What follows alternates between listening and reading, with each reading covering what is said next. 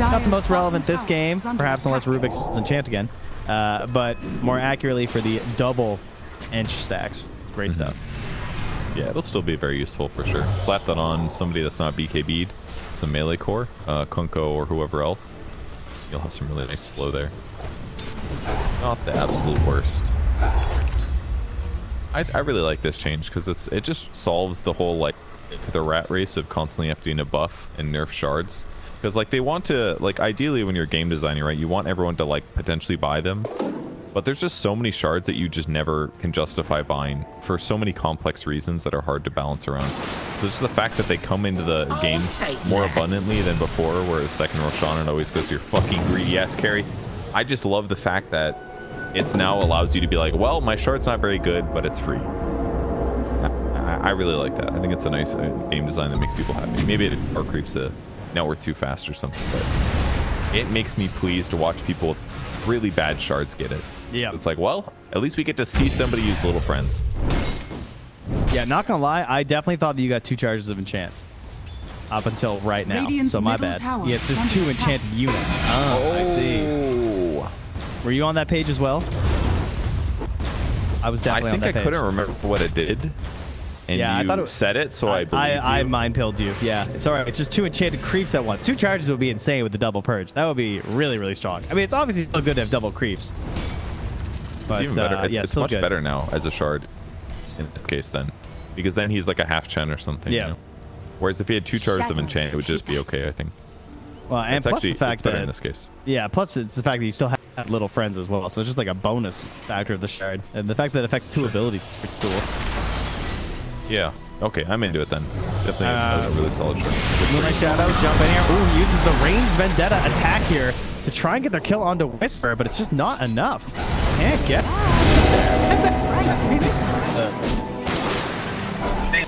and the mana of Whisper, that definitely hurts for a Darkseer. Can't throw down the wall after that vacuum, thanks to that Vendetta from earlier. Now Matthew chasing in, throws up the stuff himself. They have vision here. They're going to take the pillar. Trying to get their own idea here. The BKB turnaround. The arrow comes out. Oh, gonna dodge the damage, but not the stun there on C-Smile. So Tino comes in. He's out of mana too, though. He needs the mango if he wants to drop this Doom, but he doesn't want to go for it. Now he throws it out. They're going to Doom themselves onto the Slark instead. Dispel this, he says. Oh, big stun there. Not able to grab, though. The stun now back from Matthew. It's just a battle of the impales here between Execration and EG, and EG are winning as they finally pick up some kills in this fight. Shanks on the escape here. Panda gonna throw out the slow. C-Smile is here with impetus damage. Surely to fall. He just lets it happen so he can get a faster respawn. Get me back in the fight, he says. But they're on the high ground now from EG. Yeah, another 2 damage for the Desolator here on Monkey King. Unfortunately for him, did not get his Corrosive Orb. Is that what it is? No, it's Orb of Corrosion. What's the other one? The Orb of Destruction? Is that what it's called? Orb of Destruction. Red Orb, of course. It's been incredibly good on Monkey King, but this is great too. Little Van Brace for his attack speed. Oh man, they're comboing so well. They just make it look so easy. Very in sync right here from EG. That's a half-hearted defense from Execration. It was. I mean, their combo would have been really good if it landed. It was like X into arrow into boat combo. They would have done a ton of damage, but they just mis-executed, and then the fight just looked terrible afterwards. Ross leaps in there on the Bob with the 4-staff save from Shanks. Pulls them back, but they're just taking the towers at the same time. Picaz gets the bounty on both there. Melee and range go down. 1 wrench, and she has surpassed Bob's Shadow Fiend at this point in network. Bad sign. Bad sign. Very bad sign. Yeah, because whenever the SF is like right-clicking Stark, I'm like expecting a lot more damage to happen. It doesn't happen. That's the double net worth almost. That's not double, but he also Feels went like Hurricane double. Pike for the necessity to get away from their heroes, get himself out of the vacuum wall, and away from the Slark too. Stolen Tree Dance here. Very helpful for Shanks in a game in this state. Wants to try and save Tino, gives him the 4-staff and try and escape out himself, but it just might result in both of them dying. He jumps over, gets hit with the impetus. They're going to turn onto Shanks instead. Lead to Doom. Off the DKB. Turns on the C-Smile. The boat lands. Big stuns. Shanks jumps back down to the Ash, but no. The vacuum, the wall, dropped by Whisper again as Matthew throws out the impale. Bob's going to try and run, but they already know the end of this story. Everyone's just trying to escape. Tino TP's back to the base. Matthew's up ahead. Gets the Yule. Doesn't have the stun to follow up. Plus Palace is the BKB anyway, but my goodness, BKB does not look like much of a saving grace these days. 15K lead as Picaz picks up a killing streak. Yeah, I mean, he's not done. Just in the base, no problem at all. He's gonna lose his curry for that one, but I don't think he cares. And BKB's defense, that was a Deso Harpoon Monkey King with phase and a Van Brace and freaking Orb of Corrosion. He is very farmed and does a lot of physical damage. Kunkka did not offer any armor items this game. No blade mill type thing, so just phase, I guess. So yeah, he got shredded kind of easy. Dire's structures are fortified. Absolutely dominated right there. Execration. Looks like they're going to try one more defense. Shanks needs to find something good to steal. Tino ready with the blink, the war stomp, and the doom. Has to find his target. Still no protections here for Cause. Who's going to go for it? Anyway, Matthew pops out with Carapace and the Impale. They're trying to turn on it. Tino get that kill first. But the Slark, they do actually get the kill. The question is, can they actually turn it into something more than just a kill? I mean, sure, they can be happy with that, but they need more to get back into this game. T-Smile still staying near the racks, trying to bring them down. Dropping low. X up here. 18 stacks on this death, so if he can turn, he's got the damage, but they get the arrow. Matthew comes through, hits the double impale, but it's not enough to save his Monkey King in time. But Panda picks up the snipe in the backline. Bob looking for a couple raise kills here. The Yules will delay his death a little bit. I say that. He turns. Oh, Matthew. Oh, he's good. The stolen Mind Flayer there to help out there with the damage from Carlo for the kill. As Panda, the last surviving member to stay near this base. Whisper's just farming on the other side of the map right now. And Shanks just, he can't do a whole lot right now. He's got a Mind Flayer. He's going to steal the Ench instead, or the Enchant rather. I'll just let her go. But hey, some big kills. Oh, man. Oh, crazy in the last couple seconds of those little skirmishes there. It looked like everything was going to be fine for Shadow Fiend, but that Spike Carapace really ruined it all. Oh, they lose another set of barracks almost. Range barracks is very low. Gotcha. But they sort of won a team fight. They got 2,500 gold out of it. Mirana made 1,000 gold from that fight, actually. And now she has a buckler. Good luck smashing through her armor next fight. Boom. Done. Yeah, I didn't realize how cool Carapace is now that actually, I mean, obviously it's still annoying if they BKB, but the fact you can like still do damage to it is kind of interesting for some heroes. Oh, yeah, that's a really good point, actually. Cause just hops onto Palos though. Saves not there yet. They don't quite need it, as he's still just hanging out of the creep wave here. Like, I'm just here to hit Dire's top tower Yeah, is under you guys attack. are pretty much creeps at this point anyway, so. 27 armor. Yeah, he really doesn't have a lot to fear here. His overall high raw HP. Scanning. And there is a Blink Yule's 4-staff build here from Matthews. The mobility is high. Oh, Shanks tries to use 4-staff his own to escape. And the telekinesis, but with all the tools in his little box of tricks, he still can't survive. And Whisper is on a killing spree here. 5, 2, and 17. It's good stuff. I'm sorry, Trent, am I believe in my eyes that a Sanjay Yasha Monkey King that I'm seeing? This forbidden item I don't know. of years gone past. People are buying it? That is weird to see. I mean, the status resistance is good if you get doomed. Radiant's bottom tower is But normally people just don't give a shit. They'll just go like BKB instead. It does seem wild they doesn't have BKB. I mean, that's the thing. I think that's why we're seeing this item more, is that BKB just doesn't feel great. It could be the reality of the pipe buff, you know? It's just like if you have auras on your team, you just don't feel the need to have BKB quite as much. yeah, something like that. I think people are definitely going to try and greed away from it these days now. I mean, Whisper did get a BKB himself. That one makes more sense in my mind because he's the guy that needs to like buff up his allies. Him having BKB is pretty helpful, and his cores can just focus on doing like really effective damage. It makes sense because like the damage isn't the main factor for him, I guess. Like he just wants to be unimpeded because he just wants to cast all his buffs. Like he doesn't, I don't care if I take damage. I just want to like press all my buttons and do my wombo combo. Yeah, that makes sense to me as a solution here. No rally coming in here from the troll as he gets knocked down. Another steal on the enchant here from Shanks. Perhaps that can help him. Maybe he can put this Monkey King or something in these fights and try to help out a little bit as he just sits on the tree. Carlo direct. Oh, you're taking iron shell damage. No Quelling Blade here from Carlo though, so no quick punish. C-Smile's kind of insane for just sitting there, not gonna lie. Also, still very low HP here on the Picard as they jump into the background. They're gonna grab Whispers. The BKB is a little bit. Now, they're still chasing. Pakaz getting low here. Still has the Aegis for 4 minutes though, so they don't really want to focus all their efforts on him. Shanks takes a couple of impetus damage hits there, but does survive. Now things just sort of slow down as we retreat back to the high ground. They're going to grab themselves Tino, though, and this is the guy who already used his Doom. He gets back to the high ground. The Moonlight Shadow, not up saving the vacuum back. The wall as well. Shanks caught in the middle of it. Bob, BKB retreating. Palos already used his BKB as well, so he's also trying to get back to the well. Bob throws out the ulti from the safety of the high ground, but it's too late on the fear, and the GG is called all in sync with execration. That is another stompy game. Another stompy game, yeah. It just feels like victory. What is it? It's like teams that, I mean, laning stage matters for sure, but it feels maybe not so much about the laning stage, but like the rotations you make after something. The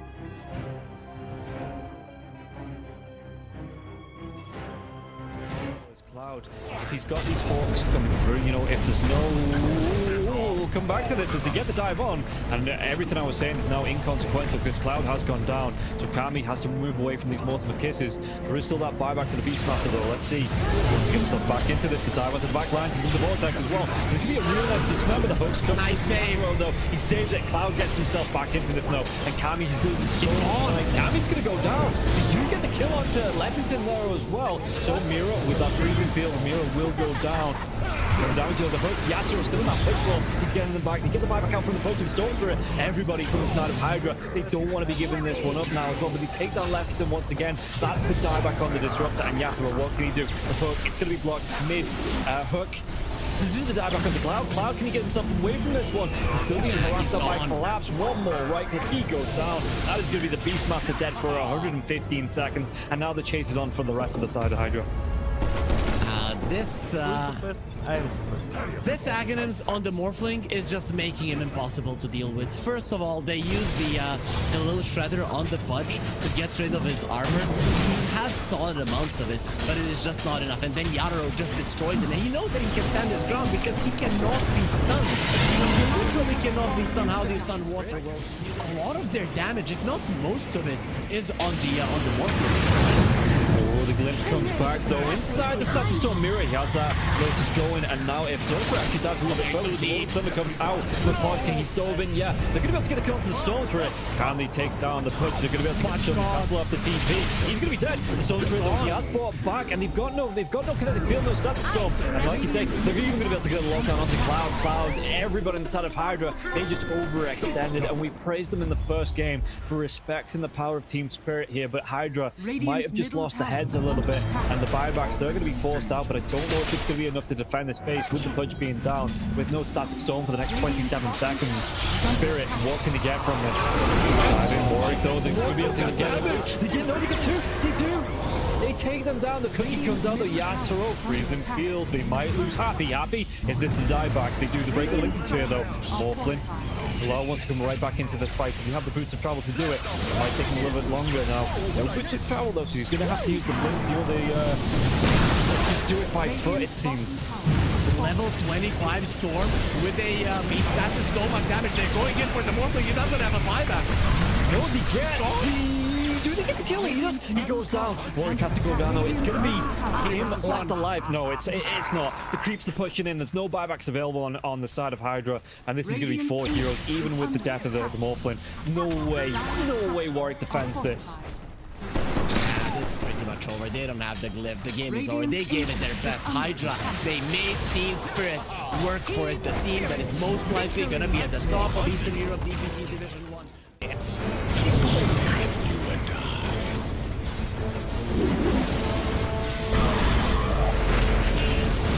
Level. You know, it just feels like this team, again, they've had so much experience on this patch relative to other teams.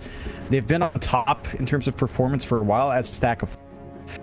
You combine those factors together, it it makes them such a tough 10 opponent to go seconds into. I think remaining. LGD, they just need to reset, pick it off, try to come out with a 5 draft that again that they're seconds maybe a little bit comfier with, maybe something that they can execute faster and go from there. And I think if they don't manage to do that here in game 2, well, I'm worried that Gaimin will just bring out the fast game again, and it just ends up being a rough time for LGD.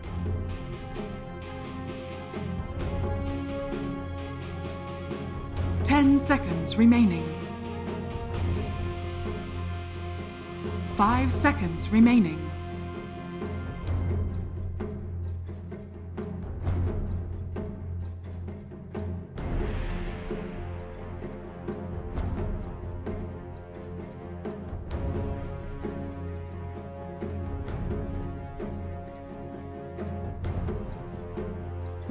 You have to take out Gen. It's Gaimin way too much to deal with. Yeah, you're forced to just go Enchantress Champion, which again I've seen a lot in the DPC now as well. Just first phase, second pick always has to ban these two out. Gaimin dig into that Doom. That is still highly effective in this patch as well.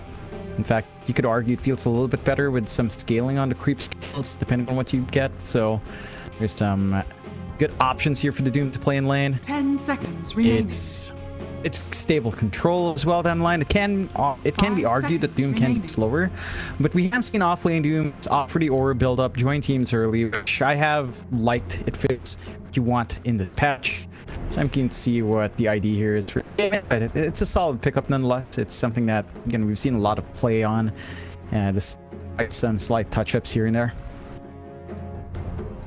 PSG LGD Mirana. Gaimin Gladiators turn to What's doing?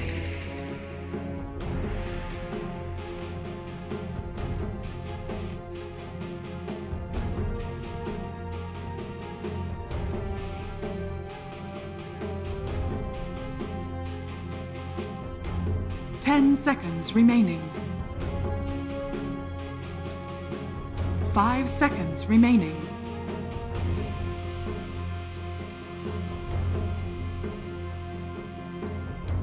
Yeah, I think that's where it can get a little tricky for Gaimin to figure out in this draft. I don't mind either of the picks, honestly.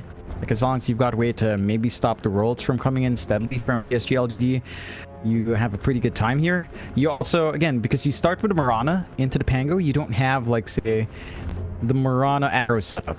Or at least you don't have it from the Pangolier if you are running it. If you are running that duo in the offlane. So it's not like you're going to be threatening too early on with the kills. Depending on your mid that you pick up here for LGD, you might be able to swing off of that. If they're allowed something like, say, the Ember in this game, perhaps that's the route they take for nothing to say, and that's how they get that aggression going. I do like that Gaimin just go into the Rubik. So you've got the Doom Rubik lane just coming out here. Very stable lane for the Doom to just kind of run down. You can get pretty aggressive early on, and it can be really oppressive to play into for PSG LGD. Again, depending on how they swing this draft around. It's because Zeal being a specialist, sometimes you have to first phase it, but it also means you just lack connections for the Mirana. I mean, they can ban out to protect the Pango now. They take care of that. Puck, wouldn't be surprised if the Bloodseeker is taken out, if that is something that they're worried about as well. So it should be a pretty good game for Zeal. But you have to find a way to kind of connect everything else as well. How do you... It's a good game for Planet's Mirana. How do you kind of just start running? How do you get aggressive with this support? Gaimin Gladiators turn to ban. Mm-hmm.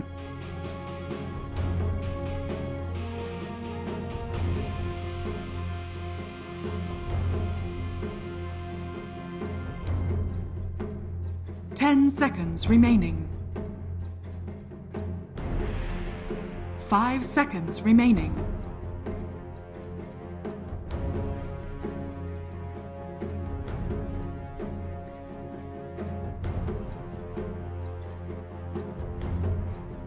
PSG LGD's turn to ban.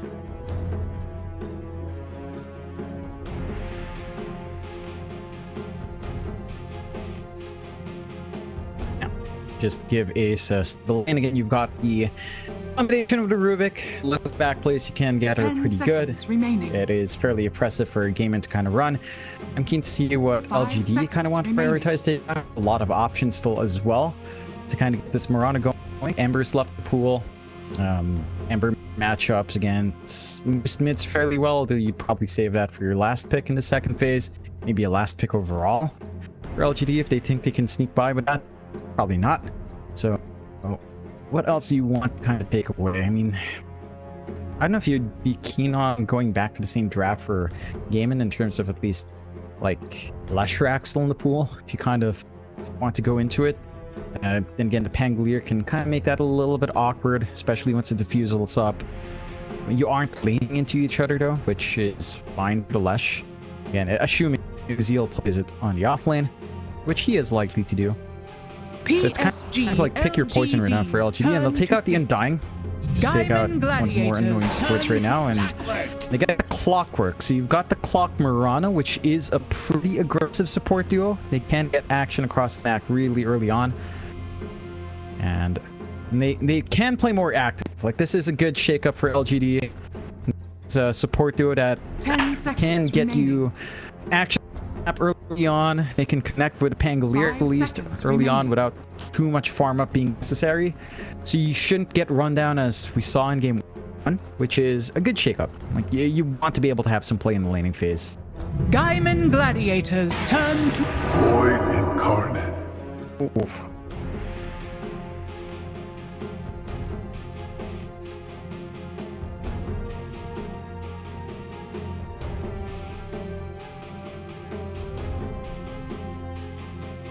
Ten seconds remaining.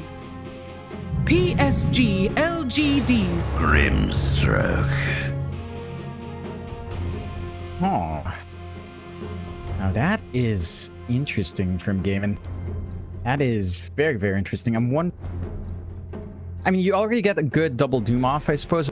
Though again, I 10 feel like seconds emphasizing your draft remaining. around Soulbind Doom is pretty tough. This 5 does give you seconds remaining. some way of holding down the Pango if you catch him before the roll. He's around hero, so you can kind of soulbind him at the least. But it is one way to stop the rolls, I guess, coming out here from Zeal. It's one solution. I'm wondering though if this means they're gunning for something like, say, Gaimin Gladiators. and as cheesy as turn to this might sound, if they're gunning for something like, say, the PL.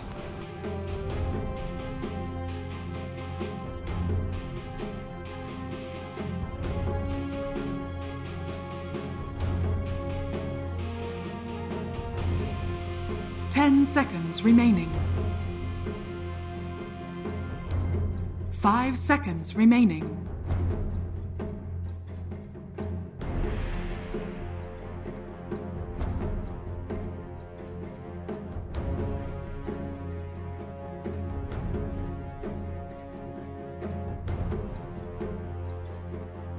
I don't recall.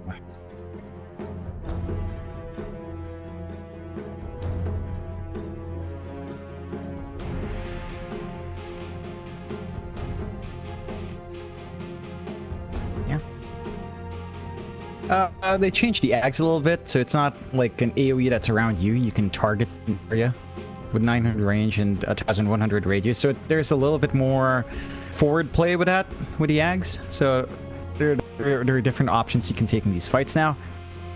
And yeah, like the mid lane matchup here for PSG LGD for nothing to say should be pretty decent. I think the Void Spirit matchup is alright for the Kunkka. Just play the Tidebringer, it's pretty hard to bully out Kunkka. Gaimin do take away Medusa, so they're covering their bases just in case, you know, they try to drag for a long game here on PSG LGD. Take out the Life Stealer as well for PSG LGD here. I'm wondering if PL slides through. Again, it's pretty cheesy, but Gaimin could 10 gun for a seconds PL. remaining. PL Ags with Grimstroke, and I don't know if they 5 fixed. Did they seconds fix remaining. the double bounces, like continuous bounces from his Lance with Grimstroke in the sub patch? Was that an interaction that wasn't meant to happen? PSG LGDs turn to ban. Gaimin Gladiators turn to pick.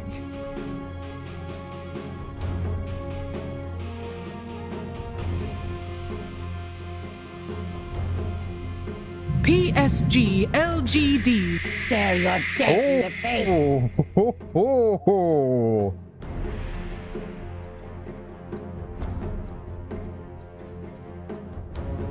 Yeah, I like it. I think a Muerta with a really fast start just snowballs so damn fast. It's 10 tough to seconds manage that remaining. hero once it does get going. Its lane with Grimstroke 5 is seconds solid. remaining. It's not like you have the best Inkswall combination on hand. At the same time, you have a lot of long range poke here. You have a slow to set up for your shot, so you can kind of dish some good damage from afar for the side of Gaimin. For LGD now, wondering what they want in their pause 1. Like, it's hard to go for the Terrorblade yourself here just because, well, Grimstroke's kind of a solution. Doom's annoying in lane when Metamorphosis is down. And as you mentioned, Muerta just kind of makes that really hard to play into.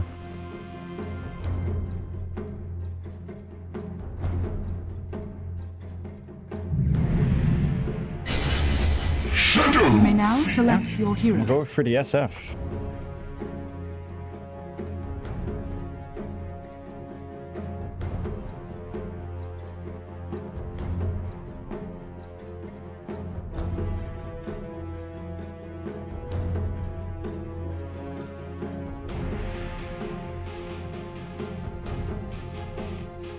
Yeah, like you've got the Shadow Fiend Clockwork lane, so you can just easily trap up, get some punishment off onto Ace if he oversteps his bounds.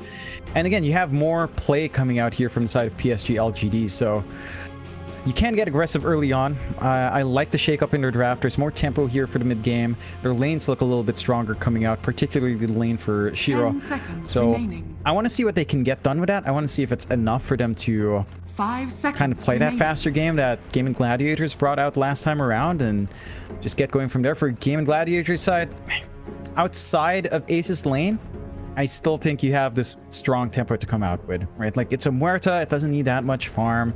Maybe something like Falcon Blade and Maelstrom and you're kind of set. Quinn on the Void Spirit, his matchup against Kunkka can go back and forth. A little bit easier for nothing to say without being pressured for the mana pool, but it's not something that the Void Spirit gets completely bullied out of as well, as long as you play your cards right. So I'm keen to see. I think this is going to be a closer game here, Ricky. I would still lean maybe a little bit into Gaimin Gladiators draft. I think has potential to just go early. It doesn't push as fast, so that is one factor here as well. But I think it can get out of control pretty fast as well if LGD don't manage to win out early, where it does feel like they should be able to.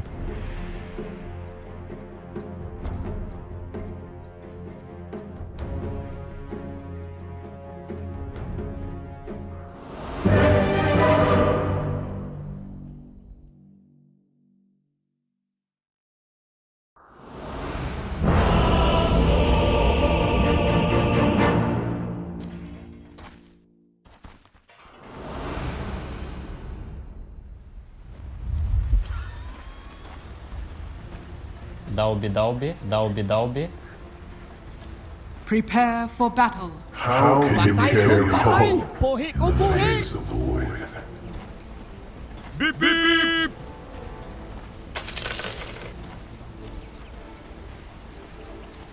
Yeah, it would be if they find it, right? Like, you want to maintain that momentum. I mean, getting a draw early on isn't too bad for the first series here for the side of GG, but a 2-0 just solidifies your chance to start an upper bracket. For a team like this, that's definitely something they're eyeing out for.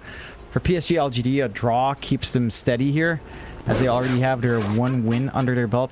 So it's kind of steady, although a loss would still be, again, it could be a determining factor with how we've seen these groups break out before, Ricky. So a lot in line for both sides, even though we're early on in groups. These kinds of matches can dictate what happens to your tournament life as to whether or not you make upper bracket, whether or not you even make it through, potentially, if the rest of your series goes southbound.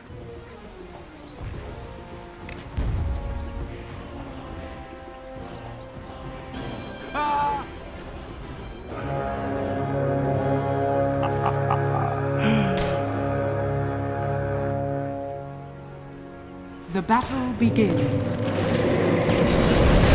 to the bottom with you. First blood. Merci beaucoup.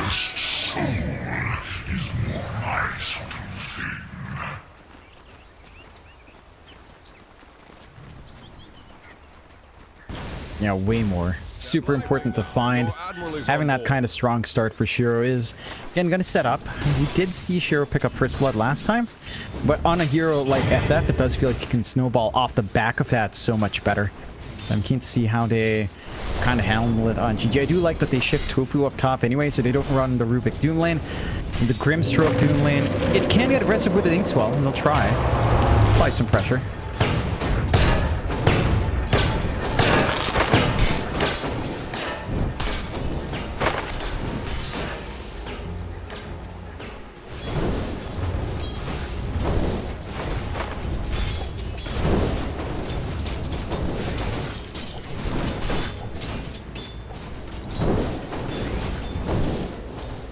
Keep that farm game going. Yeah, this lane's pretty stable for both sides. Again, you can kind of play this fairly well, nothing to say, although Quinn can just stand back a little bit more, play a bit defensively until he sees that early Tideburn commitment. And he can get some more aggressive play for nothing to say as the levels go up. Especially once he has level 2 Tideburn there. Ooh.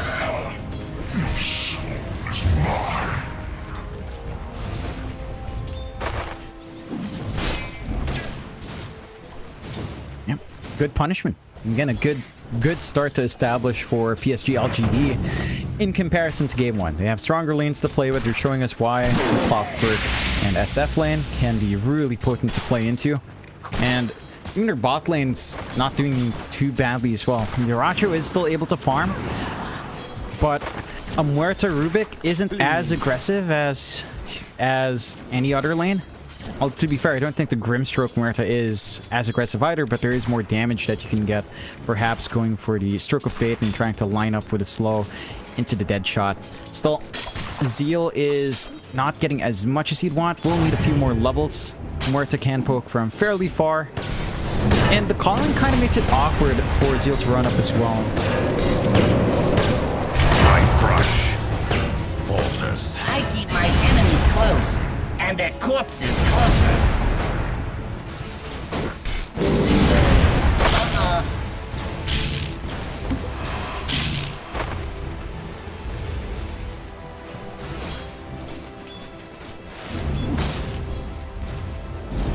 Now they're still running down. You still have the stable start for Shiro. Everything you could ask for the Clockwork and SF to find. And Ace is under a lot of pressure in the lane. Forced to bring out the cell for himself. Shiro still... He is running out of regen. So he still has the Lotus at the least to get some flash mana on hand for a couple of spell uses.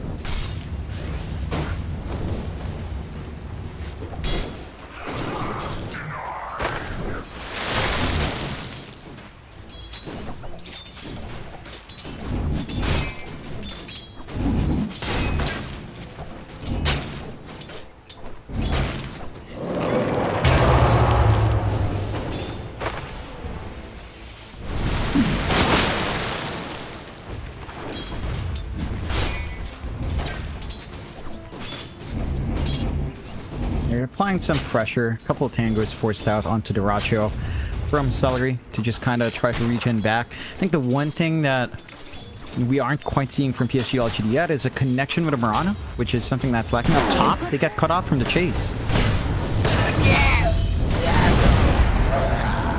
Nothing impressive about you.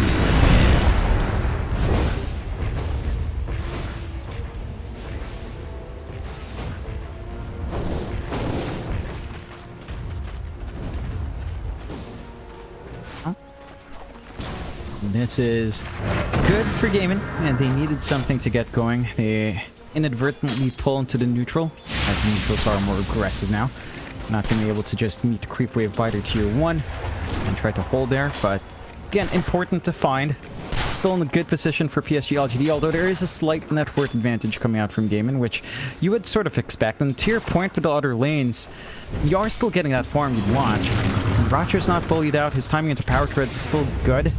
Zeal's trying to get aggressive, but Pangolier Mirana just doesn't connect all too well until maybe when you get the Rolling Thunder up.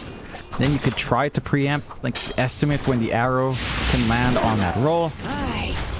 Go from there. No opportunities to rotate here for Planet due to the pressure onto Zeal. So you're not able to try to get, nothing to say, to kind of snowball off with, say, X arrow combos, while Quinn is still vulnerable. And it does feel like it's going to be too late for any movement now. He's about to hit his 6, so it's harder to pin him down at that point. Up. Radiant structures are fortified. Rusty. Step lively now. Your admiral is on board.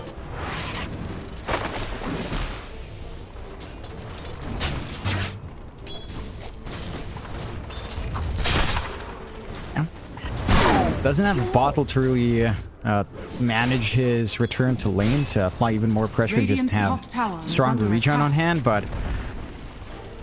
yeah, this is a little bit scary. Radiant's bottom tower is under attack. No play opportunities yet, though. And LGD again, you have this launching point you can use coming out from Shiro. It's going to go into the Mask of Madness relatively soon. For the side of Gaimin, it does still feel like once you hit this timing on both Diracho and on Quinn by maybe minute 15, that's where things get scary. Although down mid, Dire's middle tower is under attack. it still frees up a lot of space here for Quinn. Would have probably wanted a bottle top up, but his rune's gone. His bounty rune's gone, so can't really just try to fill up that way. A little bit of a rotation out from LGD up top, though. That does not denied. Dire's middle tower is under attack.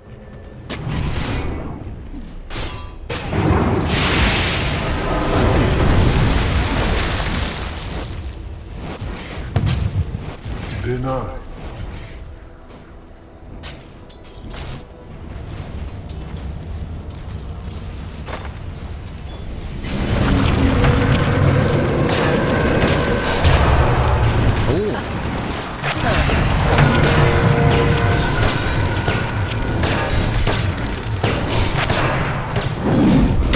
Dire's middle tower is under attack.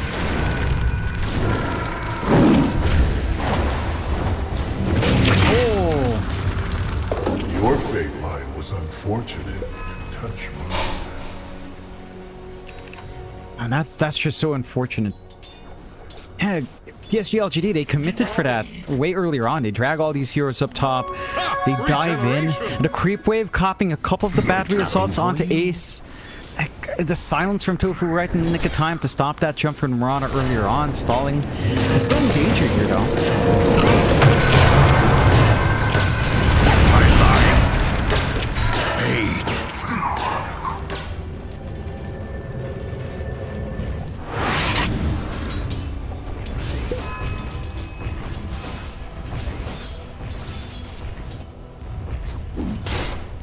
It's again.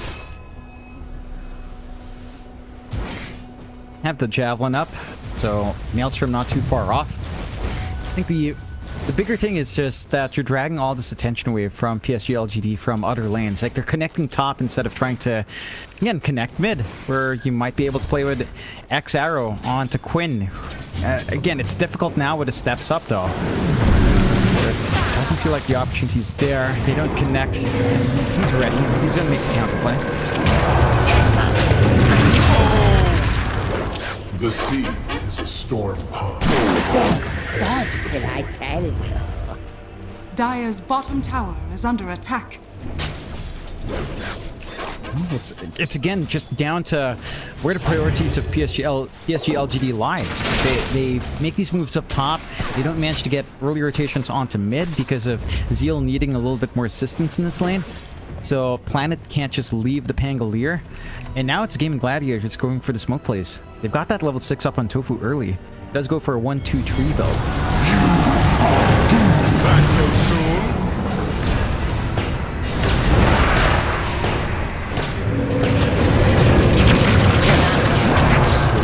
My friend is my middle zone incoming.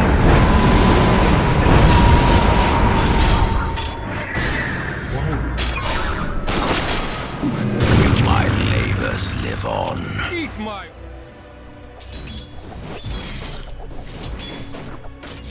Dire's middle tower is under attack.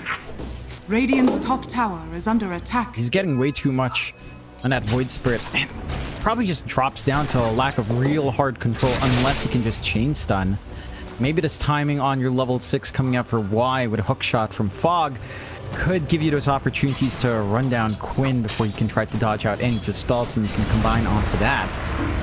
You are giving a lot of space out to Dirachu as well. Like, even though you're getting aggressive on the Doom, you're not answering the Muerta. Dire's And our middle Doom tower is going under for attack. a little bit for the Midas Radiant recovery as well. structures are fortified.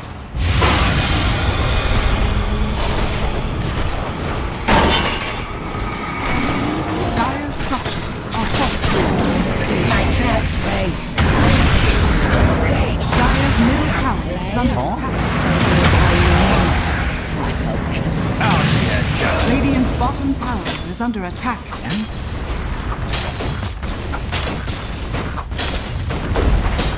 Dire's middle tower has fallen. And just go across the map. Radiant's bottom tower is under Now, attack. like, you don't have Radiant's vision here bottom as well tower from the has side of fallen. Gaimin, so easy access coming out here for PSG LGD. They're finding a grip in this game. They do sacrifice their mid tower, which again, all things considered, probably isn't the biggest deal in the world. It's not like you have a hero that really needs triangle stacks right now either. So you're pretty alright with that trade, finding the bot tier 1 in exchange. Having a little bit more forward access with a nice aggressive board here as well for PSG LPD. For Gaimin, I mean, this is something that we did mention when you do have the Doom. Like, sometimes it does feel like you're going to need to recover in that hero more than you'd want from the offlane. So for Ace, after the Vanguard, just going straight for the Midas and trying to get his way back in, but you have Quinn to compensate. Echo Saber up, Smoke up again, level 9 with an Arcane Rune. Trying to find a gank target here.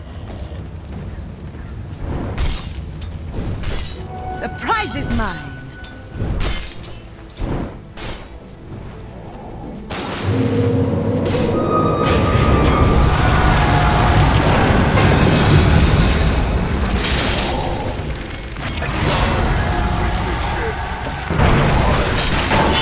Dire's turret has been killed.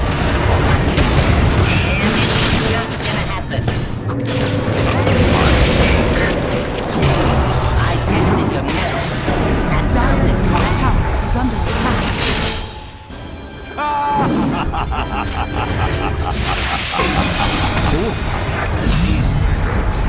Oh my god.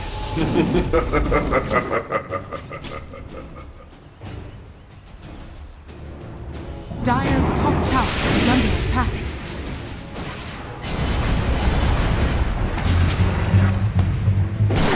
I decide your fight was right.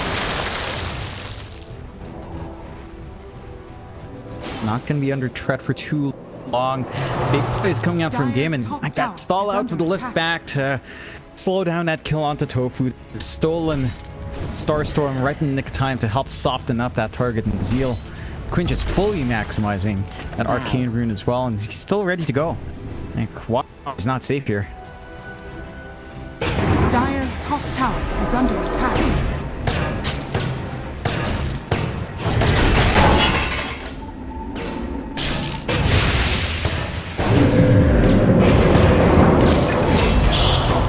Like gears in the rain.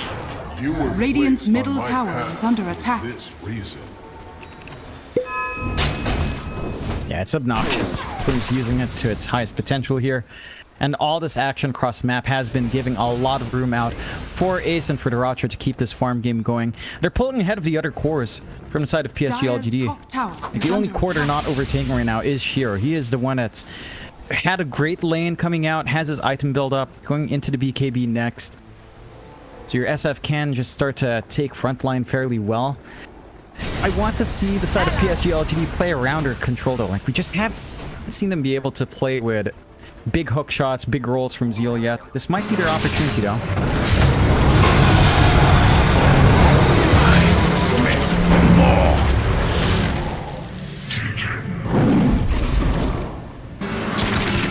Dire's top tower is under attack.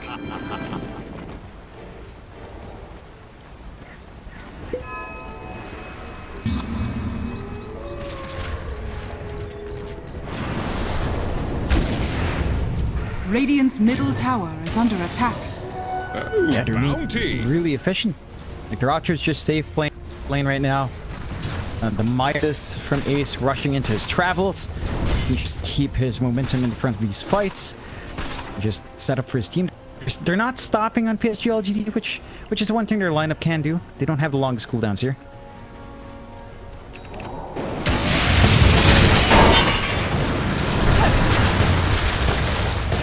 I lost.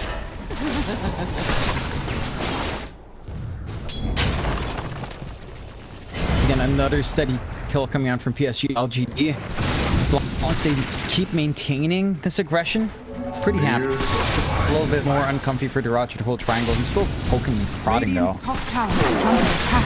They are starting to get some room to get a little bit of damage done. Dire's middle tower is under attack. Radiant's top tower is under attack.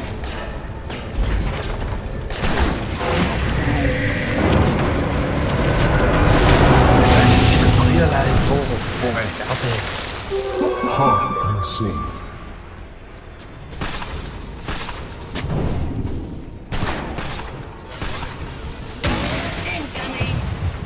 Radiant are scanning. Bigger kill despite dropping their supports earlier. Radiant's middle Finds his tower kill on is Zeal. under attack. Worth a lot more for Gaimin to find.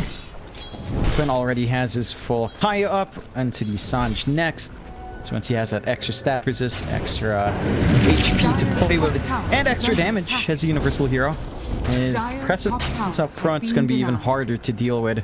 And for PSG LGD, this BKB timing on Shiro is still big, and you also line that up with nothing to say zone BKB timing. So the double BKB chorus can kind of help you find these fights comfortably going forward. You just have to, again, stem the bleeding. Don't give these freebies out to Gaimin. Don't overextend too hard when you're not sure of the rest of the positions from Gaimin Gladiators. At some point, though, they've got to hunt the Roger down or Ace down. Allowing this free farm is just... it's going to be painful to deal with it down the line. Again, we have to see something come out once those BKBs are up and running. Nothing's to say done. Shiro not too far off. Double BKB is going to be super impactful. And you've got the defusal up for Zeal as well. So more output, more control over the inhibit up and running. Should make it easier to get the chain stunts off of the roll. Then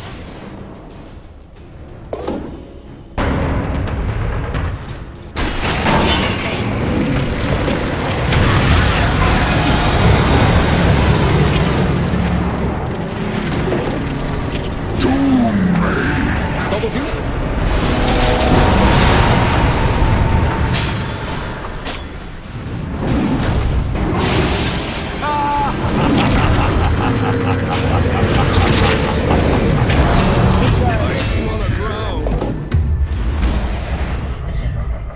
What? Huh? What? I didn't think it was going to be enough damage. That is insane. Bounty. That is insane. That just makes it so much better for the side of Gaimin. They get the core kill plus the support. They waste that first BKB on Shiro. They dodge out really well.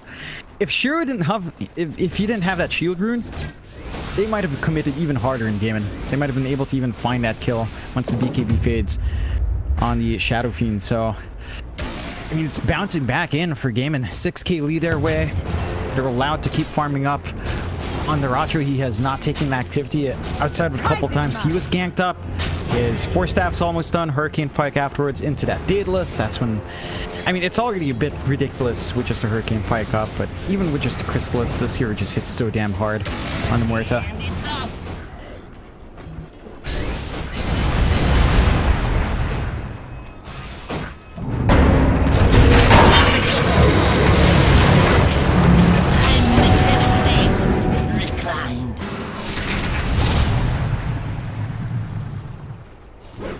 Radiant's top tower is under attack.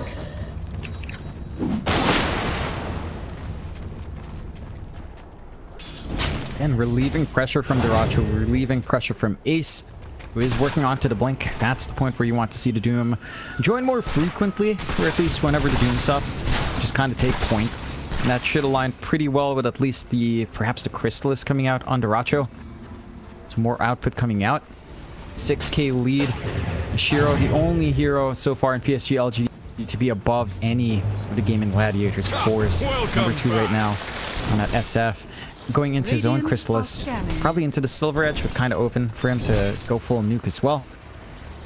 And for PSG LGD, I mean, they've got this draft that feels like it should just be able to find X mark arrows, have hook shots to start with, but they haven't been in that position for a while. Dire's middle tower is under attack. Shadows, take us.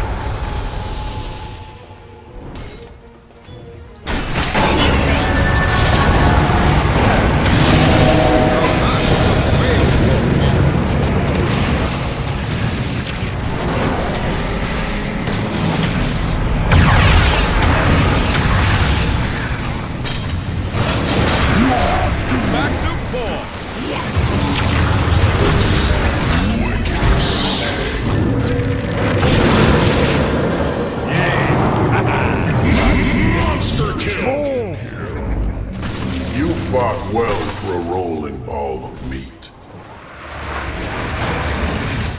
It's a lot of resources being popped by both sides.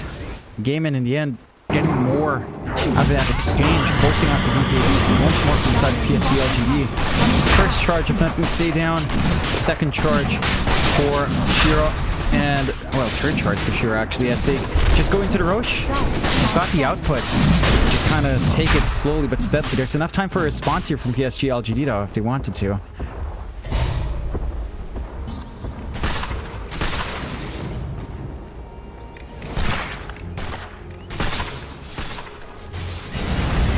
Radiant's middle tower is under attack.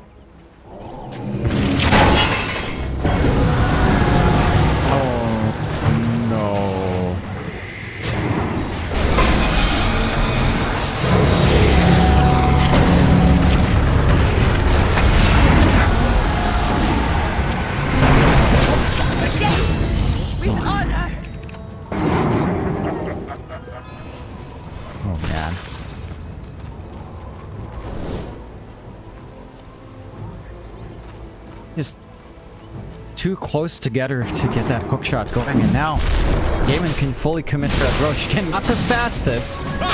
Should fall nonetheless. Have room to get their Tormentor going. They can run short. We'll have that additional leap up. And the little Sagan parts coming out there as well. Roshan and the Watchers go the way of Gaimin. They've got the map control on hand. They've got a secondary life for Duracho. Got the Chrysalis flying out now. More output for him into the Daedalus next on that Mortar. And he's getting priority on these Wisdom Runes as well. Gonna hit that 18 into 20. Spikes fairly smoothly. For PSG LGD, I mean, they're trying to get aggressive, but the angles are just so difficult to find. Bounty.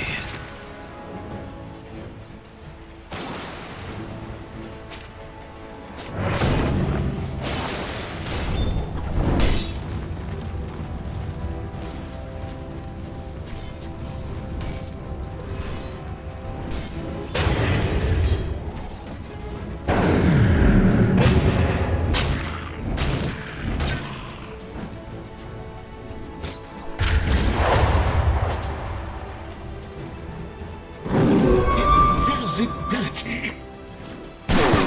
Run on this blade.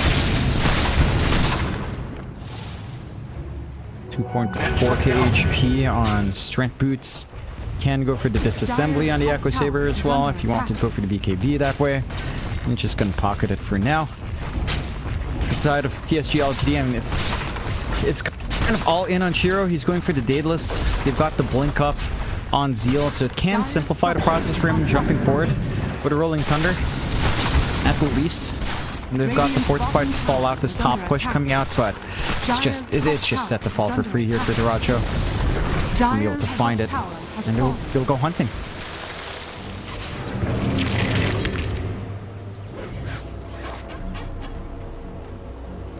Radiant are scanning. Dire's top tower is under attack. Oh,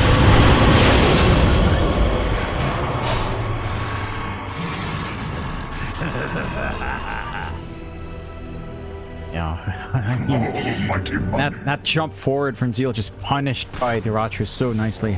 All by himself. Didn't even need too much backup there. Just additional control to ensure that the roll doesn't come true.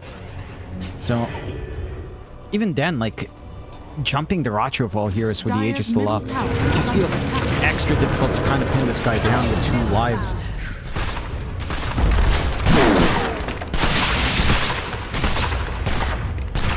Dire's middle tower is under attack. Dire's middle tower has fallen.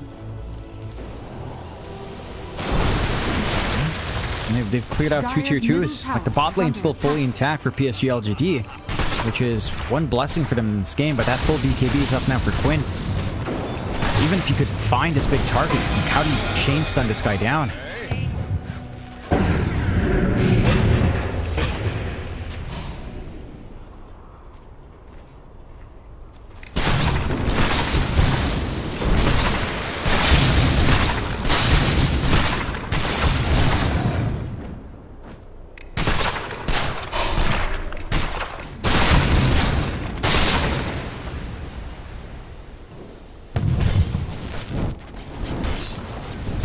Dire's bottom tower is under attack.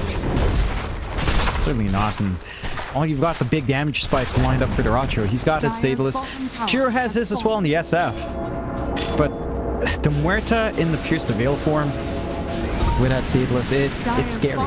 It's very, very scary to play into. It's just you're not going to be doing the same damage back to Diracho. You're not going to be able to target him with your right clicks, with your Daedalus here for Shiro. And they'll just clear out the bot, so they keep complete map control on the side of Gaimin now. Shutting down PSG LGD, and they still have jungle space to farm into, although... Jeez. Radiant's top tower is under attack. Radiant structures are fortified. Dire structures are fortified. Your path is decided.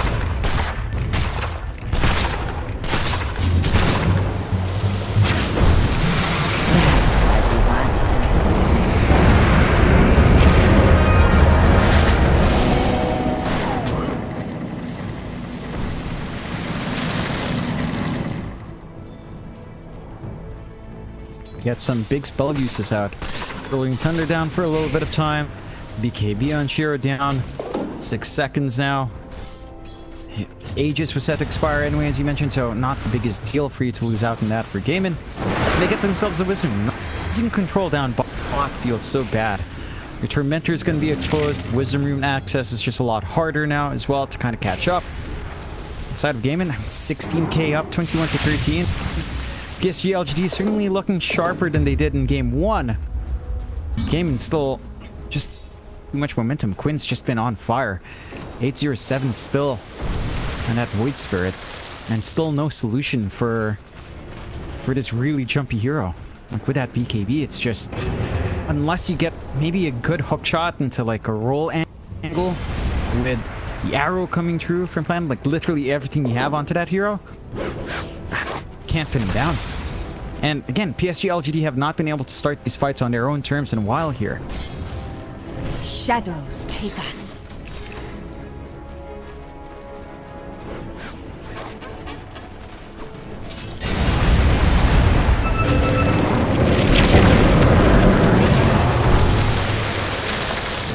Agents of the Void.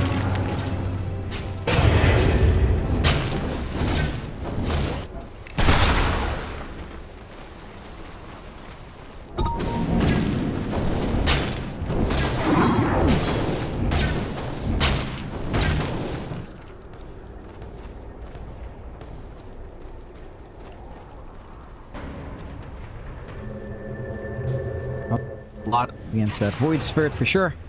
But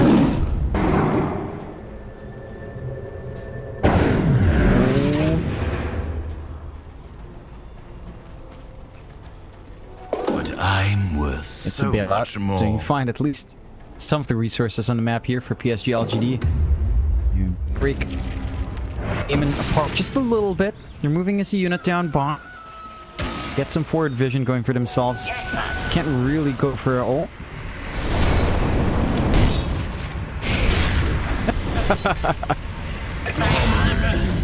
Is my coffin. lowest hell. Yeah. And just put it on cooldown. You don't feel like you're going to be engaging onto the high ground anytime soon. Get a pick off. Clockwork Hill is huge. That's vision that you want to use to get these ganks going your way. On the side of LGD, it's BKB piercing stun that just feels so impactful as well. You could get punished for sneaking around, grabbing a bounty rune here. As the 20k lead holds for the side of Gaimin. LGD can try to smoke up once more. Without the clock, can feel a bit tough, but at the least Wise respawn back in here.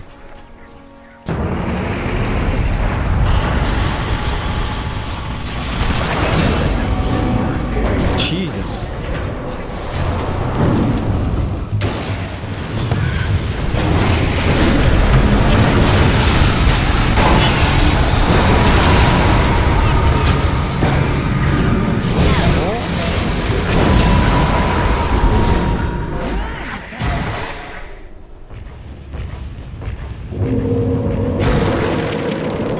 Oh my god, Racho.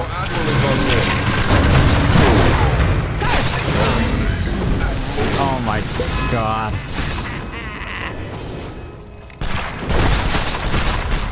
Dire's bottom tower is under Dire's bottom tower has fallen. And what a clean series coming up.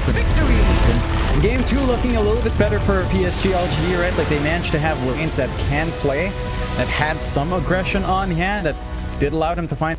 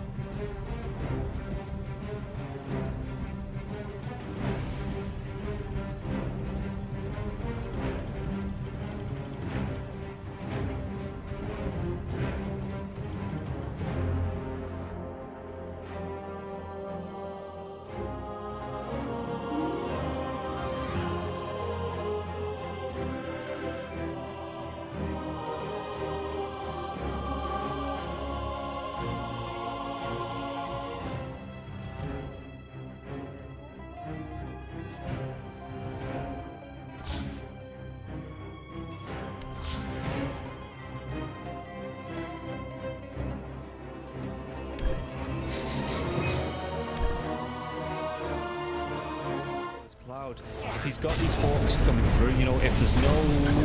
We'll come back to this as they get the dive on, and everything I was saying is now inconsequential because Cloud has gone down, so Kami has to move away from these multiple kisses. There is still that buyback to the Beastmaster though. Let's see. He wants to get himself back into this. The dive onto the back lines is the vortex as well. There's going to be a real nice dismember. The hooks come. Nice save though. He saves it. Cloud gets himself back into this now, and Kami is losing so much time. Kami's going to go down. Did you get the kill onto Leppington there as well? So Mira with that freezing field, Mira will go down.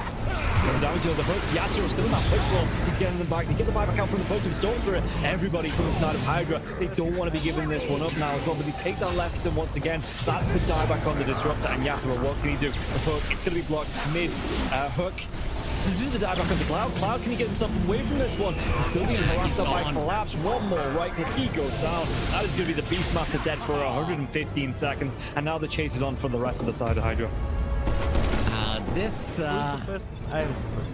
Aghanims on the Morphling is just making him impossible to deal with. First of all, they use the little shredder on the Pudge to get rid of his armor. He has solid amounts of it, but it is just not enough. And then Yatoro just destroys it. And he knows that he can stand his ground because he cannot be stunned. When you literally cannot be stunned, how do you stun water? Well, a lot of their damage, if not most of it, is on the Morphling. Oh, the glimpse comes back though. Inside the Status Storm Mirror, he has that Lotus going, and now if Zerfer actually dives a little bit further, the Thunder comes out. The Pod King, he's dove in, yeah. They're going to be able to get the kill onto the Storm Spirit. Can they take down the Pudge? They're going to be able to catch him, cancel off the TP. He's going to be dead. The Storm Spirit though, he has brought back, and they've got no kinetic field, no Static Storm. And like you say, they're even going to be able to get a lockdown onto Cloud. Everybody inside of Hydra, they just overextended, and we praised them in the first game for respecting the power of Team Spirit here, but Hydra might have just lost the heads a little little bit, and the buybacks, they're going to be forced out, but I don't know if it's going to be enough to defend this base with the Pudge being down, with no static storm for the next 27 seconds. Spirit, what can they get from this? I'm worried though, they're going to be able to get damage. They get, no, they get 2. They do. They take them down. The cookie comes out. The Yatoro freezing field. They might lose. Happy is this the dieback? They do the break the Lincoln Sphere though. Morphlin. Bilal wants to come right back into this fight because you have the boots of travel to do it. It might take him a little bit longer now. No boots of travel though, so he's going to have to use the blinks. You know, just do it by foot, it seems. Level 25 Storm with a beast stats of so much damage. They're going in for the Morphling. He doesn't have a buyback. No, he gets. Do they get the kill? He does. He goes down. Warren has to go down though. It's going to be him left alive. No, it's not. The creeps are pushing in. There's no buybacks available on the side of Hydra, and this is going to be 4 heroes, even with the death of the Morphlin. No way Warwick defends this. It's pretty much over. They don't have the glyph. The game is over. They gave it their best. Hydra, they made Team Spirit work for it. The team that is most likely going to be at the top of Eastern Europe DPC Division 1.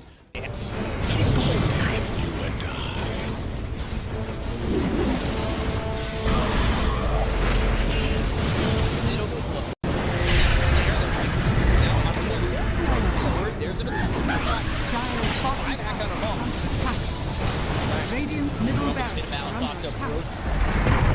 Radiant's middle barracks has fallen. You want to commit. There's just not enough damage. Crimson Guard, Atrophy Aura, Rubik's Fate Bolt, all this damage reduction. Let's see the combo. In a Palace, strong in by the Disruptor, and now we're going to be hitting the win. It's back up once more. In a Palace, and Sumail is in it. They'll lose him in mind control. Right it back towards tomorrow. Trying to run from everybody on the side of Gaimin. Radiant's middle barracks are under siphoning attack. and getting back into the base. Has fallen. Alive. Yeah, I think when it's time to call it, it is time to call it. They have no business left in this. And didn't get the tether off or something. I think it got broken. Either way, I like the ghost up to purchase. That was pretty heads up, but we are back and there's a smoke action. There's 23 Divine looking right to end. here. They're going in on Q. There's the hit. Okay, get that hit nothing. 23. Knocked. What damage? He's dead. Oh my god. Nothing. Less than 10% of his health. I mean, I'm assuming that's just the game. That, yeah, 100%. There's no point in talking about the rest AU of it. picks it up. I got it twice. It's the dive. Go away, you. Oh my god. Victory!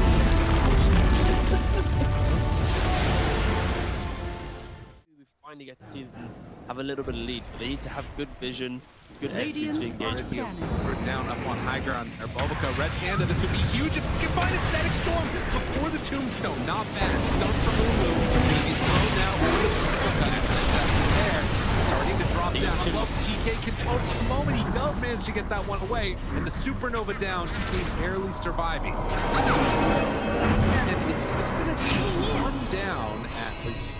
Oh, White Album, the dodge, it's a hide away, the heal's coming in. They hoping for a save, but the PKB is out, and they're going to jump onto him, who has to back away. They have lost White Album again, and now Mango in trouble. Q is going to drop faster. These fight so well, and they couldn't take down that Undying before the Tenacity. And remember, it's ages that they didn't really care about giving away. That's the ball. Big finish for it.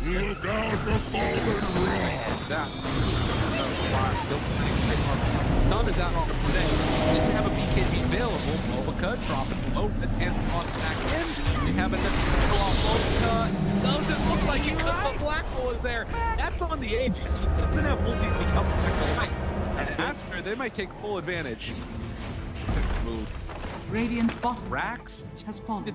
Up the bottom. Finally, asked full advantage. They're building. Radiant's middle tower is under attack. Oh, just for a brief second, had more network. There it is, back again with the higher network. When you click on the out, it's not really an inspiring network. Blink, BKB, Radiant. You might be able to get on top of a hero, but that's not the shot. That's able to 100-0 here. Like even this Undying inside Static Storm, able to then get up with Slash God and from away. Back, they have that, trying to keep him alive. Makes the move, and it get into this fight without Monet here. It's pretty good for them. Right album, but now Monet goes now. A lot of trouble, but they continues to kill him. Okay. All right. Pops ulti. Now the turn. Punching. Getting away. Sort of survived that first salvo. Very strong. Supernova down. Pops the BKB. Ooh, he's just caught here. They want to get the kill. That's really himself up. And now the chase. The avalanche, the toss. Thinks he's going to give up his life also. This is in. Monet is way too strong. This might just be the full set of racks going down bottom. Aster, way too strong for Ares. Like Aaron did JP. Oh, they're done. Okay. I was wondering. It looked like it was that type of game. Yeah, it kind of was. It's like a game where you're an out. Not really ever been in the league. Victory. He hasn't really never protected himself.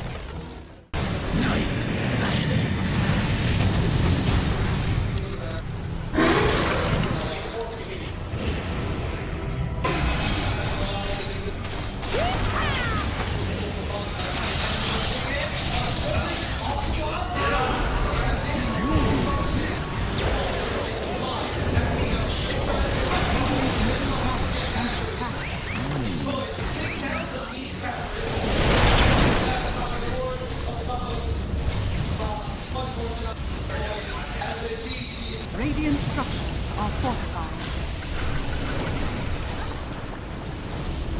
Radiant's middle tower is under attack. Radiant's middle tower has fallen.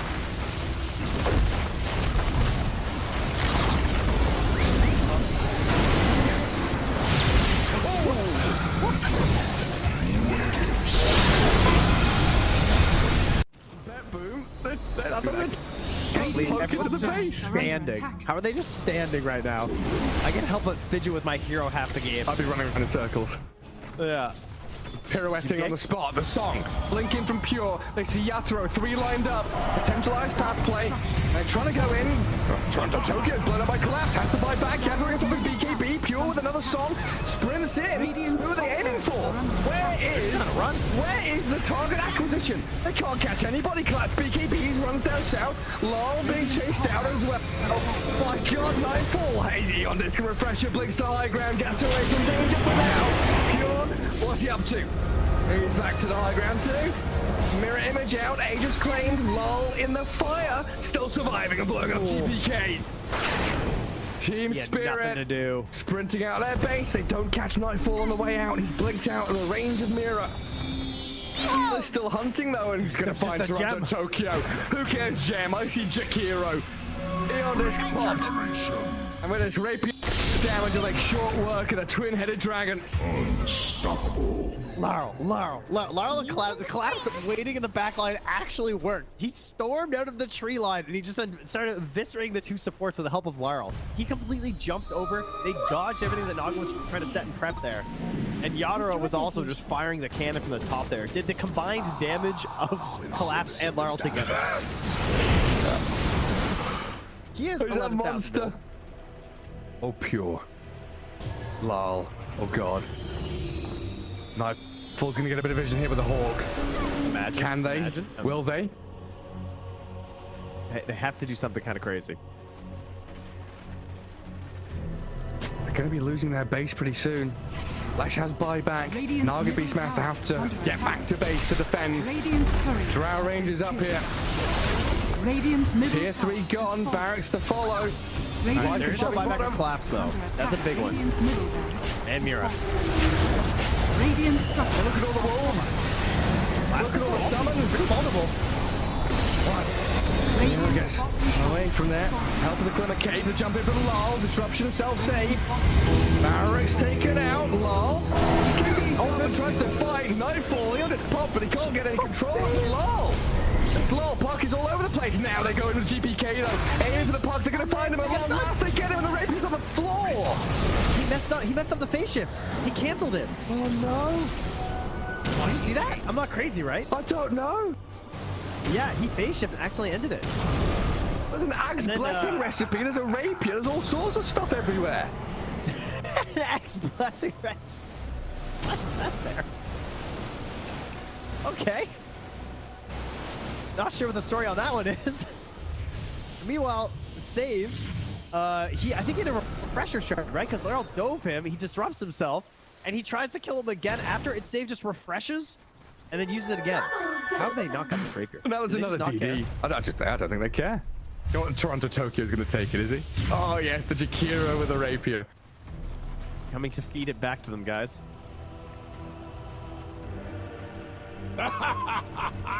My goodness. There's Mega Creeps on one side. Top lane Barrack still standing on Team Spirits. Are we waiting for next Roshan, Trent? I don't know. I don't know. I feel like BetBoom have such a good chance of winning these fights right now.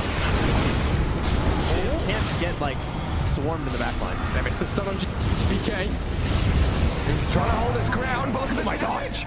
Oh my god, Arturo shreds. Where'd he go? Daedalus hits, refreshes, blinks forward, kills off Save as well. SD's gone, TP home. Get the hell out of here, BetBoom now. Lucky he didn't coil. Dude. Left track vanished. He looked okay until he didn't. Until he got hit for 1,350 damage from a single right click? Yeah. Yeah. Right until that. Ow. Luckily, Toronto Tokyo was not there to feed the rapier back, so that's good. And now Team Spirit running down lanes, coming for the Radiant base. Balls are still there to hold on to. This has got to be mentally debilitating for BetBoom.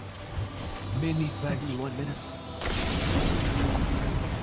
Team Spirit is wearing them down.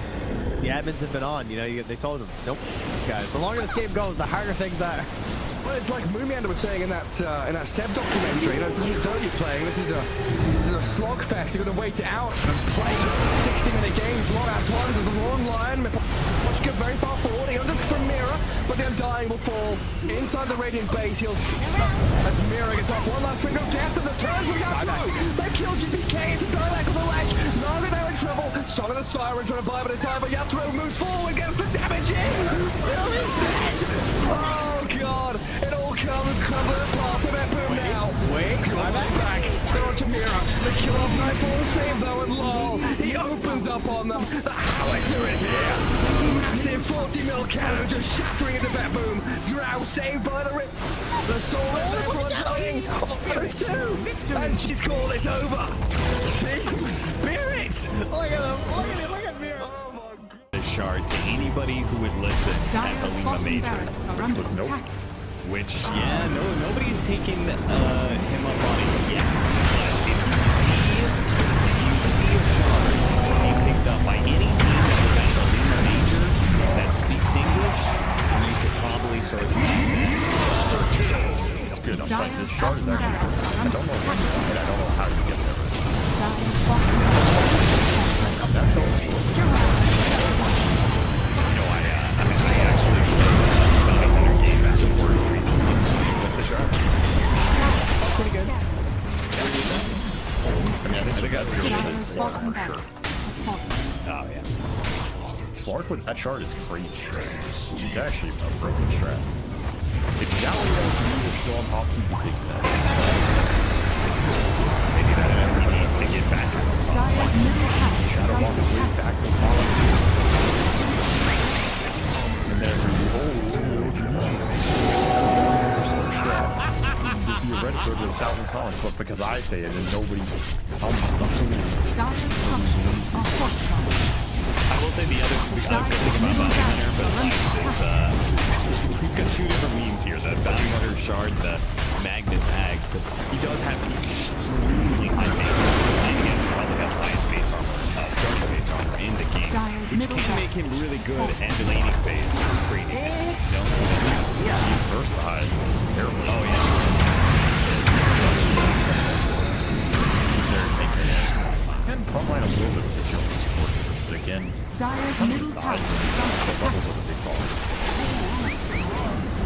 Radiant's top tower is under attack.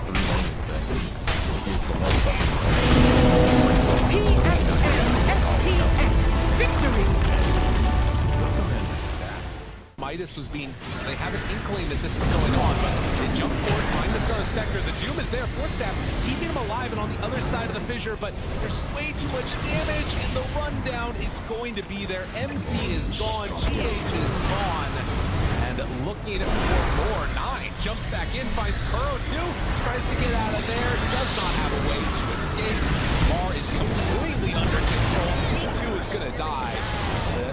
Buybacks are coming in. Amar realizes he can't do that kill from TP, but eyes on the prize. Tundra trying to close this one out, close this series out with a quick 2-0 as they set their sights now onto the tier 4 towers. There is a buyback still on Spectre, and no damage to BKB is out though, and now the turn, the break, the finish. Amar dies a second time. MC on top of Snake King managed to find that kill. Sumail still controlled, does manage to get the blink back and away. MC, they're gonna go back in for more. They will can't, but Sumail, just barely. Sumail got to be controlled. They got him there with the Gleipnir, and it's only MC left alive as Tundra start hitting these tier 4 towers. With this Unleash, with the damage coming through from the sidekick now as well. Watch Buckle though, it's actually going to be the Molten stealing that Pango form. And he's doing anything about this because it's going to be hexed out. Could he have the damage to kill him off? It looks like this one's going to get low. He's got back now as well, but he's not going to be able to get the kill. In fact, he just drag him closer to him. Be able to clean up the side of one move. They have no cause now. Aintrad, the only one left alive in terms of cause. 3 heroes dead for the next at least 70 seconds. And this is going to be it. Yeah, Batroom just come in. They're going to start to go up the base. Not even needing to go for Baggers here. As you can see, they just want to end it here and now. In fact, even diving into the bounce now as well. When the hook comes out, Morblin is going to be a good. He's got a Satanic. There's a force staff away to tell him to save from now from Dave. He's then really cocky on this Morblin, but it's paying off, and yeah, they're just going to be able to dive into the fountain once again. And the fountain farm these heroes, cleaning it up. GG is going to be called after 45 minutes here. One move.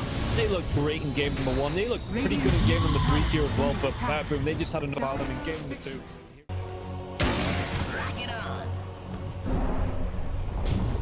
Dire's middle tower has fallen.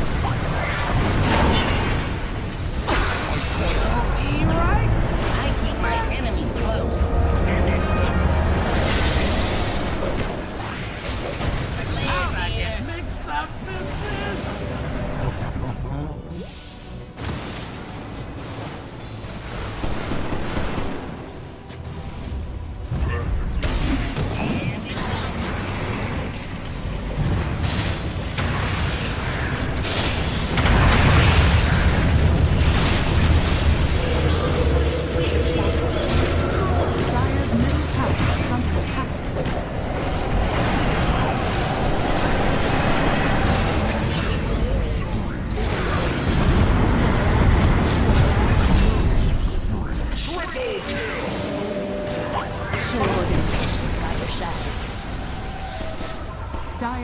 Mixed up Dire's bottom tower has fallen. Radiant away from enemy, it's your not guys are really just dying getting them because anything. They got themselves down. They can generally save core him. the Vital is also good with the strategy, which is why the Reaver was First blood.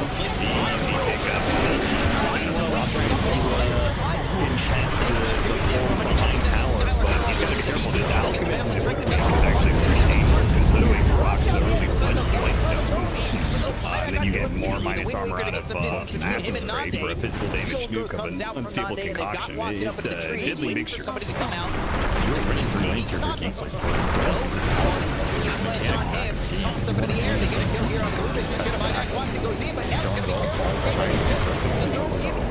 No, they can't. Look at that. That's not enough.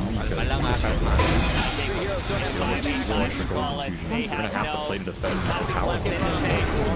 Yeah, we'll finish him off. Lots of Radiant's bottom tower. That's going to be 2-0 here for the side. He's not having a whole lot of fun with this. 10 stick charges, and he did manage to at least get the Dingo stacks off of the Mountain Strength.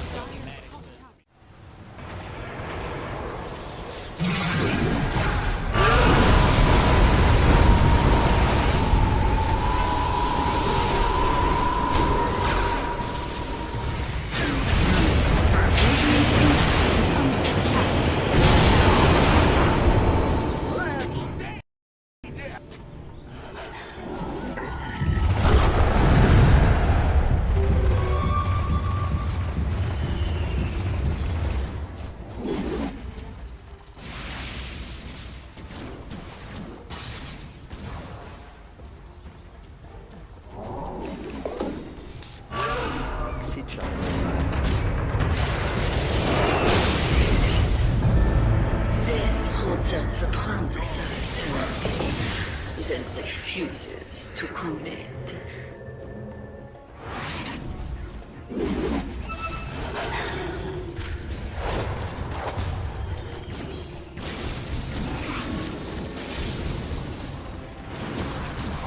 Sanaba.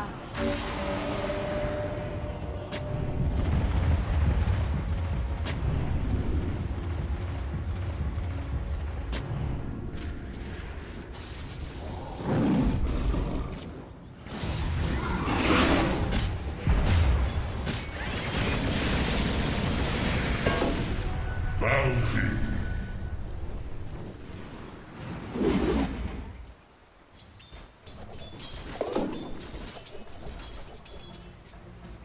Vanish.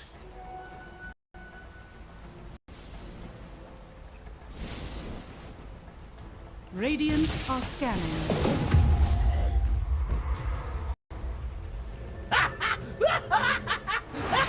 Dire are scanning.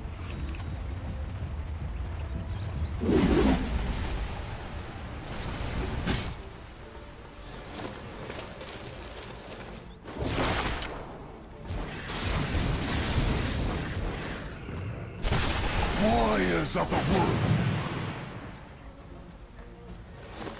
Radiant's curse has been killed.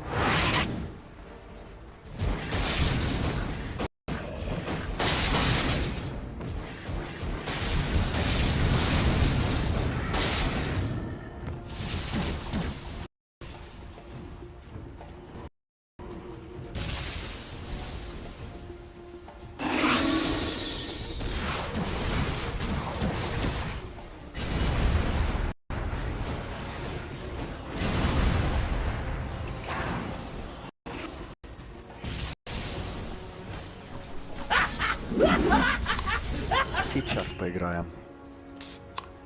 Сейчас поиграем.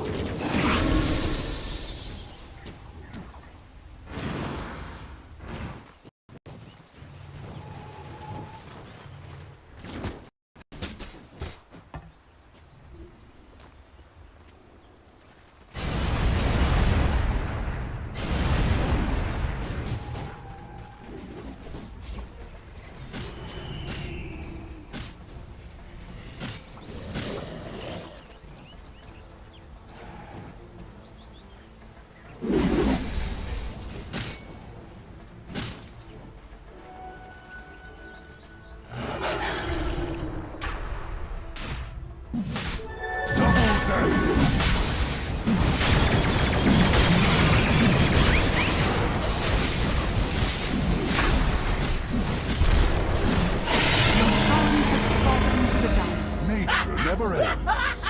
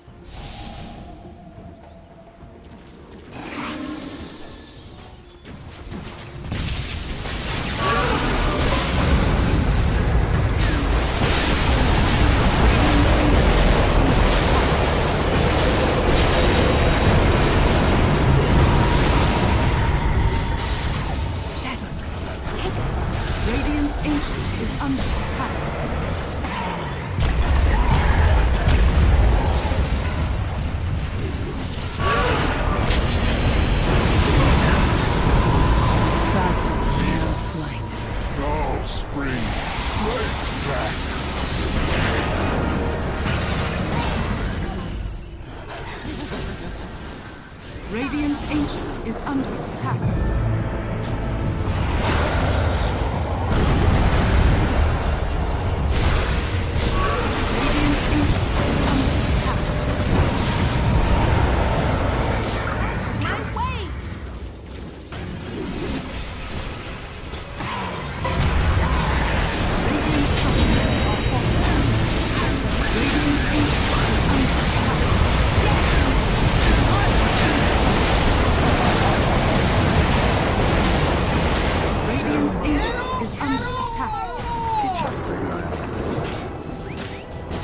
Dire victory.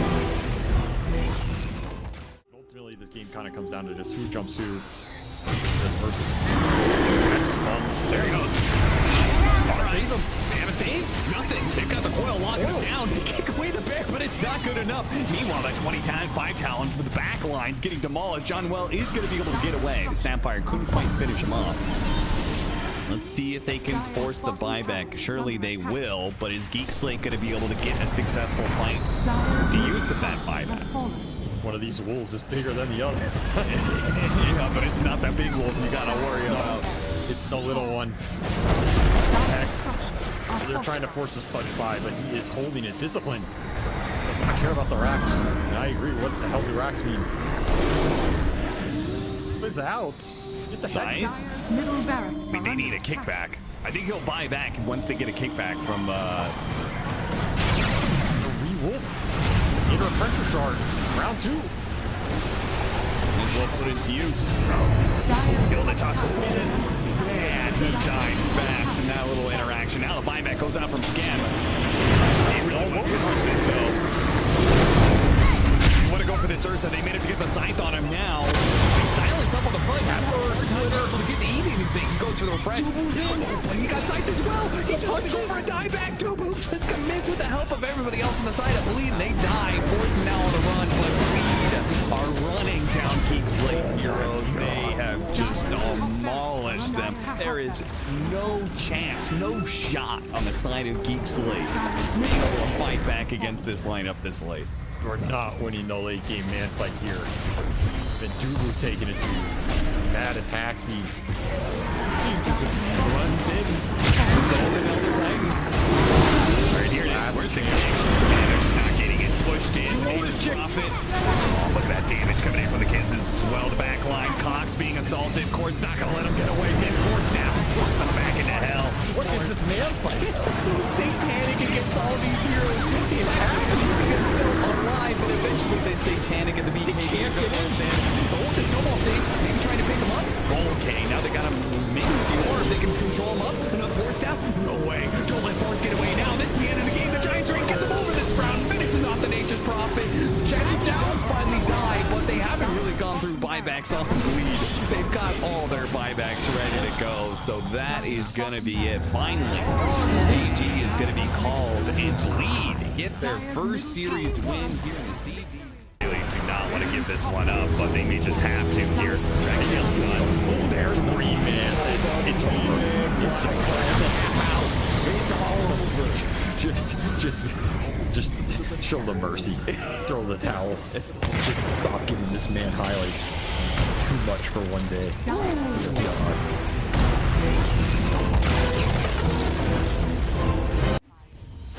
Just stun the AM. Stop hitting my tower. They see Kitaka. They do. And I've got the Roar on the coil. Who comes is out? The Hand of God and the Greed. Trying to buy some time. Kiyotaka surviving. He rolls away. AM now in trouble and Aegis is claimed up. Ironcrad trapped in a Sprout. And HR still fighting the Wukongs. Cow. They can't catch the AM. Too quick to blink away. Has the counter spell up, but Ramsey's held his Dragon Tail. They've got him now. AM dead twice. Gilgary's a dragon, but even with that Ghost Scepter burning alive, the root will catch him. Prophet finds the control. Poor Afterlife dead to Kiyotaka, and Ramses with a mega kill streak clear through one move.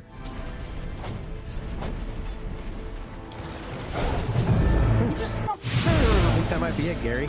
Yeah, even with a triple buyback. Yeah, Park, Rubik, Beastmaster, there's the third one. No AM for 30 seconds. The building's at forfeit. Enchantress lift up and drag away from Rubik.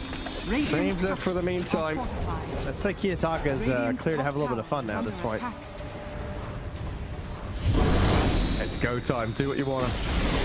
We got 32-minute tumbler toy. Yeah, okay. Yeah, good, great item, by the way. that thing is busted now. If there's any item I agree has to be like removed from the game,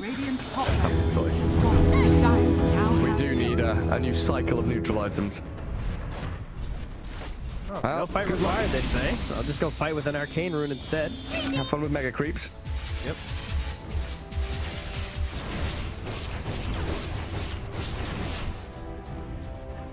Arcane Storm. bottled up. I mean, they did make a hell of a comeback last game. You know, what is 0% even? But is that what it is? Oh yeah, you're right. It is a 0 currently. Well, in the arrow. What are we up to? Trying to 1v5. Okay, Ramses has arrived. Bring everybody in here. I'll jump on the side. There's Kiyotaka finding Rubik dead. Puck gone. No buybacks available. That's the end of game 3 in this series. Anti-Mage pummeled down and GG is called. Hellraisers will take things in the end. A very close one though. Series overall. I think one move. Very proud of themselves the past couple of series. Because he's doing so much damage, but yeah, overwhelming makes more sense because you have a ton of strength. Yeah, and coming through here now as well. I mean, Kami, he's going to be coming forwards. You see Happy in the river as well. Shigetsu throws himself in the self-clip easy. Really away from this fight and just he needs to wait for them to come back and pull that. He gets 2 kills to take down both supports. Trying to go for even more Melduel. He's got that BKB going, but they're looking for the fight and Malik trying to get himself away from this one. The Chain Frost bounces around, but Malik, can he get himself out? He's going to be polarized. Manaboy comes through. Leftington, he's surviving through all this. You get to, he's losing all his teammates. He gets dragged back in. He's going to get killed off. High ground miss, you're not gonna be all that lucky. There was one high ground miss there from Happy, and the second one does get on top of Melodril. Yeah, at this point in the game, you just can't do anything. That was an Aghanim Scepter reveal from the Disruptor. The thing is, you just get it on the CK, and you can literally see what Hydra are doing in this one. They are running in with heroes. They don't care about the Mana Void, and then once the Mana Void is used, War can do whatever the hell he wants. And Anti-Mage, you don't really want to commit wholeheartedly, but at some point you see that your teammates are dying, and you have to, and then at that point it's just game over. So the way that Hydra are approaching these fights, you can see that Na'Vi at this point, at least in a straight up 5 vs 5, they've gone no shot. No, and it was kind of rough that the Anti-Mage, he was clicking himself to try and get a D-ward, or see where the division was, and for about 2 or 3 seconds he just had to watch his teammates die. By the time he gets into this fight, both of the supports were already dead. Well, let's see, Daniel, he does get his ulti onto the storm. He's dead. He might be able to kill off the Storm Spirit though. He will go down. That's going to be a big one. The buyback comes down now. He's going to try and chip the targets onto Leftington. Leftington, can he get himself away with the tether? In fact, they want to fight back into this. They take down the Final Beast. Final Beast has to buy back. Big dive in from Warwick now as well. Trying to get on top of Melduel. Melduel, does he lose his life? He absolutely does. He's dead for 105 seconds. No buyback. Daniel, he might be the next one to go down. And this is just going to be Hydra. After having such a slow start and Na'Vi looking so good coming into this game, Hydra are just absolutely cleaning up in these fights. They take down the Anti-Mage low. Can he get the kill into the Primal Beast once again? Malik, he's caught out. He's not going to be able to get himself up to the fountain. It's 3 heroes dead on the side of Na'Vi, and it's just looking like Hydra looking to take over the base. GG's a call, and this is going to be a 2-0 series here for Hydra. 2 games in a row, Hydra played the same way. I think from start to finish, they never felt Camera, he's having too good of a time. Don't level for BKB, that's a bit of the good clips with who we need rage. He's the last thing Jeff is trying to get the shield. Pull back one step. He's got nowhere to go. Get the kill. The Crown of War is on the Emperor. He's already pulled GG in the trade. He's still got a long smiles damage out now. And this LG takes 2 over Aster. Every 2 minutes on the team wipe. And it's a clear the 2 open. You got to send TSGL to keep a little late. I know that they're playing against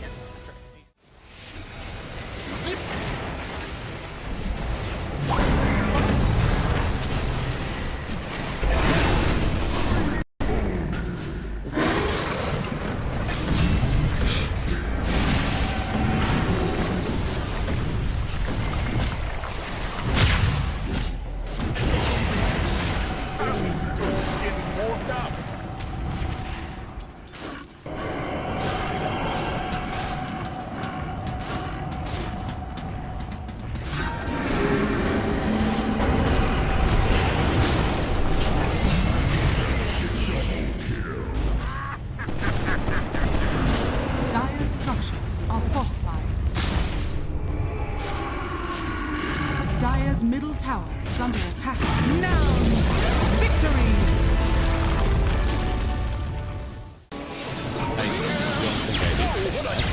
All of Out the money. Bling, bling. Dyer's bottom tower is under attack. Okay. They have a bomb. They have a man. Is it literally just as simple as just like skewer, isolate somebody so you can get Radiant's back top kills? tower is under I mean, attack. they want to have more buyer. Dyer's bottom barracks are under attack. They kind of want to as well. So just pair modes of something.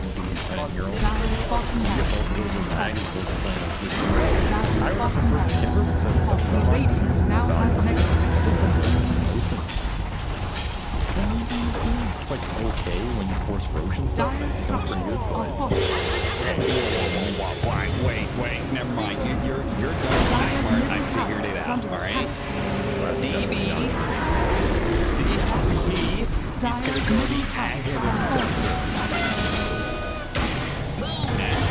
Yeah, the Agate Scepter is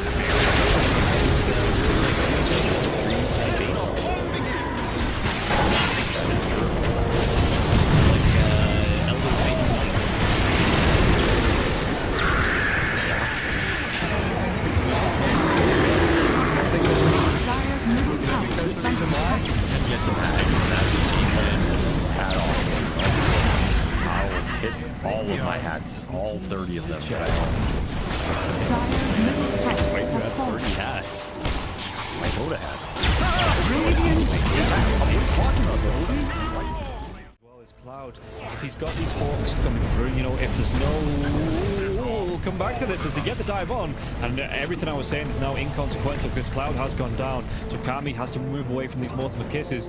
There is still that buyback to the Beastmaster though. Let's see. He wants to get himself back into this. The dive onto the back lines into the Vortex as well. There's going to be a real nice dismember. The hooks come. Nice save. Though. He saves it. Cloud gets himself back into this now, and Kami is losing so much. Kami's going to go down. They do get the kill onto Leppington there as well. So Mira with that freezing field, Mira will go down. Going down to the hooks. Yatsuo still in that push wall. He's getting them back. They get the buyback out from the potion storm spirit. Everybody from the side of Hydra. They don't want to be giving this one up now as well, but they take down Leppington once again. That's the dieback on the Disruptor, and Yatsuo, what can he do? The hook, it's going to be blocked mid hook.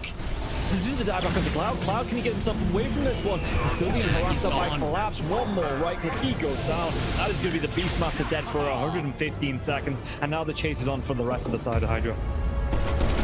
This Aghanims on the Morphling is just making him impossible to deal with. First of all, they use the little shredder on the Pudge to get rid of his armor. He has solid amounts of it, but it is just not enough. And then Yatoro just destroys him, and he knows that he can stand his ground because he cannot be stunned. He literally cannot be stunned. How do you stun water? Well, a lot of their damage, if not most of it, is on the Morphling. Oh, the glimpse comes back though. Inside the Static Storm Mirror, he has that Lotus going, and now if Zofra actually dives a little bit further, the Thunder comes out with Pod King. He's dove in, yeah. They're going to be able to get the kill onto the Storms for it. Can they take down the push? They're going to be able to catch up and cancel off the TP. He's going to be dead. The Storm Spirit though, he has brought back, and they've got no kinetic field, no Static Storm. And like you say, they're even going to be able to get a lockdown onto Cloud. Everybody inside of Hydra, they just overextended, and we praised them in the first game for respecting the power of Team Spirit here, but Hydra might have just lost the heads a little bit, and the buybacks, they're going to be forced out, but I don't know if it's going to be enough to defend this base with the Pudge being down, with no Static Storm for the next 27 seconds. Spirit, what can they get from this? I've been worried though, they're going to be able to get it. They get two, they do! They take them down, the cookie comes out, the Yatsuo, freezing field, they might lose Happy. Is this the dieback? They do the break the Lincoln Sphere though. Morphlin. Bilal wants to come right back into this fight because you have the boots of travel to do it. It might take him a little bit longer now. No boots of travel though, so he's going to have to use the blinks. You know, just do it by foot, it seems. Level 25 Storm with a beast. That's just so much damage. They're going in for the Morphling. He doesn't have a buyback. No, they get. Do they get the kill? He goes down. Warwick has to go down though. It's going to be him left alive. No, it's not. The creeps are pushing in. There's no buybacks available on the side of Hydra, and this is going to be 4 heroes, even with the death of the Morphlin. No way Warwick defends this. It's pretty much over. They don't have the glyph. The game is over. They gave it their best. Hydra, they made Team Spirit work for it. The team that is most likely going to be at the top of Eastern Europe DPC Division 1.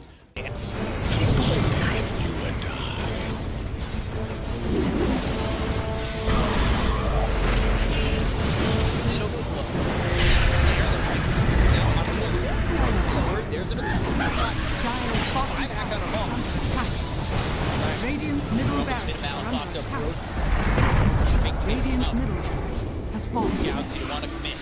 There's just not enough damage. Crimson Guard, Atrophy Aura, Rubik's Fate Bolt, all this damage reduction. Let's see the combo. Bit of Malice. Showing strong in by that Disruptor, and now we're going to be hitting from winning back up once more. Bit of Malice, and Malice in it. They'll lose him in mind control. Right it back towards tomorrow. Trying to run from everybody on the side again. Radiant's middle barracks are under Siphoning attack. and getting back into the base. Has fallen. Alive. Yeah, I think when it's time to call it, it is time to call it. They have no business left in this. And didn't get the tether off or something. I think it got broken. Either way, I like the ghost up to purchase. That was pretty heads up, but we are back and there's a smoke action. There's the 23 divide looking right to end. here. They're going in on Q. Gaimin. There's the hit. Okay, get that hit off. 123. Knocked great damage. He's dead. Oh my god! Nothing! Less than 10% of his health. I mean, I'm assuming that's just the game. That, yeah, 100%. There's no point in talking about the AU picks it up. I got it, bro. It's the dive. Go away, you. Oh my god. Victory!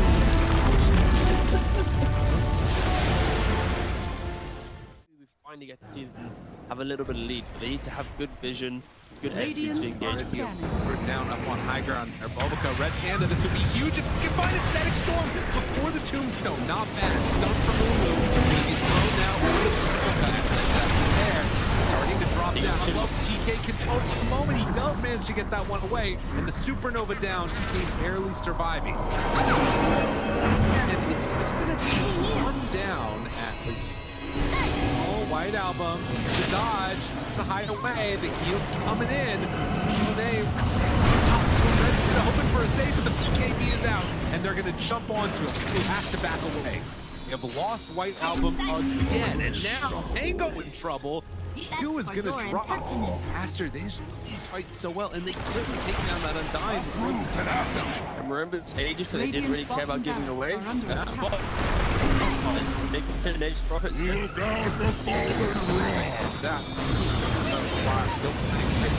Stun is out on the play.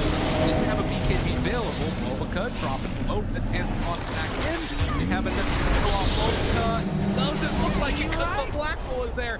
That's on the agent. He doesn't have multi if he comes back to life. And after, they might take full advantage. Move. Radiant's bottom Rax has fallen. Up the bottom. Finally, Aster full advantage. They're building. Radiant's middle tower is under attack. Oh, just for a brief second, had more network. There it is, back again with the higher network.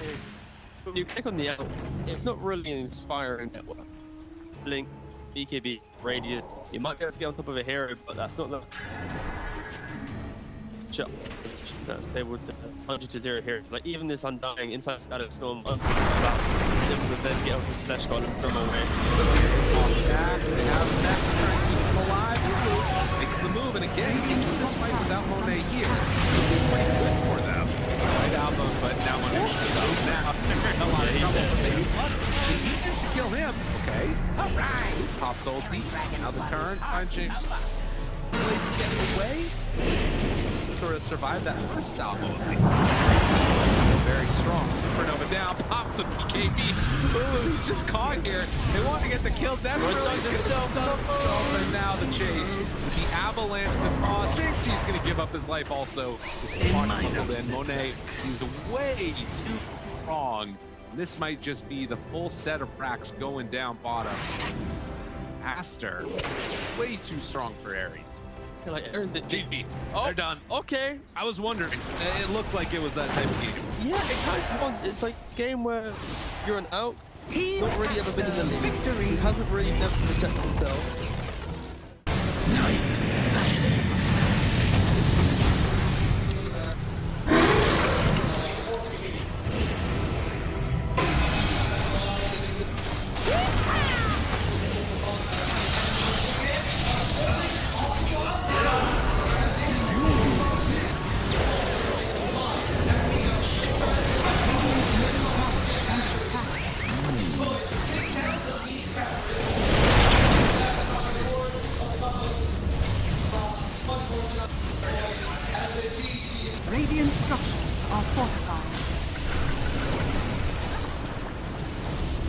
Radiant's middle tower is under attack.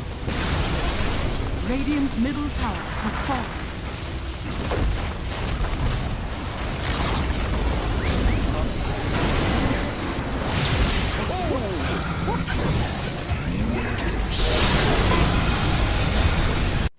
Boom. Everyone's just standing. How are they just standing right now? I can't help but fidget with my hero half the game. I'll be running around in circles. Yeah. Pirouetting on the spot, the song. Blinking from Pure. They see Yatoro, 3 lined up. Potentialized path play. They're trying to go in. Toronto Tokyo is blown up by Collapse. Has to buy back. Yatoro gets up with BKB. Pure with another song. Sprints in. Who are they aiming for? Where is the target acquisition? They can't catch anybody. Collapse. BKB runs down south. Lol being chased out as well. Oh my god, Nightfall. Hazy on disc refresher. Blinks to high ground. Gets away from danger for now. Pure. What's he up to? He's back to the high ground too. Mirror image out. Aegis claimed. Lol in the fire. Still surviving and blowing up GPK. Team Spirit nothing to do. Sprinting out their base. They don't catch Nightfall on the way out. He's blinked out in the range of Mirror. They're still hunting though, and he's going to find Toronto Tokyo. Who cares, Gem? I see Jakiro. Eon disc popped. And with this rapier damage, like short work and a twin-headed dragon. Unstoppable. Laurel and Collapse waiting in the back line actually worked. He stormed out of the tree line and he just then started eviscerating the 2 supports with the help of Laurel. He completely jumped over. They dodged everything that Naga was trying to set and prep there. And Yatoro was also just firing the cannon from the top there. Did the combined damage of Collapse and Laurel together. He is a monster. Oh, Pure. Lol. Oh, God. Nightfall's going to get a bit of vision here with the Hawk. Imagine. Can they? Imagine. Will they? They have to do something kind of crazy. They're going to be losing their base pretty soon. Lash has buyback. Naga Beastmaster have to get back to base to defend. Drow Rangers up here. Tier 3 gone. Barracks to follow. There is no buyback of Collapse though. That's a big one. And Mira. Radiant structure. Look at all the wolves. Look at all the summons. It's multiple. Mira gets away from there. Help of the Glimmer Cave to jump in from Lol. Disruption self-save. Barracks taken out. Lol. Oh, tries to fight. Nightfall. He'll just pop, but he can't get any control of Lol. This Lol puck is all over the place. Now they go into the GPK though. Aiming for the puck. They're going to find him at long last. They get him and the rapier's on the floor. He messed up the phase shift. He canceled it. Oh no. Did you see that? I'm not crazy, right? I don't know. Yeah, he phase shift and accidentally ended it. There's an Axe Blessing recipe. There's a rapier. There's all sorts of stuff everywhere. An Axe Blessing recipe. What's that there? Okay. Not sure what the story on that one is. Meanwhile, Save, I think he had a refresher shard, right? Because Laurel dove him, he disrupts himself, and he tries to kill him again after it Save just refreshes, and then uses it again. How did they not got the rapier? That was another DD. I don't think they care. Toronto Tokyo is going to take it, is he? Oh yes, the Jakiro with the rapier. Coming to feed it back to them, guys.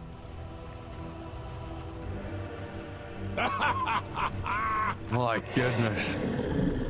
There's Mega Creeps on one side. Top lane Barracks still standing on Team Spirits.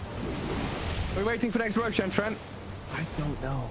I don't know. I feel like BetBoom have such a good chance of winning these fights right now.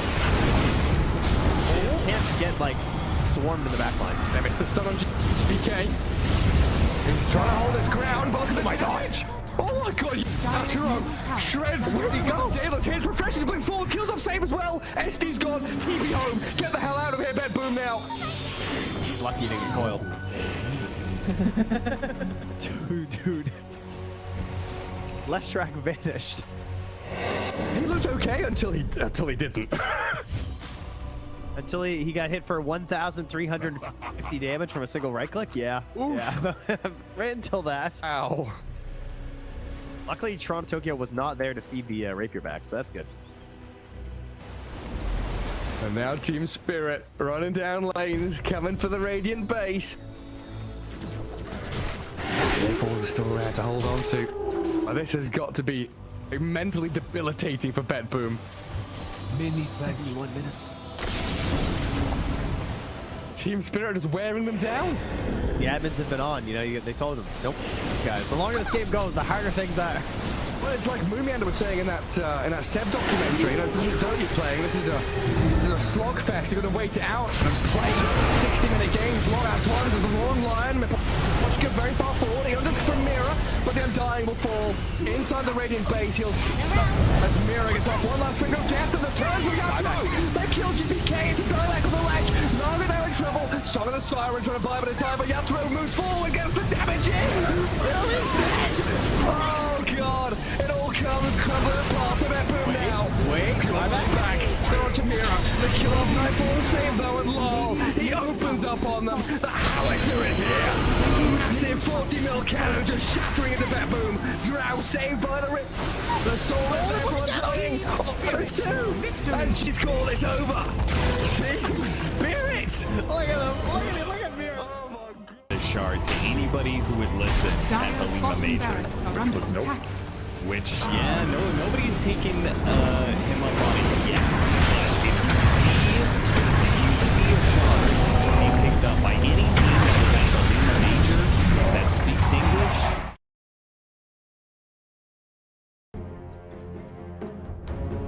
Tundra Esports turn to ban.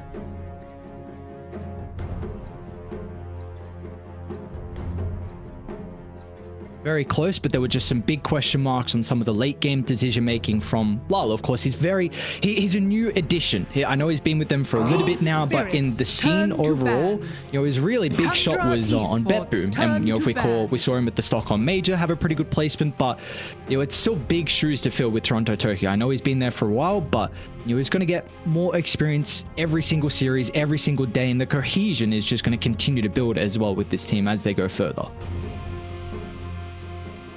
Team Spirits turn to pick. Tundra Esports turn to...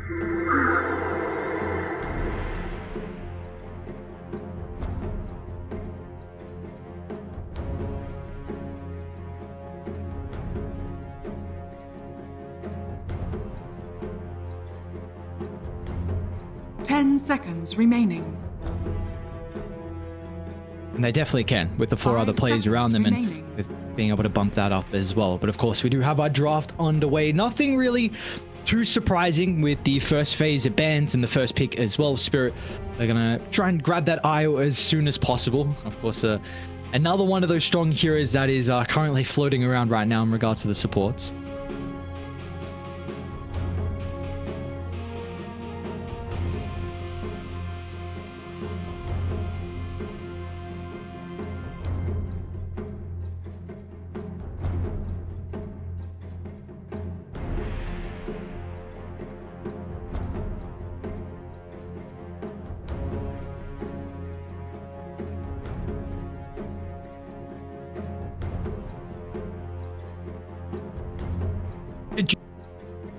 Teams will prioritize in general is just mobility with the map getting increased. Tundra Esports turn to... Beastmaster.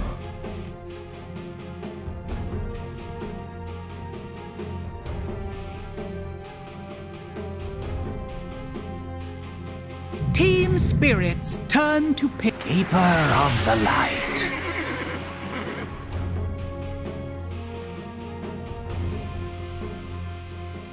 Tundra back to their bread and butter, nothing crazy. Got the 33 Beastmaster, can be flexed to the mid lane for 9 as well. And then the Coddle is another hero that has a lot of flexibility for Tundra.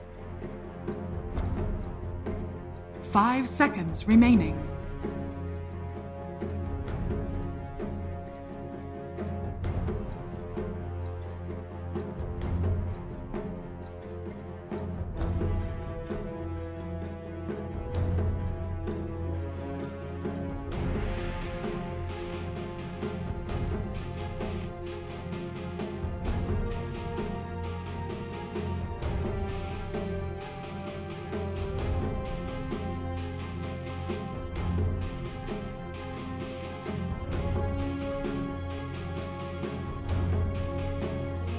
And I wonder how much synergy, even more now, we're going to get with the Coddle and the Beastmaster because the Scepter, which I don't still have a really good feel on the Beastmaster Scepter, but I can imagine if you can refresh the Beastmaster's abilities, then you can get the drums charges up even faster with like a double axes used just in case like your Roar's not available.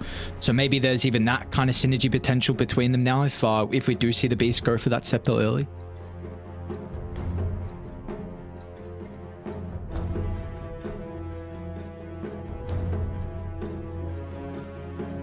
Ten seconds remaining. 5 seconds remaining. Tundra Esports turn to ban.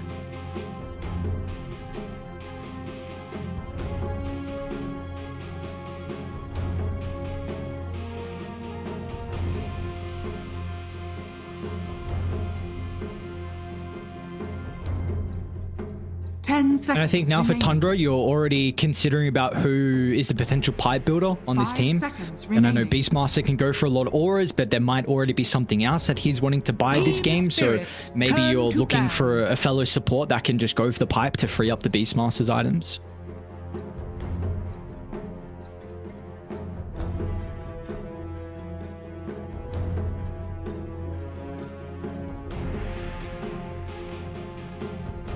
Ten seconds remaining. 5 seconds remaining.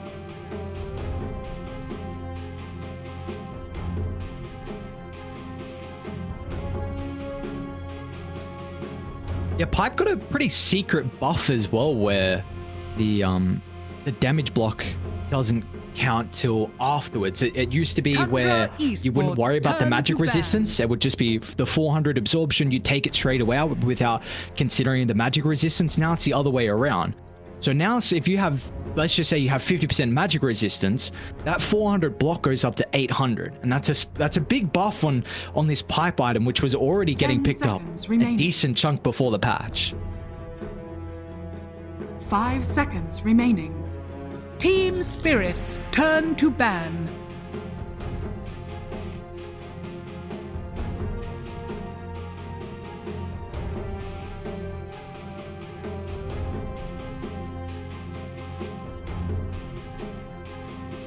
Yeah. 10 seconds remaining. 5 seconds remaining.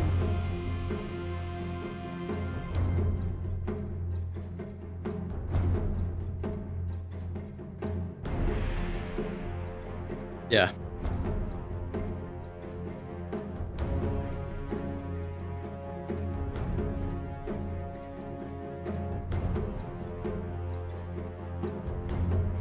Tundra Do you think they've over-tuned the gold you get now in the early kills?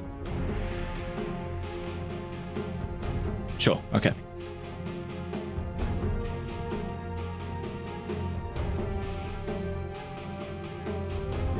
Ten seconds remaining. Sure. 5 seconds remaining. Tundra Esports turn to pick. Unless they change that in this letter patch, because there were a couple of bugs, of course, that they fixed, but when it originally came out, the patch, the Roshan didn't actually swap all the watches.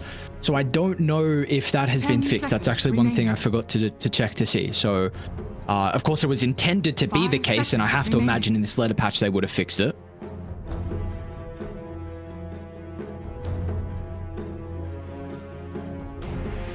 Team Spirits turn to pick. Crystal Maiden.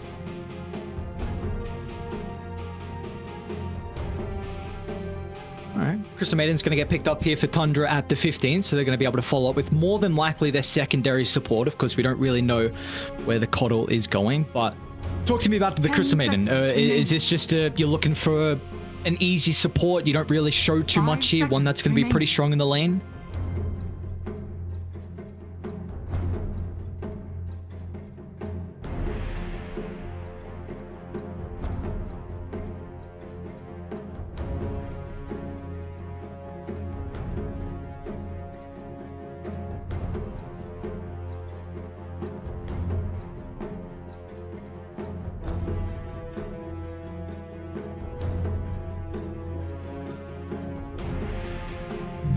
spirits turn to pit. Rubik.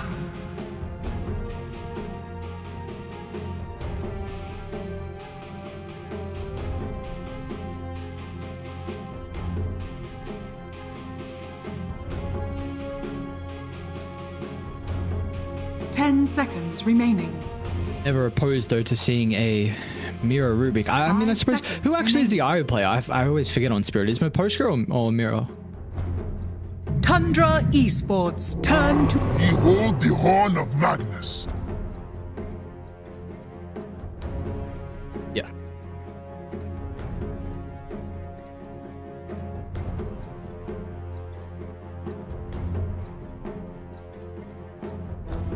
Ten seconds remaining. 5 seconds remaining. Yeah.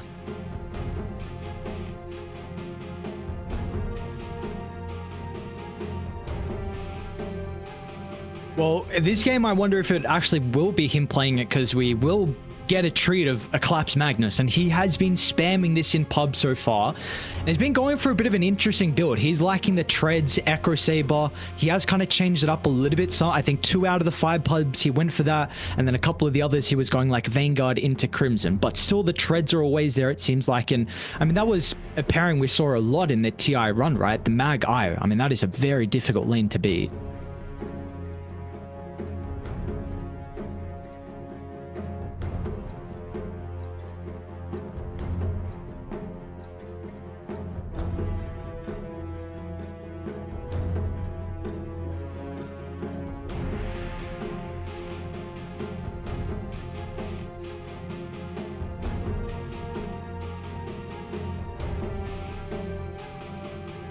Team What Spirits. the response going to be from Tundra? Both sides are burning through their reserve time. Tundra only left with 14 now, prior to the Pangolier pick, so now revealing like there's no crazy flex that's going to happen with the Beastmaster and the Coddle, with the Pango getting picked up, so still a hero that is pretty popular even after the nerfs. And of course you have the Coddle with the Chakra, which is can quite often be a lovely steroid for the Pango to be able to have a lot of impact in games.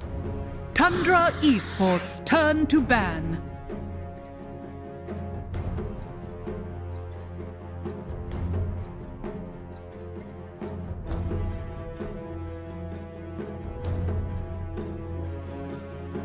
Team Spirits turn to ban.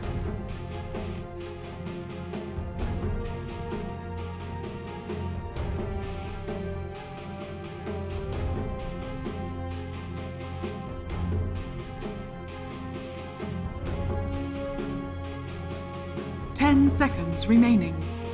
Are there any other bans you feel like is a must to protect the Pango? Of course, the Bloodseeker gone already here for Tundra, but is there anything else they need to ban out to protect Tundra Nine's Pango? Esports turn to ban.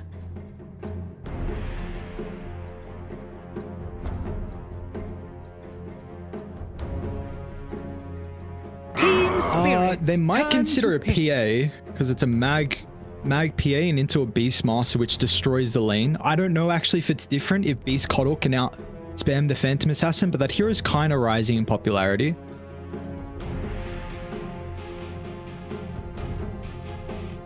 Ten seconds remaining. 5 seconds remaining.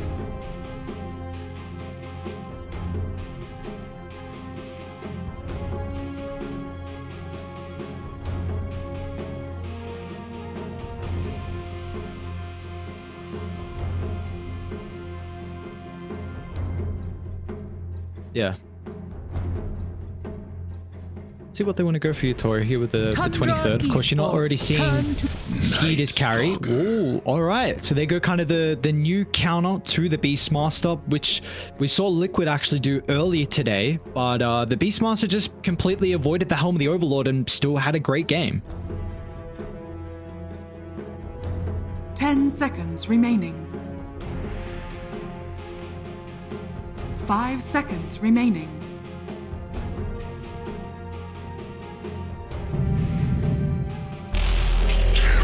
Choose your hero.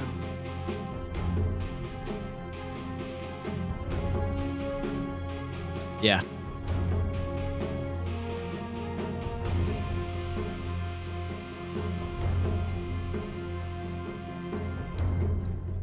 No, I 100% agree. I feel like Spirit actually might have some damage issues with all the auras we're going to get. Like, I think 33 will definitely go... I think it's a good possibility to go pipe this game, because again, you're maybe Helm Dominator, but even then, he could just avoid it. He's not going to go the Helm the Overlord because the Night Stalker, so, you know, he can go pipe, maybe drums if he wants to buff up Skeeter. You're going to have 9 to be able to jump in as well, and also... It's another great Coddle pairing. I mean, Parker, they have 3 really good heroes that use Chakra incredibly well. Like, you will lower that meta cooldown, and versus the Night Stalker, Reflection is great. You get all the vision inside team fights, so this is a incredible Terrorblade pick. But like you said, he's got to be concerned about the Lesh. That is the one thing. Like, Lesh does have one of the best steroids in the game with the Eye, so I feel like Spirit, if they're going to take this game, they got to take it very fast.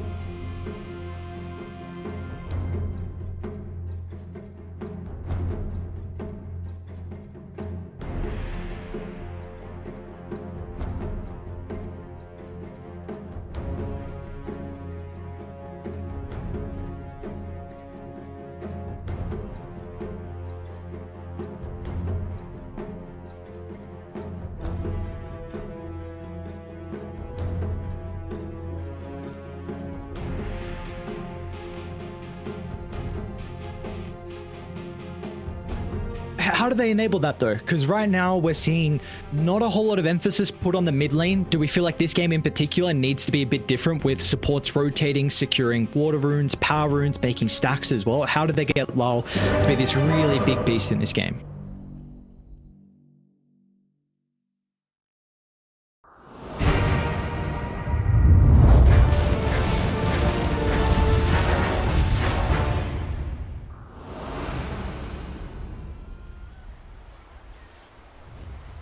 Now they will suffer. Prepare for battle.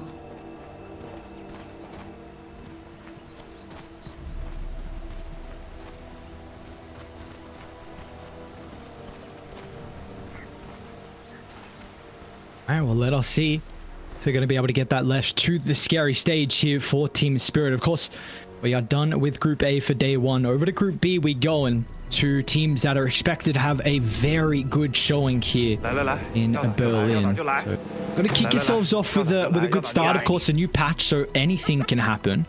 And one thing I've always enjoyed now with the recent games, I'm just seeing like where are people running to? Because for me, I'm learning, and I mean everyone's learning right now. And before, like, we had still the 5-man smokes out at base, and we've still got that. And now I'm just looking for like where are these crazy new ward places we're starting with. 30 seconds to battle.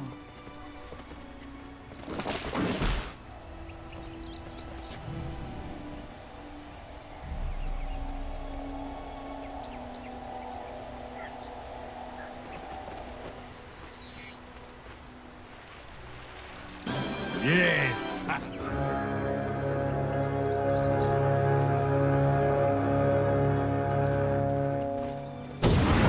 The battle begins.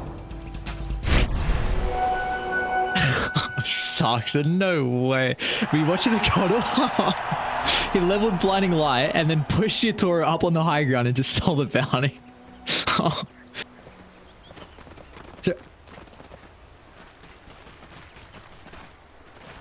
Yeah. Actually, I wonder if you start going for this level 1, because you're going to have probably more potential to trade better, like you said, with that 40% evasion. So I wonder.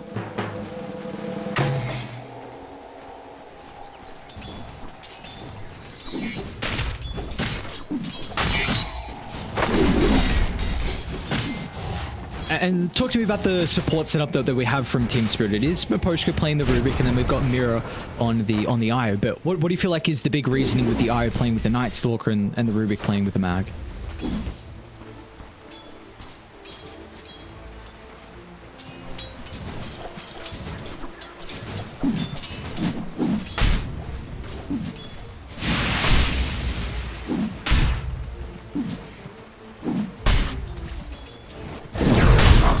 I'm going in.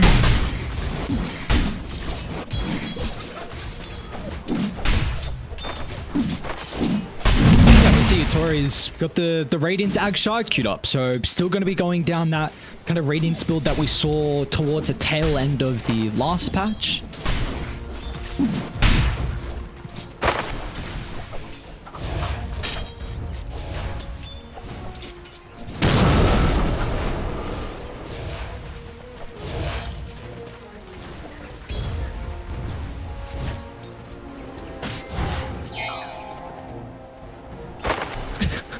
Well, speaking of the Coddle being able to trade, a lot of damage dealt to Mira pretty early on with Sark's out to the left side, so it helps him secure a great position with the crit wave bottom. But let's speak about mid for a little bit. You said before that you believe the Lesh is slightly favored as actually top lane. Miposhka in some trouble with that first use of the Metamorphosis. Going to attempt to deny, but just not there in time. And simultaneously, we've also got another kill on the secondary support, Tundra, off to a great start in their side lanes.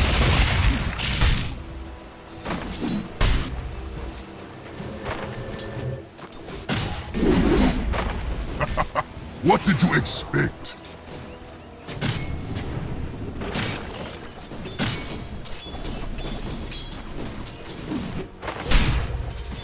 Does look like though to start mid lane. Gone quite well for Lyle at the moment. 16-2 compared to the 12-1 in top lane. Collapse. All right, there we go. Actually, 2 points in skewer for Collapse in this lane. Okay.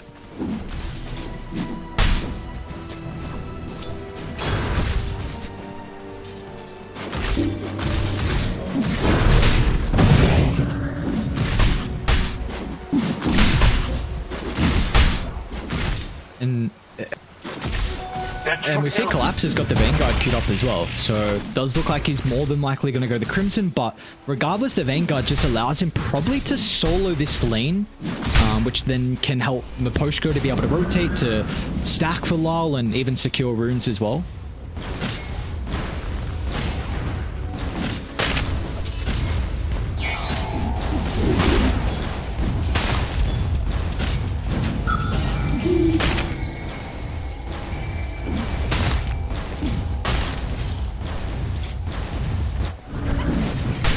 Lane, they're going to make another go here with this hero on Collapse. They don't have meta, so a lot of the damage is going to be there for Tundra to be able to fight back, and that should mean Spirit snaking with the raindrops. Alright, they're still able to get in there nonetheless. Spirit, another kill on to Snaking's Crystal Maiden.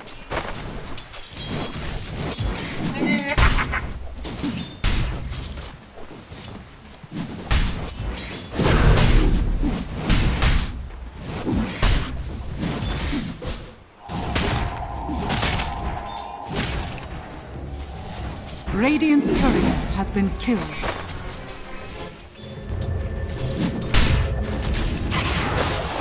See, I actually wonder if he's immune to this second meta. I don't know if it's going to be enough, even with the Vanguard on Collapse.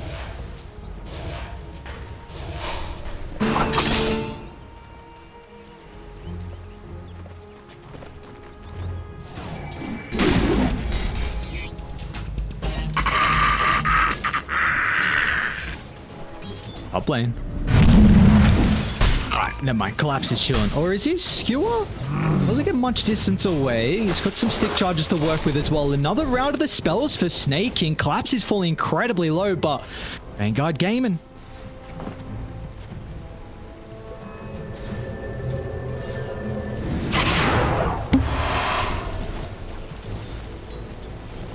I don't know. The ball's on people to be able to do that. Mid-fight. Mid-go. I don't know. That's some crazy micro stuff going on. That's too next level. That's yeah, that's takes a lot of practice.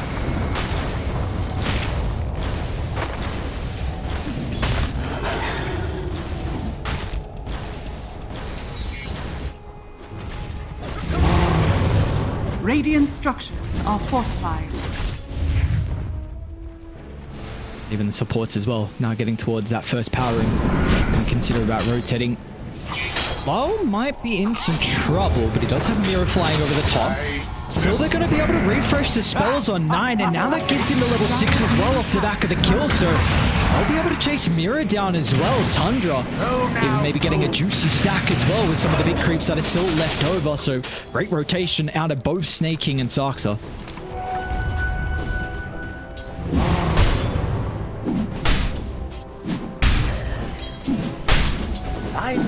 Keepers.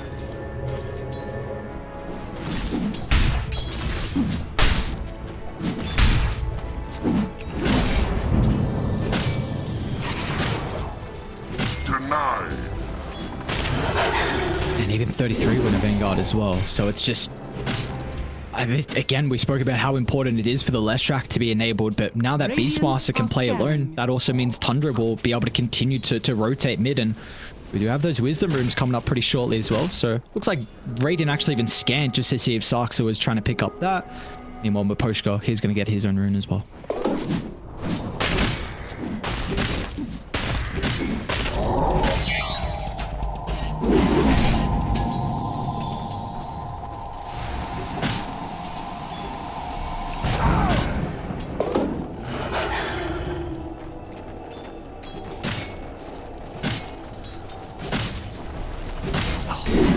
Mag was a universal hero.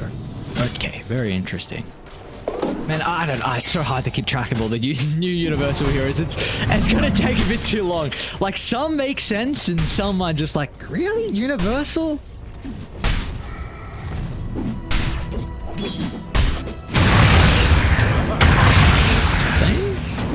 What's going on here, Mr. 9? Well, we'll be in a pretty good position to get the bump up. Nine's still going to have some other spells to look to play with. Even Sarks is in as well. Once again, trying to hope for the Chakra, but Nine, he's overplayed his hand. Both the supports on Team Spirit are even going to look to protect Lyle. So it's a nice return kill on the Rolling Thunder. Doesn't pay off here for the Pango.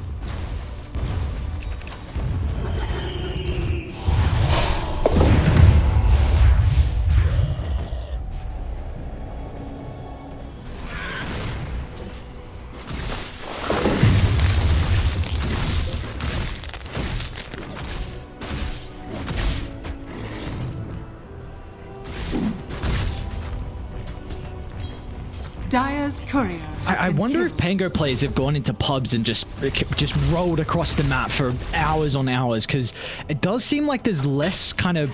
at least the walls are in a lot different locations than before. So maybe that little built-in your knowledge that you had of where you needed to bounce to get the perfect stun, you know, maybe it's not there anymore. You don't have it down by heart.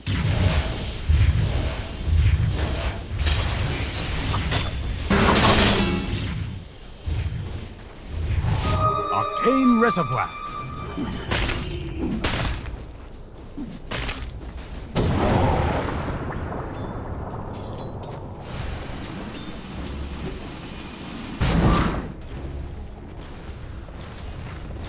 Maybe bottom might be where a fight breaks out. Finally, we've got someone looking to use the Twin Gate. Thinking is a decent chunk ahead of his team, though. Does that have them soon to connect? Yutoro's going to be forced to pop the Dark Ascension just to try and fly away, but the Solar Bind just completely slows him down. So, Dark Ascension wasted. He thought he was going to be able to escape. That's not to be. And meanwhile, 9, he also sniped off Mirror as well on the IO. Are fortified. Radiant's bottom tower is under attack. Dire's middle tower is under attack. Top lane? What's going on here? Collapse has got the RP at the ready. It's just a postcard. So it's not really like these two have a lot of damage, and Skeeter's fighting back as well. And now Collapse has got no one. He's got to look for a solo RP. They've actually got the relocate. So the +2 is going to come out. Lars got a decent amount of mana to continue to fight back. You got to respect 9 TPing with a Pangolier. Rolling Thunder back up at the ready if required, but oh no.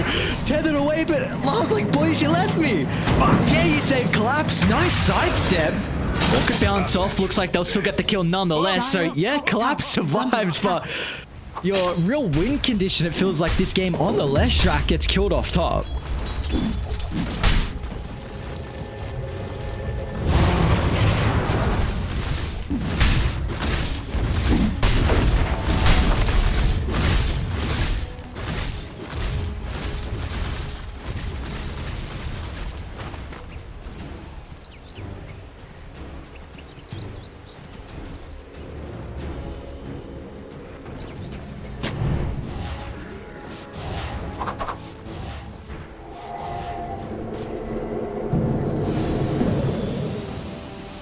Do we feel like there's any big winners or losers at this stage of the game, or is it a little bit too early to tell? Radiant's middle tower is under attack. Dire's middle tower is under attack.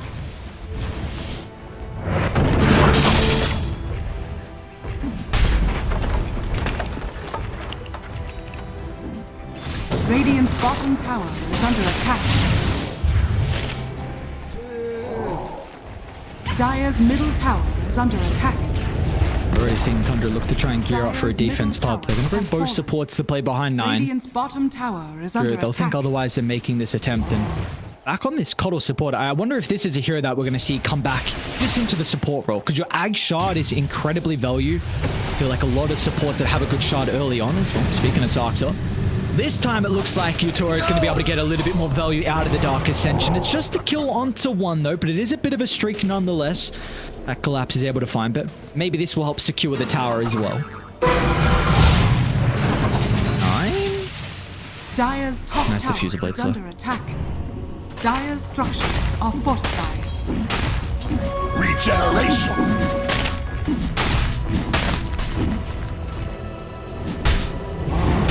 Radiant's bottom tower is under attack.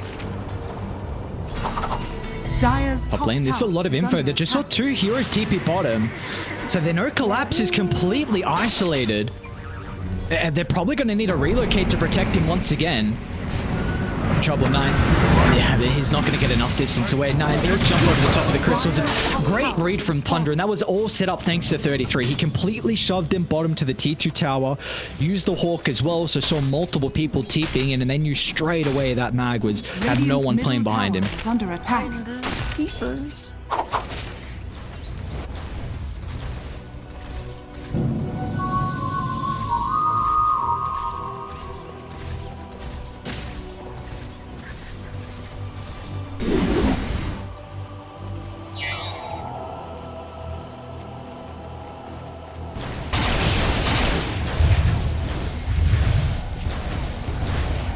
Classic Tundra and Beastmaster things though. 33 on top of the net worth, and they have a lot of stacks that he's claiming right now as well. So level 11 already.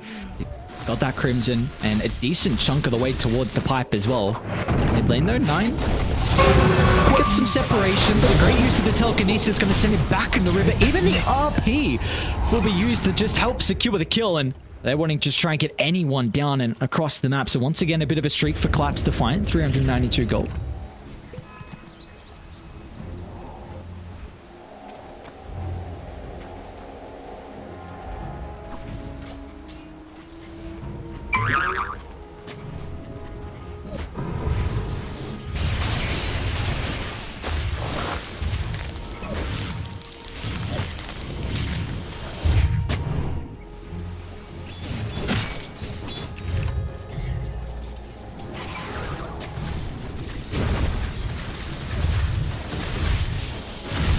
Radiant's bottom tower is under attack. They will be the one to make an attempt onto Miposhka's life up top, and an easy kill at that. So, how important is nighttime going to be right now for Team Spirit? Maybe, I mean, you're 500 gold away from the Radiance from your Toro. Do we see them maybe just look to chill out for a minute or two and then look to play even more aggressive with that big item?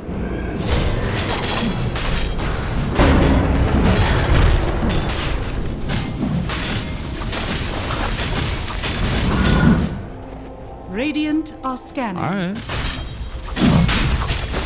Will they be able to get there fast enough though? Roche down to half. Looks... Yeah, maybe they just make the call still without the Radiance. Utoro's like, reach into this. Maybe with the Radiance they can still consider about taking a fight into that second line, but right now they are not strong enough.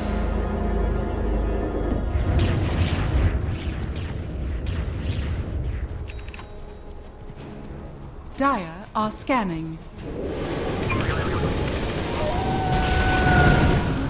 Radiant's top tower is under attack.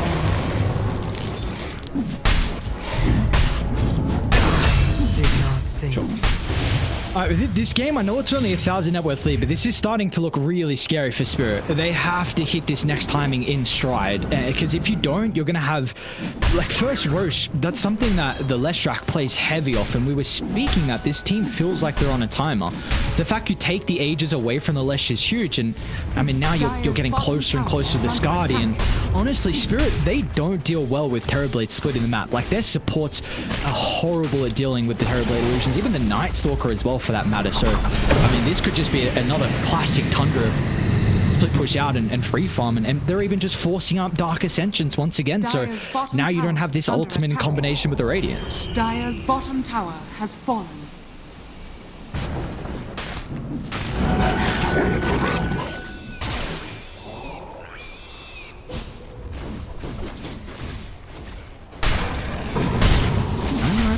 They're ready to go. They're going to try and smoke. They've got a pretty good lane ward. Maybe trying to make the start onto Collapse. He does have some boys playing behind him, however. Collapse going to be able to reposition with the skewer. Meanwhile, bottom lane's getting shoved out as well. So I don't know when he's still freezing field, but apparently Miposhka has CM's ultimate. Okay. Radiant's middle tower is under attack.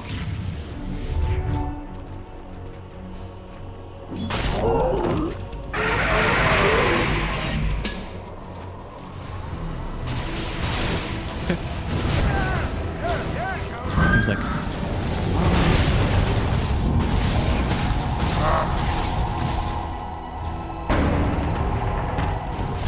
doesn't seem like it's going to slow down anytime soon. We might have a fight for this DD. I'm in a position to be able to get towards that. Meanwhile, 9 and Miposhka, they're on another battle. All right, he forces out a Rolling Thunder.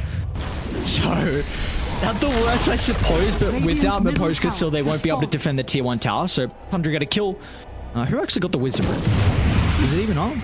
No, it was not. I don't know what the hell they were doing there. On bottom lane, relocating. Collapso to the RP. 9 is going to be able to get some distance away, pretty close to the tier 2 tower, and they don't even really need many people to help protect him. So another attempt from Spirit's not going to pay out.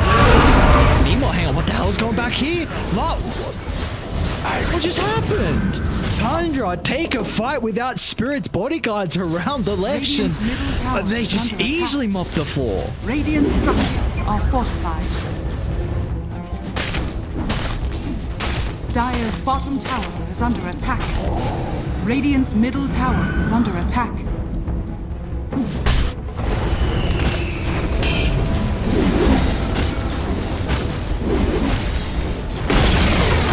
Radiant's middle tower has fallen.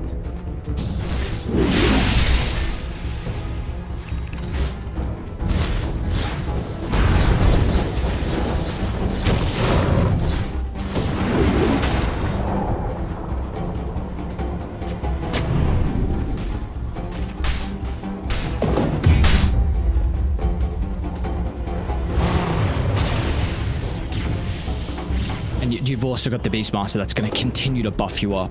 It's just, he's going to be an absolute machine as this game goes on. And Toro, what you doing? He's got the boys actually looking to play aggressive off the back of the smoke. There's no RP for Collapse, but somehow he finds the angle onto 2. They're going to drag them over to get Toro. He doesn't want to take the team fight with 9 showing up the Rolling Thunder. That's going to act as a deterrent. Spirit forced to reposition back towards the secret shop, but it doesn't seem like they're going to be able to be successful. Maybe Lyle can turn it around though. Standing strong off the back of the Bloodstone, they'll get the kill onto the Pango. So a decent trade for them at the moment, but Lyle, he's still got Mira to back him up as well. They're going to go back in once again. Yatoro into the middle with the silence, but the Raw holds him in to play Skeeter. Stolen Raw. Of course, Skeeter, he's still got that Aegis for another 20 seconds, but Tundra, going to be really cautious how far you want to continue on. You're right.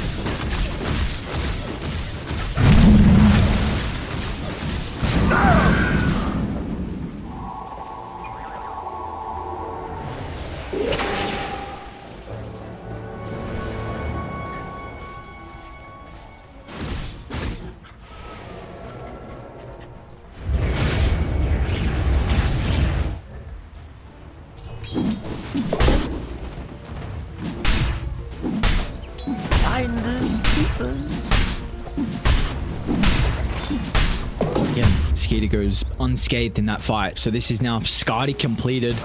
Second in net worth. A lot of levels for him as well. Which my matriarch still continuing to be that really scary beast. But do have the Tormentors. Does look like Tundra are going to be able to find theirs. So let's see who's going to get the Ag shot. Stand.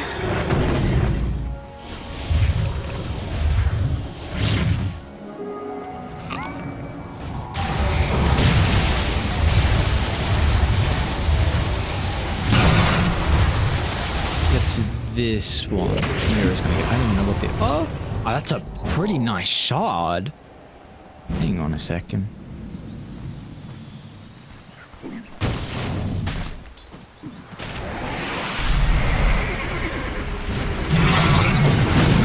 it really does. Let's see. I mean, Low's doing a lot of damage. He might actually be in some trouble mid lane. Let's see how survivable he truly is. Mirror's actually just going to look for the relocate out, so they want nothing to do with this engagement. Collapse though, simultaneously. He's going to try and skewer Soxer over to the left side, but he's now the one that's in trouble. Rooted into place, and no, Skeeter's got plenty of damage to blow up the mag, and I mean, Nine's even looking for a +1 as well. Blink is almost up for 9. And meanwhile, they're just going to turn to Mirror instead. Under the remnants of that tier 2 tower, Tundra find 2 easy kills, and they might consider about walking on this high ground. Radiant structures are fortified.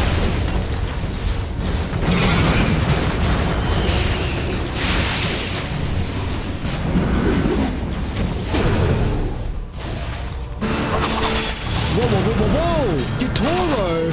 Oh, his Dark Ascension just expired! And it put him on the low ground. Oh, no.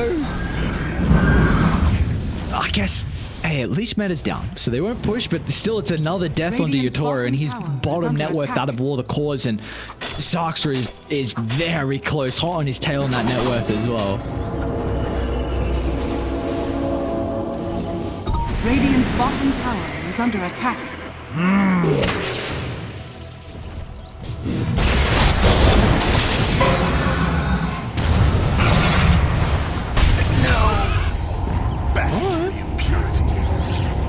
Not bad, you'll take it. How much gold did they? Decent chunk. Law's going to be the one that claims it as well, so actually going for a Lotus Orb here on Law, so I guess a lot of single target that he is going to be worried about. A little bit of armor, of course, is always going to be really nice versus that Terror Blade. Radiant's bottom tower has fallen.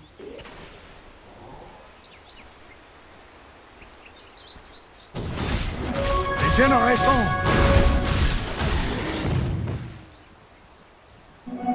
Haste!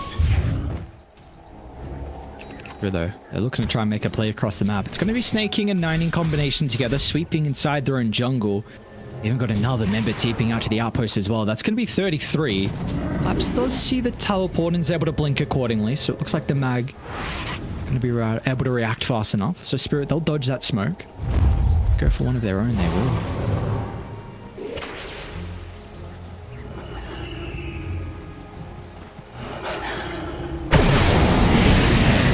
Oh, they found 9. That's a huge pickoff.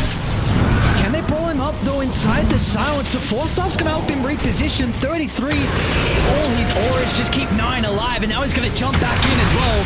The Rolling Thunder creating chaos, but they need Skeeter for the damage. And the Terror Blade is going to funnel in from the right side. Now with the meta activated, they've isolated the Leshrac and Low.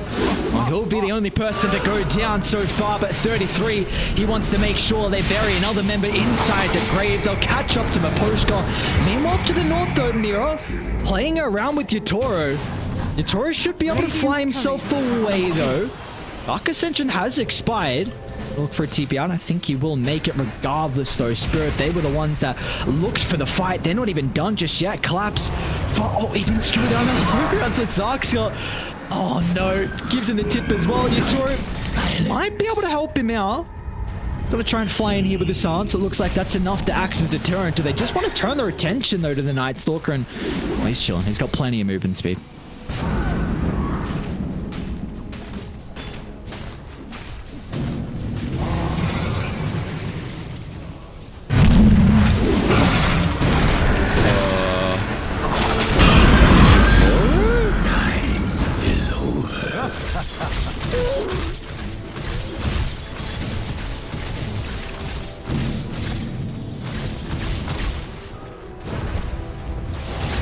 I don't know, dude. I look at 33 with a Solar Crest, Pipe, Greaves, and then I look at Zarksa, who's Glimmer, Vessel, and Force-Off.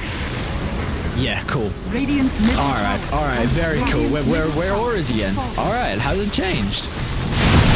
It's got to be a skew under the tier 4, right? And yeah, Collapse is going to go for it. Like, they force him out of the Split Earth, back in he goes.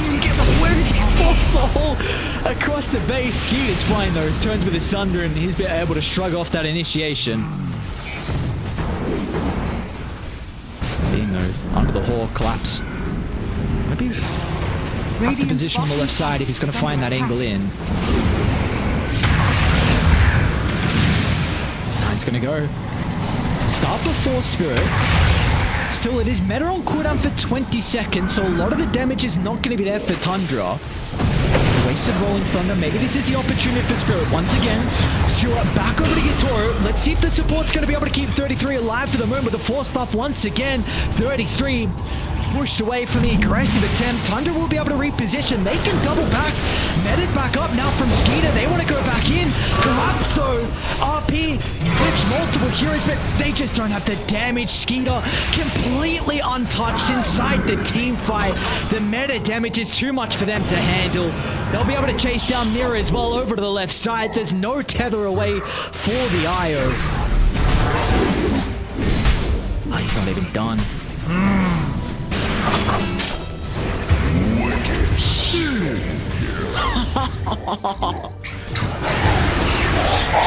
Oh, what?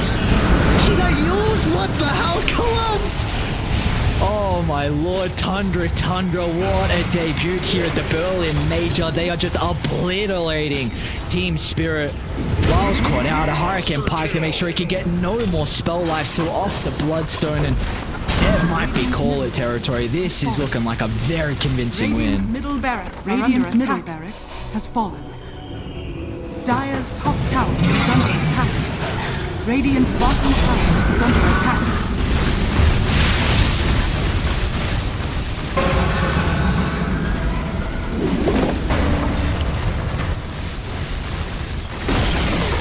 Radiant's bottom tower has fallen. Radiant's bottom barracks are under attack.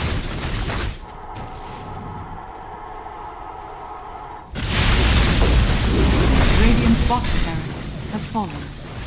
Radiant's bottom barracks are under attack. They're just trying to get out of the map on Spirit and find a little bit of farm. Nine's going to run into Yatoro though, so instantly the team smokes as foreign. Can actually move on over, sweeping across the map to try and connect. They do have a deep lane ward as well up top that might see collapse shortly. Uh-oh, they're going to cut him off. Look, the pathing here from Tundra. They get a glimpse of him underneath the ward. Yatoro, Mira, they're going to run to the vision as well. So Tundra bottom to top they go. Look at the pincer movement. Sarksa from the north, Nine from the south. There's just no escape. Collapse is able to get a little bit of distance away, but the Scardy's already been applied. And now they've even caught out Eye before he's able to enter the bridge.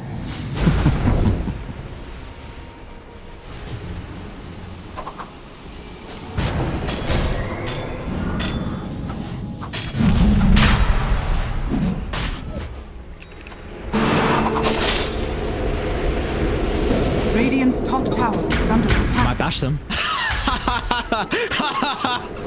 Oh, this thing's so silly. Oh god. Alright. I don't know what Spirit were able to do. We were mentioning that it felt like you could not get to the stage of the game. If you did Tundra, they'd just be completely untouchable. And well, they felt untouchable way earlier on in this game as well.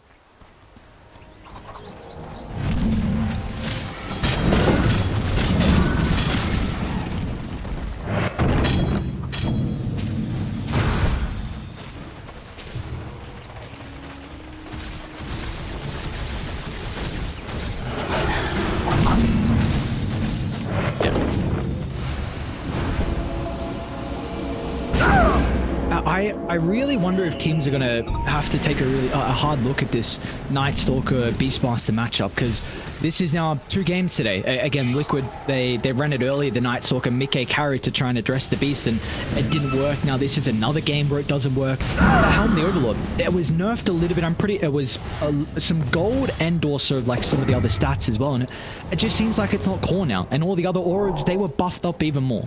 So it's not that hard counter like we saw at the end of the last patch. Running with the pack.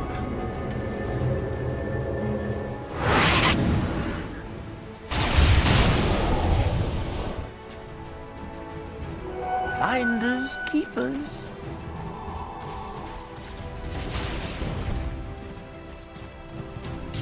Sure.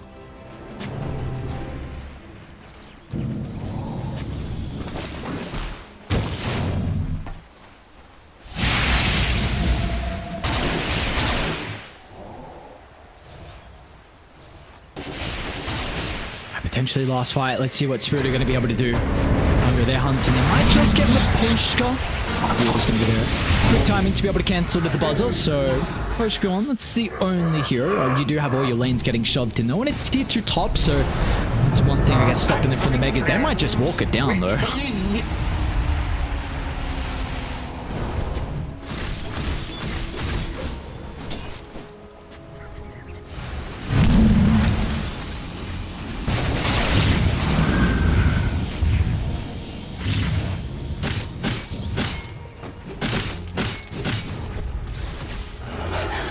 Radiant's top tower is under attack.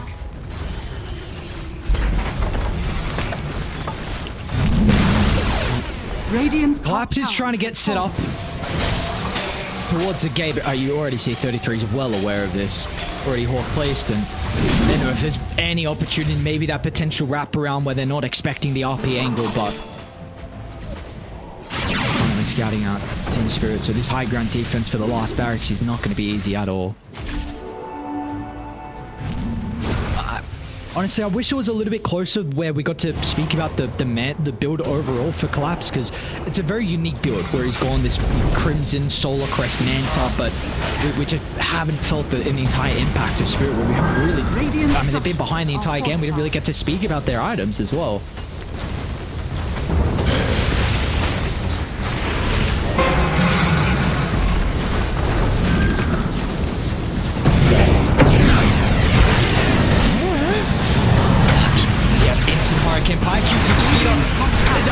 And they're going to be able to turn it back over to the Night Stalker as well. Mira, he'll keep him healthy, but that means the tether is not over the left track, so he's completely vulnerable without the buffer. Down goes La without a buyback. And now Yotoro, he's in some trouble as well. Dragged further inside the base, but Poshka, he'll only keep him alive momentarily as Tundra looking to close this one out. Last set of barracks soon to be claimed. Spirit, they're going to very much struggle up against the Megas. We said 32,000 net worth lead, 34 minutes in. You know it's a rough game when the net worth is almost the same as the minute mark.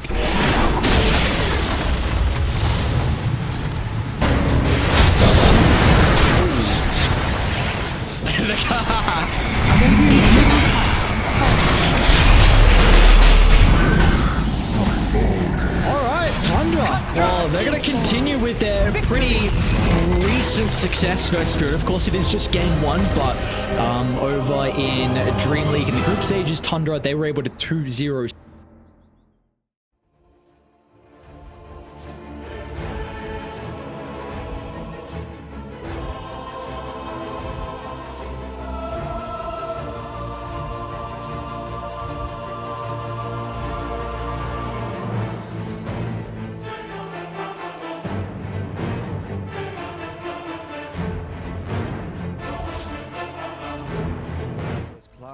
If he's got these Hawks coming through, you know, if there's no... We'll come back to this as they get the dive on, and everything I was saying is now inconsequential because Cloud has gone down, so Kami has to move away from these multiple kisses. There is still that buyback for the Beastmaster though. Let's see. He wants to get himself back into this. The dive onto the back lines into the Vortex as well. There's going to be a real nice dismember. The hooks come. Nice save though. He saves it. Cloud gets himself back into this now, and Kami, he's losing so much. Kami's going to go down.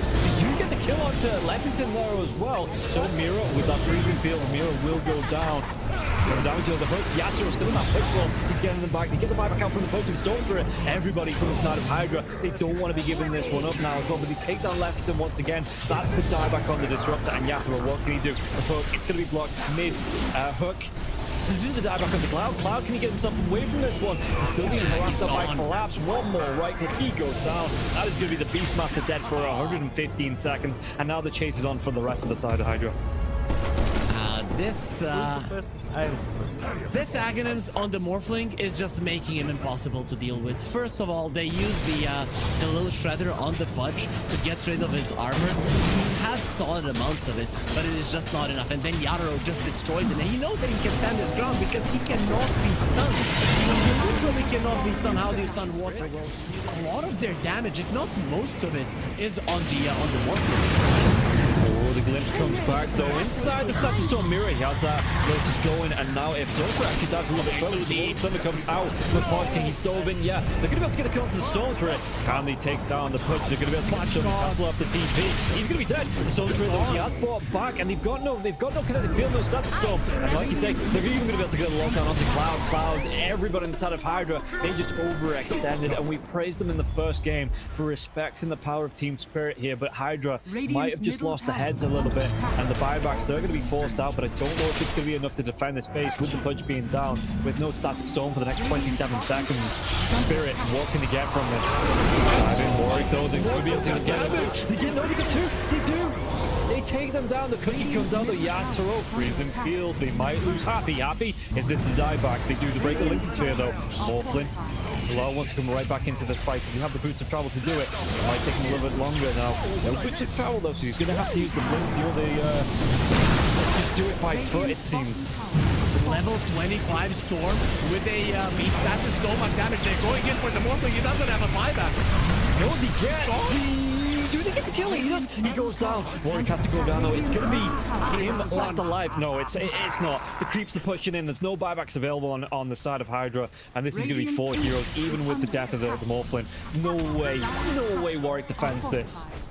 It's pretty much over. They don't have the glyph. The game is over. They gave it their best. Hydra, they made Team Spirit work for it. The team that is most likely going to be at the top of Eastern Europe DPC Division 1.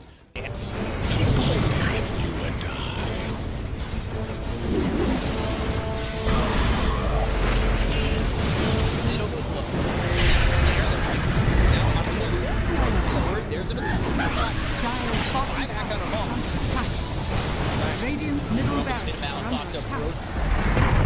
Radiant's middle barracks has fallen. Scouts, you want to commit. There's just not enough damage. Crimson Guard, Atrophy Aura, Rubik's Fate Bolt, all this damage reduction. Let's see the combo. Bit of Malice. Shall be strong in by the Disruptor, and now we're going to be getting the win. It's back up once more. Bit of Malice, and Shamil is in it. They'll lose him in mind control. Right back towards tomorrow. Trying to run from everybody on the side of Gaimin. Radiant's middle barracks are under Siphoning attack. and getting back into the base. Has fallen. Alive. Yeah, I think when it's time to call it, it is time to call it. They have no business left in this. And didn't get the tether off or something. I think it got broken. Either way, I like the ghost up to purchase. That was pretty heads up, but we are back and there's a smoke action. There's a divide right there. They're going in on Q. There's the hit. Okay, get that hit off. 123. Knocked great. He's dead. Oh my god. Nothing. Less than 10% of his health. I mean, I'm assuming that's just the game. That, yeah, 100%. There's no point in talking about the AU picks it up. I got it, bro. He's to die. Let's go away, you. Oh my god. Victory!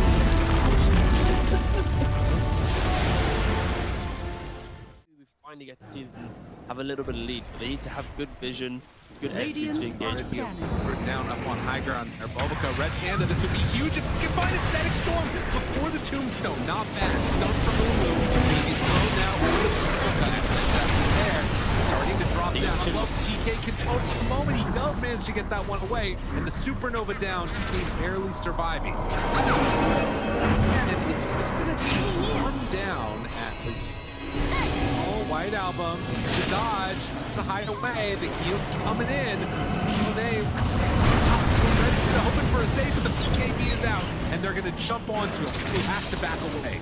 They have lost White Album again, and now Tango in trouble. Q is going to drop faster. These fight so well, and they quickly take down that Undying before the 10 out. And remember, it's ages, so they didn't really care about giving away. Big finish, profits. Stun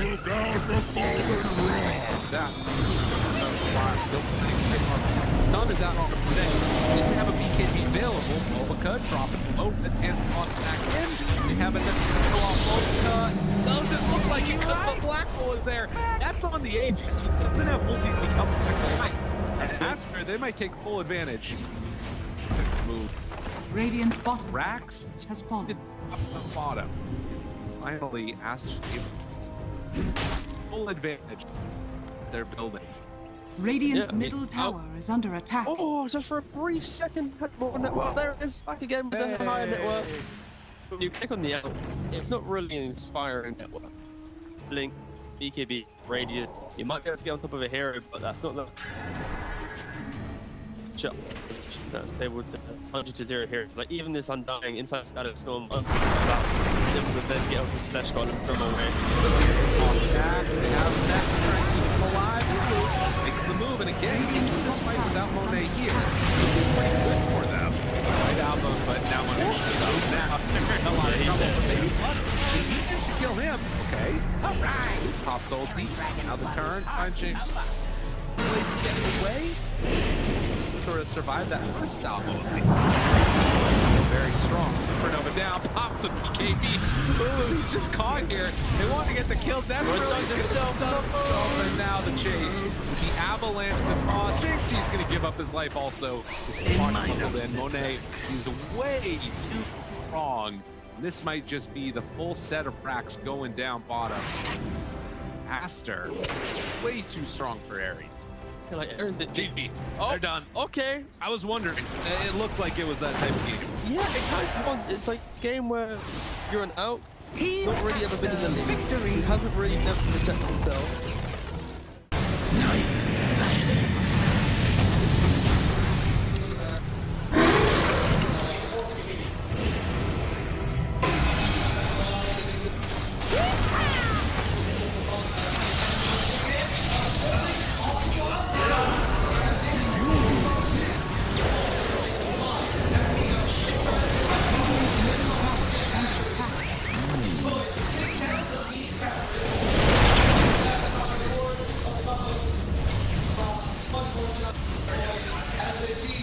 Radiant structures are fortified. Radiant's middle tower is under attack. Radiant's middle tower has fallen.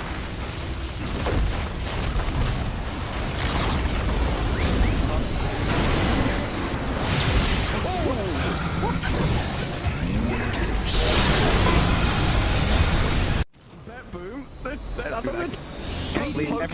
Standing. How are they just standing right now? I can't help but fidget with my hero half the game. I'll be running around in circles. Yeah. Pirouetting on the spot, the song. Blinking from Pure. They see Yatoro, 3 lined up. Potentialized path play. They're trying to go in. Toronto Tokyo is blown up by Collapse. Has to buy back. Yatoro gets up with BKB. Pure with another song. Sprints in. Who are they aiming for? Where is the target acquisition? They can't catch anybody. Collapse. BKB runs down south. Lol being chased out as well. Oh my god, Nightfall. Hazy on this refresher. Blinks to high ground. Gets away from danger for now. Pure. What's he up to? He's back to the high ground too. Mirror image out. Aegis claimed. Lol in the fire. Still surviving and blowing up GPK. Team Spirit. Nothing to do. Sprinting out their base. They don't catch Nightfall on the way out. He's blinked out of the range of Mirror. They're still hunting though, and he's going to find Toronto Tokyo. Who cares, Gem? I see Jakiro. Eon disc popped. And with this rapier damage of like short work and a twin-headed dragon. Unstoppable. Laurel the collapse waiting in the back line actually worked. He stormed out of the tree line and he just then started eviscerating the 2 supports with the help of Laurel. He completely jumped over. They dodged everything that Naga was trying to set and prep there. And Yatoro was also just firing the cannon from the top there. Did the combined damage of Collapse and Laurel together. He has 11,000. Oh, Pure. Lol. Oh, God. Nightfall's going to get a bit of vision here with the Hawk. Imagine. Can they? Imagine. Will they? They have to do something kind of crazy. They're going to be losing their base pretty soon. Lash has buyback. Naga Beastmaster have to get back to base to defend. Drow Rangers up here. Tier 3 gone. Barracks to follow. There's no buyback and collapse though. That's a big one. And Mira. Radiant structure. Look at all the wolves. Look at all the summons. It's vulnerable. Mira gets away from there. Help of the Glimmer Cave to jump in from Lol. Disruption of self-save. Barracks taken out. Lol. Oh, tries to fight. Nightfall. He'll just pop, but he can't get any control of the Lol. Slowpoke is all over the place. Now they go into the GPK, though. Aiming for the puck. They're going to find him at long last. They get him, and the rapier's on the floor. He messed up the phase shift. He canceled it. Oh, no. Did you see that? I'm not crazy, right? I don't know. Yeah, he phase shift and accidentally ended it. There's an Axe Blessing recipe. There's a rapier. There's all sorts of stuff everywhere. Axe Blessing recipe. What's that there? Okay. Not sure what the story on that one is.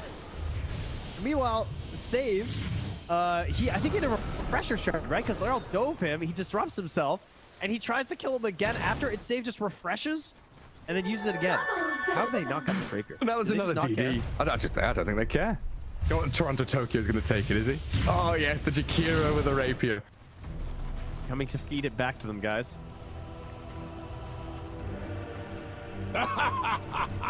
My goodness.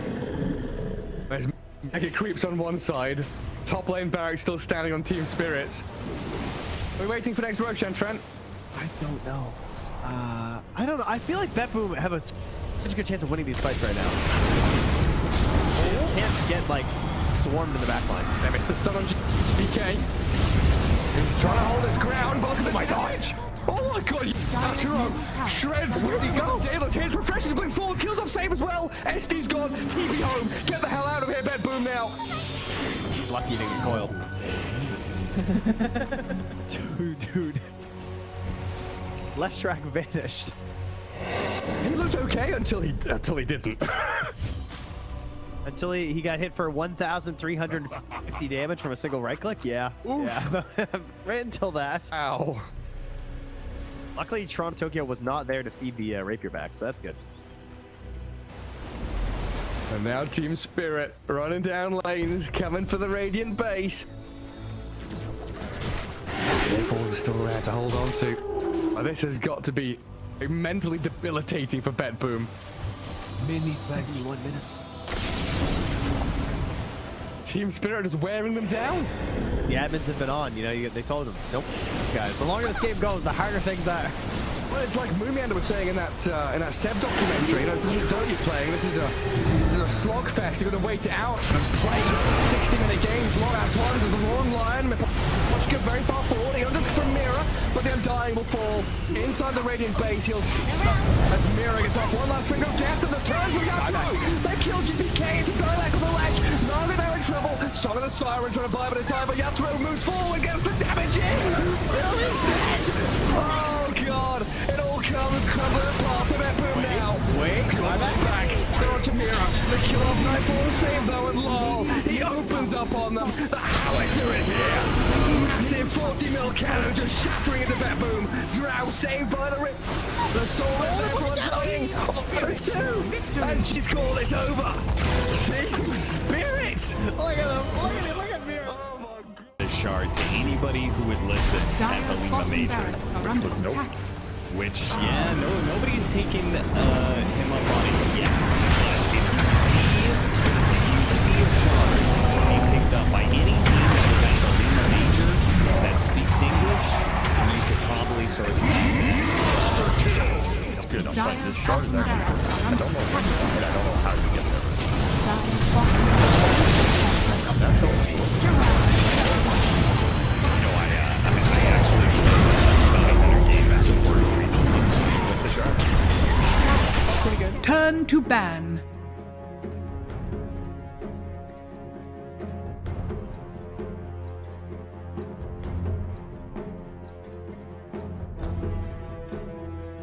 Tundra Esports turn to ban.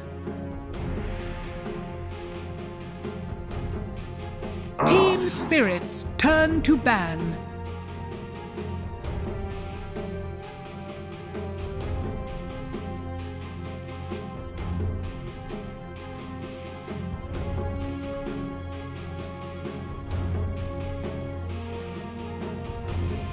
Ten seconds remaining. 5 seconds remaining.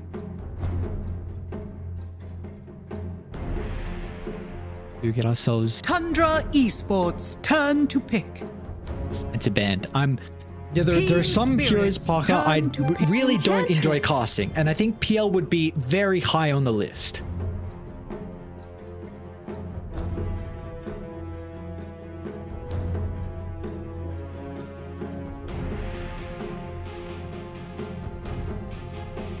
Ten seconds remaining.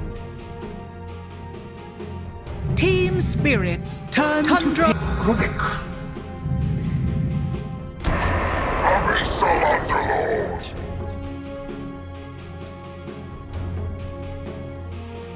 We do see for Tundra though, previously in the last game, they banned out Enchantress Doom. This time Enchantress gets a let through and they pick it up instead of the Io. So Tundra 10 seconds have a remaining. little bit more priority, at least so far, on the Ench. And then Spirit, again, the Rubik and the 5 Underlord. seconds This is a remaining. hero that is really rising in popularity. We saw it, I believe, in 3 out of the 5 games at the Dream League Grand Finals. And even though he did get a slight...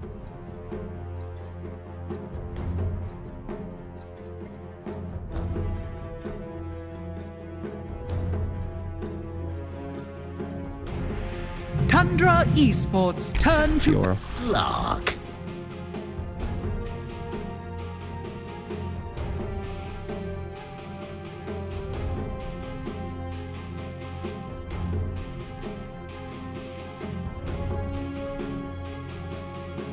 Team spirits turn to ban.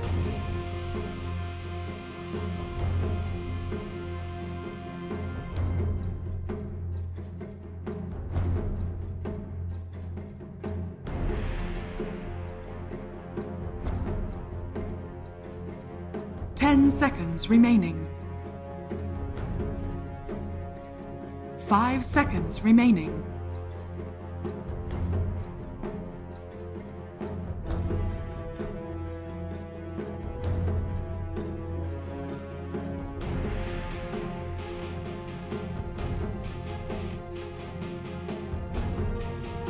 Maybe Ench is able to offset some of the difficulties the Slark could have, depending on maybe a creepy finds, might want to level early point in the Nature's Attendance just to try and help Slark get over to that level 6, because that's really the big thing. When Skeeter will have the Shadow Dance to work with, then he should be able to play that lane much easier, but it's just beforehand with some of the issues with the resources, so maybe the Ench can kind of help in that area. Tundra Esports turn to ban.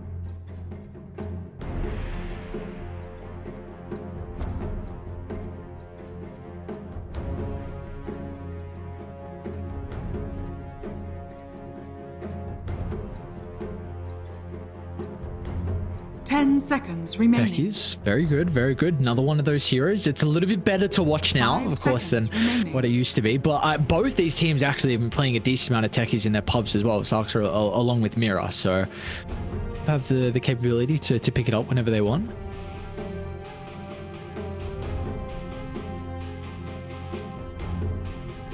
Team spirits turn to ban.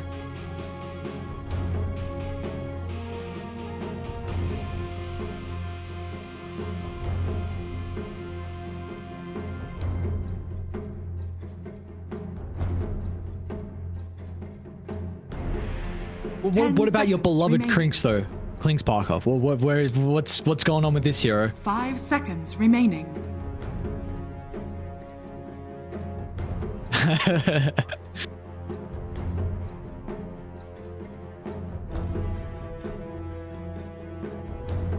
Tundra Esports turn to ban.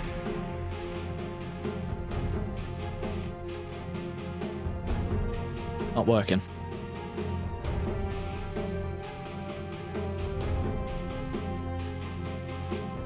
The only person I really know off the top of my head is Chidori 10 on seconds SMG. So if the hero is truly strong, I think we might see him 5 being the seconds one to pick it up, remaining. because I know back in, of course, the Pro Series days, he was playing it a lot. I think in like Dream Maker, we'd see it picked up and randomly. So he would yeah, he's a big fan of the hero. So we shall see if he feels it's strong enough to be played.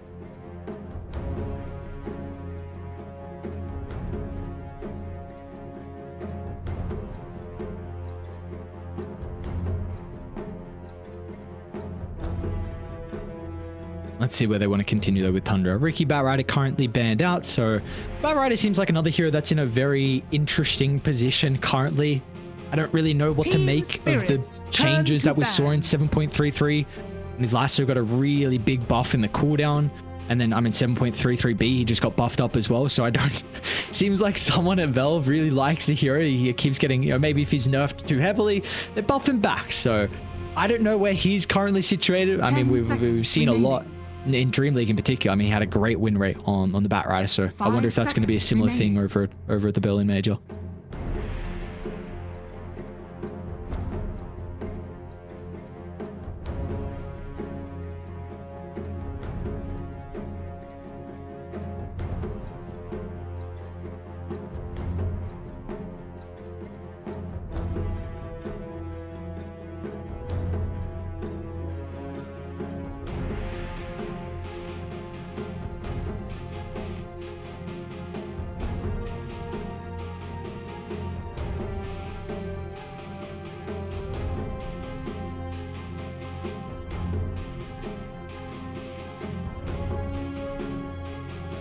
That's where the Fiend Gate's able to break it up a little bit here for Spirit. So we shall see how crafty they're able to get. I think this was an ultimate already at the previous patch that felt very underutilized. We got the Underlord occasionally here and there, and we saw glimpses of how strong the Fiend's Gate could truly be. But now with the map size and with all the auras, of course, Atrophy Aura is an aura build already in general, so I just wonder if we're going to see a little bit more time, because he can make some awesome plays. Like, I'm actually a very big fan of the Underlord, just to see how crazy teams can get with the Fiend's Gate, because as just a strategy game, I think he's an awesome hero to be able to craft ideas around.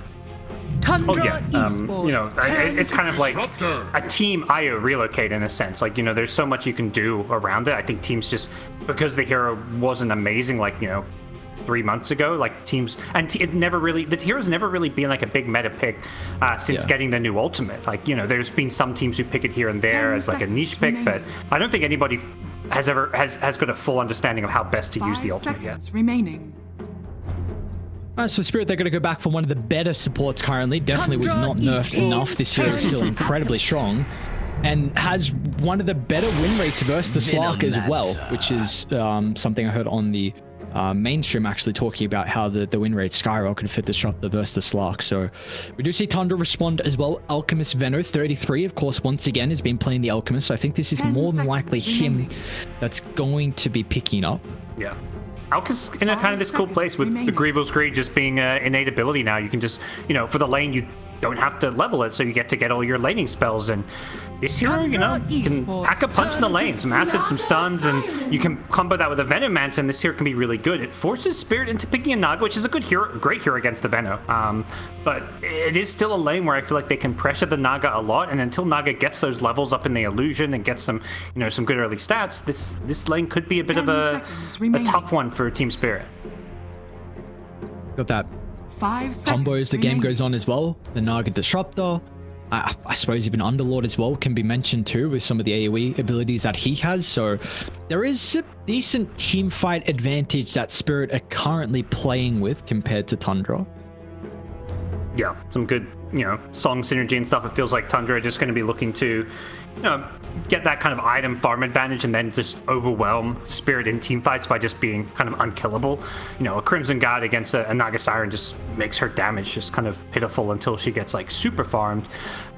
You know, Slark outside of the Disruptor has a very good game here, I feel, although the Naga matchup is a little bit tough as well. But, you know, you're going to hit this mid-game timing on Slark where it feels like you can just kind of take over the game a bit. So, this time, I mean, the adjustment from Spirit is like, let's not put ourselves on this kind of timer. Let's make sure we have better scaling, and the Naga kind of gives them a way to not feel pressured to just, you know, dominate the early to mid game and win the game from that.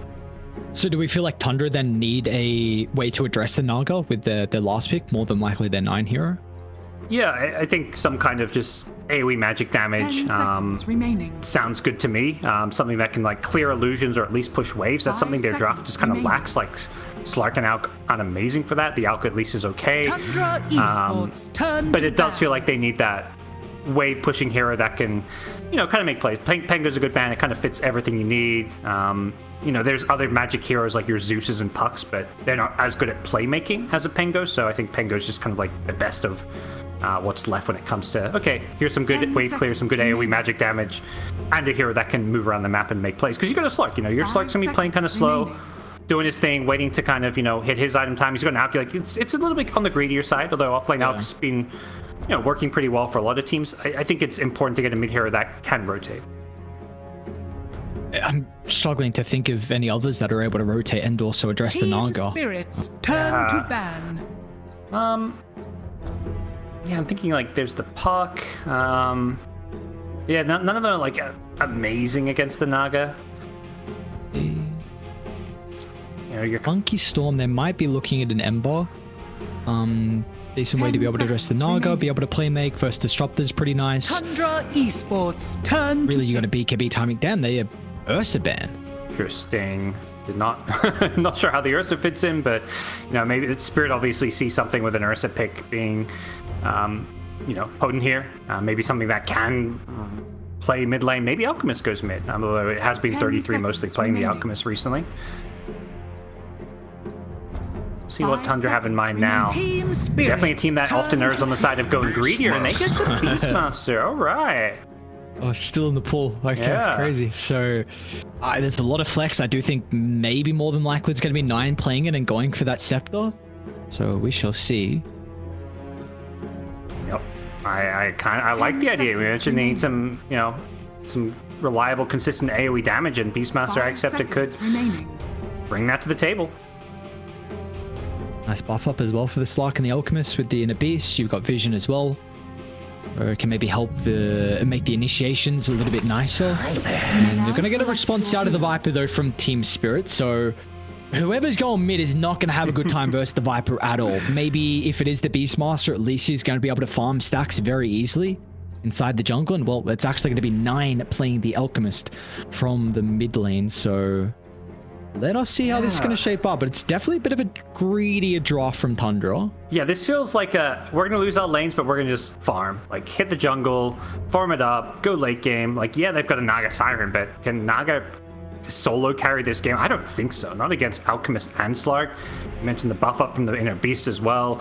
Viper is one of these heroes, you know, particularly when playing in the past and when playing the offlane, it's like you win the lane but lose the game. Like, you've seen time and time again, yeah, you can dominate your lane, but all it takes is a support or two to come gank, or even just in general, the hero kind of falls off, doesn't scale, doesn't do normal offlaner things. Even as a mid, it's the same thing where it's like you don't exactly scale or do typical mid laner things. You don't rotate that well. You don't really scale that well as a mid lane carry. So the hero does have some serious downside, but the upside is a very big one, that you can just crush and dominate your lane and, you know, win the game off of that.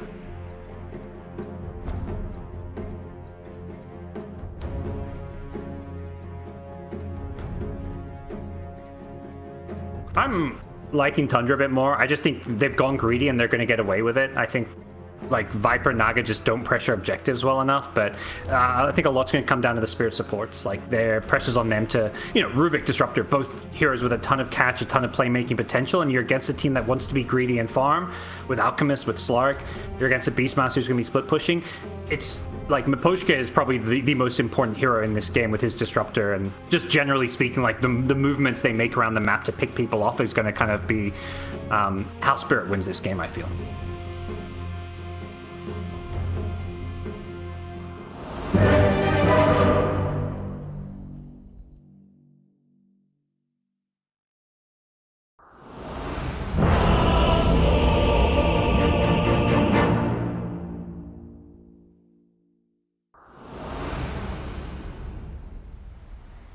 To work out some of the... Hey, everybody! To start them off in... Prepare for battle. That's got to suck. See how we shape up. At least Parker, we got some new heroes. We got some different heroes from... you know, we've got some old ones from the previous patch, but we've also got some new ones as well. So, you know, I think we're in store for an interesting game. I think so. I'm curious to see how support Vena works. Zuxa playing this is, I think, one of the heroes. I'm wondering how it's going to kind of function on the new patch with some of the changes, you know, around the ultimate and stuff. So definitely here I'm a little bit curious about.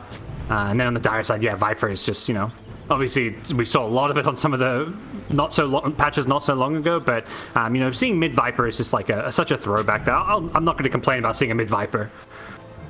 So the support Veno was just played in game 1 of OG versus SMG. Tiger went for Greaves, Vessel, and Scepter. So okay. Game. We shall see how if we get any difference out of the build for Sarks of this game. Yeah, it feels like a hero you kind of play similar to the offlane Veno, just play a bit greedy, get the whatever utility items your team needs. Vessel, I think, is just so amazing on Veno with the damage over time kill threat that it provides in tandem with your spells, so would expect to see a Vessel type build here.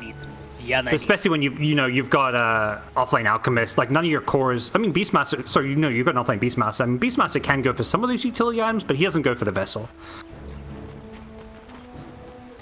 We'll see how they're looking to play and maybe even how many stacks they're wanting to make for 9 as well. If he's going to go for a bit more of your traditional Alchemist build, or if he's going to go a little bit crazy with his item build as well. But definitely we're expecting 9 to really struggle versus Lyle, yeah? Yeah, absolutely. Trialing down bottom, by the way. They've got both supports, at least for now. So maybe that's how you were speaking about in the draft, that sometimes the Slark is able to have a bit more of a tricky matchup into the Rubik and the Underlord with their spam, so maybe they're just looking to try and offset that early on. Yeah, the early levels for Slark, I think, is just awful, so this is one way to actually kind of make up for it. We'll see how long they kind of stick to this, or if, we're going to see the TP top. Yep, there we go. Snake King's like, all right, I'm out, we're done. Let's go top. I can't just leave my Beastmaster alone. But it is the Venomancer laning with the Slark down bottom and then the Enchantress being up top. So once again, a little interesting swap here with the supports. What do we make of it this time? Yeah, I'm not entirely sure. I think maybe they think like the Ench and the Creeps maybe aren't that good against the Atrophy Aura or something. Again, like new Veno, support Veno, I'm not fully sure how this hero is going to function, but it does seem pretty good as far as securing a lane for a Slark. Just going to come down to that kind of regen battle.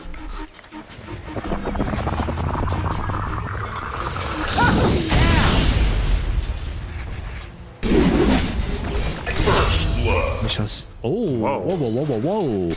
All right. I was tapping over the mid to see how the Alchemist was doing, what they do. All right, Gale with Poison Sting and a pound from Mosquito, so easy first blood onto Mirror down bottom for Tundra. Once again, off to a good start. Yeah, Tundra just seemed to play their side lanes so well. Like, it was last game they got the 2 first kills of the game, and they were both in different side lanes. You can see even up here at top, they're putting a lot of pressure on with the Ancient Beastmaster. They just pick these laning duos and just, they've been just playing so long together as a team and understand how to play the lanes perfectly. And it just feels like they usually are getting the kills and coming out on top of the lanes. This has been a team that just thrives on their side lanes for a long time. 33, like their safe lane as well, Snake King and Skeeter. Like there's a team where if you can somehow shut down one of their side lanes, then they can somewhat crumble in some particular games. So it's really the backbone of this team, to be honest. And then you just got 9 that just has a crazy hero pool and can make ridiculous plays. Once again, another kill onto Mirror down bottom. Yeah. And this is Slark. We talk about his weak point being the lane stage. It's just that it's such a small thing doing a tri-lane, and they only did it for like 1 creep wave, but it gave Slark just an easy safe level 2, and he got all the last hits for like the first wave and a half. So just that small little change in the lane can make a massive difference that kind of has this snowball ripple effect on the laning stage, and that's what we're seeing here. Now they can win this lane 2v2 just because they had 3 heroes at the start.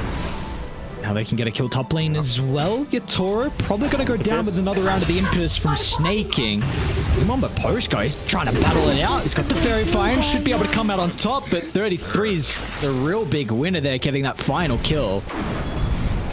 I think Snake King's happy to die there. His might be in some trouble. Skeeter eats a little bit of damage out of the Firestorm, but nonetheless, he'll go down. And now Mira, they've already used the spells on Tundra, but this matchup, I think it's now completely swung. With the early kills, Skeeter's got 2 permanent agility. He's got a Band of Elven skin and the Wraith Band. Like, this bottom lane now seems kind of difficult for the Underlord. Yeah, once Skeeter gets some more regen out, I think this lane starts to become pretty unplayable for him, if anything. Veno about to hit level 3, so you get that nice little boost in your damage output. I think we'll see like a second point in the Gale or Poison Sting. Yeah, Poison Sting, there we go. So he's just going to be a huge problem, although he may die here. Skeeter's even got a leap inside the Firestorm as well. little bit more permanent agi for Skeeter to play with. And Soxa will be able to come back with some extra, hopefully utility, sorry, hopefully some resources to keep Skeeter afloat. Yeah, it's got a salve coming out in his courier, so we'll just be waiting for that one, but Radiant's plenty of middle HP tower regen is underneath under the tower, so even just farming there without too much pressure, it's been a really good time for him. And just going for a little walk through the semi-jungle, trying to see what he can find, because Naga's already been pushed out of this lane a little bit. Forced to go jungle very early on. Just feeling like laning into this Beastmaster who already has Vanguard is just a very tricky ask.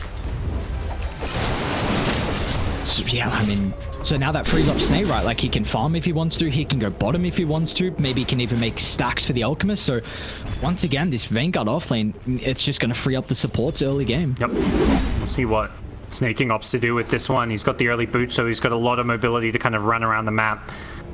Even shot bottom with the Twin Gate, but for now, just happy to stick around this top lane. Probably wanting to pressure this top tier 1 tower, but he is getting rotated on. Maybe in some trouble here. No snare though for your Toro. Okay, never mind, he's got a skill point to work with, so levels it up and be able to get a kill off the back of that. So nicely done. The Poshka's going to be the one to get the reward. Meanwhile, mid lane as well. I mean, we've seen the Alchemist. He's been out of this lane for quite some time. It's no surprise. Nine's just been farming up a couple of stacks. He does probably have to consider about coming back to mid just because of the catapult wave, so this tower will take a decent chunk of damage. Yeah, one of those lanes there, it's, you know, going how we expected to, but, you know, in many ways, there's not much to talk about when Alchemist is like, okay, he's going to lose the lane, go hit the jungle. But ultimately, like, this is why they send the Alchemist mid, because nobody can, like, beat the Viper 1v1 mid, but Alchemist kind of can just by out-farming the Viper once you start getting those levels and farming through stacks in the jungle. So there's going to be a lot of pressure on Spirit to kind of contest those stacks and slow down the Alchemist from just farming it up in the jungle. Are fortified. And it's going to be a lot of pressure as well for Lal to be able to make amends for some of the side lanes. Like, he really is the one core that's off to a good start. I suppose your Toro as well, like, if you take a look at the net worth, he's sitting pretty, but off the back of the boots of travel for Lal, he's probably going to try and get very active, and I wonder if we see that scepter come out from him afterwards as well. Yeah, I like the boots of travel. He needs that, like, mobility just to hop from lane to lane, because it's so hard to gank his Viper. Yeah, there you go. He's going to be able to TP in, and they should be able to get the kill on to 33, so there's already the rotation coming out from Lal, and has been killed. Be able to get the kill off the back of that. Beautifully done. Yeah. Disruptor makes these ganks a lot easier. Usually, like with Viper, it's like you don't really want to TP to a lane. People are just going to run and get away. But Disruptor gives you this lockdown with the kinetic field as well as the glimpse to kind of guarantee. Like if you TP to a lane where Disruptor is, you know you've got a guaranteed kill because Disruptor's always pulling them back in. Bottom lane. Yeah. Skeeter, aggressive jump, but of course he's got the Shadow Dance to look to play with. Mira's going to end up. Nice they got the deny. Okay. Beautifully done from Collapse. Okay. I actually don't know. Did you Agi from that? Okay, it looks like he did, yeah. He was one of the kills he didn't already, so I think he's gotten 4 out of 5, and, well, 5 including the deny there. But yeah, it looked like he got a perm Agi. Is it worth your life? Soxa was able to snipe Spirit's Wisdom Room as well, and Tundra still have their own, which 33 might get off the back of the Ancient stack, but it's going to be pretty big off the back of the levels. Maposhka's actually 5, so I'm surprised how high level he is, and we're going to see them try and get aggressive onto Skeeter. No, the Shadow Dance is on cooldown. If they can block the pounces, could be a kill. He's able to juke out to the right side and finds an angle to escape.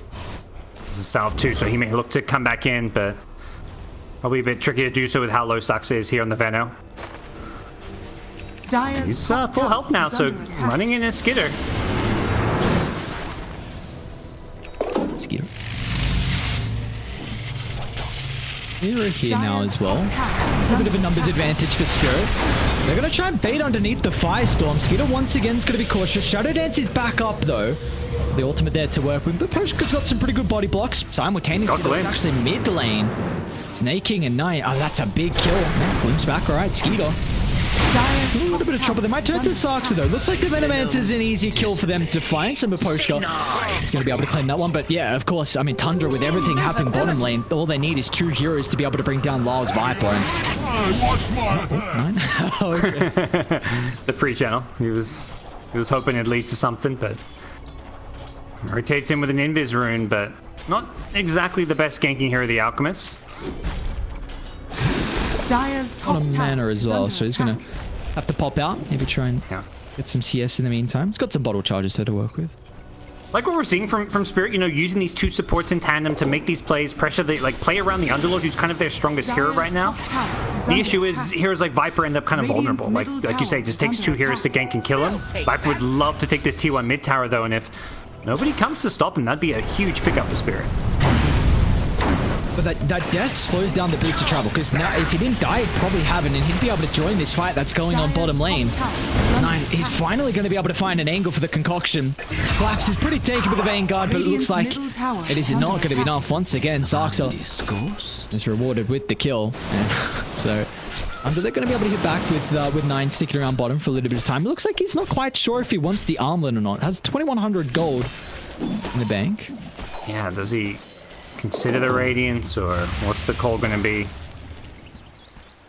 T1 mid tower doesn't actually get claimed, does get down very low into deny range, and while prioritizing that power rune is going to probably come back to finish it off. Yeah, he's got a haste rune now, so ganking and killing the Viper is pretty impossible ask here. Radiant's middle tower has fallen. Honestly, a little bit under-farmed, considering how well that lane should have gone. 4th in net worth, Alchemist with the Grievous Greed is above him. Yeah. Some of the other cores as well, so maybe he was hoping for a little bit earlier of a bit of travel timing, but I suppose that's the death that casing in his gold. I think, yeah, the death and the fact, you know, it's Viper. He's maxing poison attack. He doesn't have any ability to farm stacks or neutral camps. Alchemist just, you know, he can lose his lane, but he's going to outfarm Viper. You know, it was only a matter of time. Like, at what point does Alchemist catch up? Usually I'd say it's around like 12 to 13 minutes. This time it just happened a little bit sooner. They didn't ping Viper's Korra actually pathing inside the river. They're now going to ping it on Snake King, but it might be a bit too late. Well, is going to be able to catch out 33 inside the tree line. The post with that first static storm usage as well. So there we go. A great rotation out of Lal to be able to help Yutora inside his lane troop. It's off to a pretty good start here. They do lose the tower, but regardless, getting pretty close to the Yasha for the Naga. Naga's the hero they're going to be looking to kind of, you know, scale and try and out-carry the Slark, so to speak, but easier said than done here, yeah. Getting a lot of agi. And they should be able to get the kill as well off the back of the Noxious play, but Spirit is starting to rotate some of the members in, and they'll turn it around. Even though they lose Collapse, they'll get both the Tundra supports. Yep. Decent punish. The Viper, the Boots of Travel kind of being showcased now. He's got this low cooldown, 40-second cooldown TP anywhere on the map, and this is another item I expect we're going to see a bit more of on the new patch with the bigger map and the kind of higher priority on getting hero kills is these mid laners who maybe get Boots of Travel. Because mid lane can be so far away from the action at times, getting Boots of Travel can really fix a lot of the problems for certain mid laners like Viper. Yeah, it looks like Tundra are trying to gear up for a defense though. Yep. Got 9 sweeping in from the left side. Trying to get pretty active early on here for the Alchemist. Concoction's going to be out on Samira. Rubik's still only level 5 compared to Snake King's maxed out impetus. He's got the drums as well, so Snake King's just going to rip them apart. Oh no, this is a chance. Scary, scary stuff. And now my Postka as well. I think they got a glimpse of the Disruptor still hiding out in the tree line. Sun's going to be there before the glimpse away, and well, Saxa, he's going to be able to clean up the job. But Postka kind of chucks out the static storm with his last dying breaths in hate. Yep, like I'm going to do some damage here. Let's pad those damage stats. While all this is going on, you've got 33's Beastmaster playing PvE and getting the job done in the top lane. Takes the tier 1 tower. He's getting massive now. It's going to have such an early pipe for his team. You know, prioritizing that slightly greedier play, but it's something that works so well for Tundra when he, you know, he's going to show up and kind of contribute to this like 5-man death ball in the mid game where they can take objectives in Roshan, and that's so hard to deal with. Game's good, alright. They're looking to try and shut down 9. Should be able to do so. He'll make him work for it though. A couple of armlet toggles to be a bit of a nuisance here, but nonetheless, they'll be able to get the kill. And see, finally, Mira has that level 6 as well, but the Stolen Wisdom Rune was kind of a big issue for his impact in some of the earlier fights, but he's got that spell to work with, and it looks like Mira as well. This time he's remembered. He's going to make sure Tundra don't steal another Wisdom Rune. He might die for it though. He might even die before the rune spawns. Actually trying to turn it back onto Saxa. Even has the Viper trying to TP in as well, so maybe Metamet's a bit off a little bit more than he can shoot. Yeah. At least they'll be able to get a kill bottom lane here for Spirit. It does force a couple of TPs out though. Yep, but everywhere there's kills, it's always the Postka and Disruptor. I mentioned he's been in 9 of these 10 kills. He's kind of the guy that has to be there for them to kind of connect and make these plays, and I think so far he's getting the job done, but the question is going to be, can they, scale well enough? Naga top net worth, but has the daunting task of trying to outscale multiple, cores on the Radiant side who can, cause problems, like an Alchemist as well as a Slark, who are going to be looking to outcarry a Naga here. Dire's middle tower. So we kind of had the angle last game that it definitely felt like Tundra would be able to, well, I should say that Spirit were on a timer. Has fallen.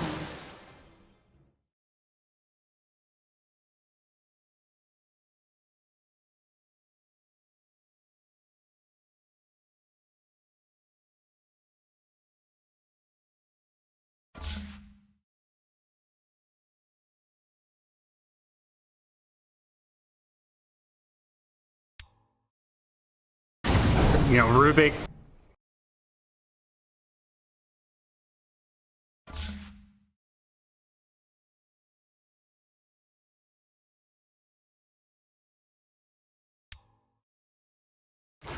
Bottom lane, Skeeter. Great timing out of the Shadow Dance, so they're not going to get too much fun with the Static Storm in that Tundra. They're able to react as well, but are they fast enough to keep Skeeter alive? Telekinesis back into the middle. Lyle's trying to lock onto his target, but Skeeter will survive in Spirit. Well, their members will not. 3 go down once again. It's snaking, pummeling the damage thanks to the impetus. And, well, that sole survivor for Spirit inside that fight was collapsed with the use of the Rift, but Skeeter was able to live. Yeah, max impetus with this early drums. 33 shows up. I mentioned how he's, he's kind of been playing solo and getting the job done by himself. It's because he can then suddenly show up to a fight with a pipe. That pipe probably just saves the Slark's life there and allows him to kind of turn that fight, get multiple kills. The Viper boots to travel in, just didn't quite have the damage to finish off the Slark by himself, because, this damage over time doesn't work. All Slark has to do is get back to Falcon, he starts healing up, so quite a bad situation for Spirit to be in. That's a fight it feels like they really need to be winning. Top lane 9? They might make a go on him. Trying to find the angle. Static Storm's still on cooldown though, so this kill is not going to be easy. And with how close to the tier 1 tower, the boys are starting to rotate as well, so Spirit, they've got to duck and turn. Trying to catch him going for that healing lows, but yeah, just no damage you can see there. Nago's even with the Static Storm. I mean, Static Storm when it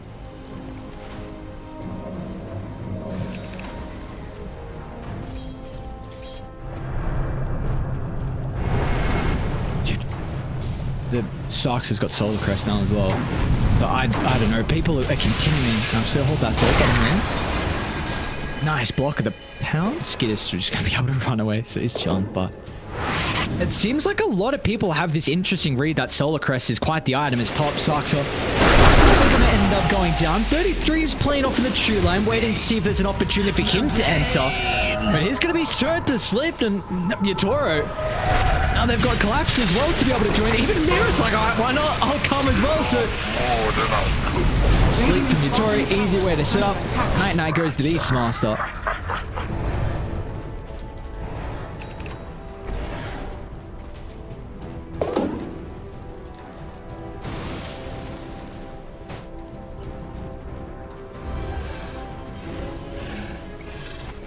Dire's middle tower is under attack.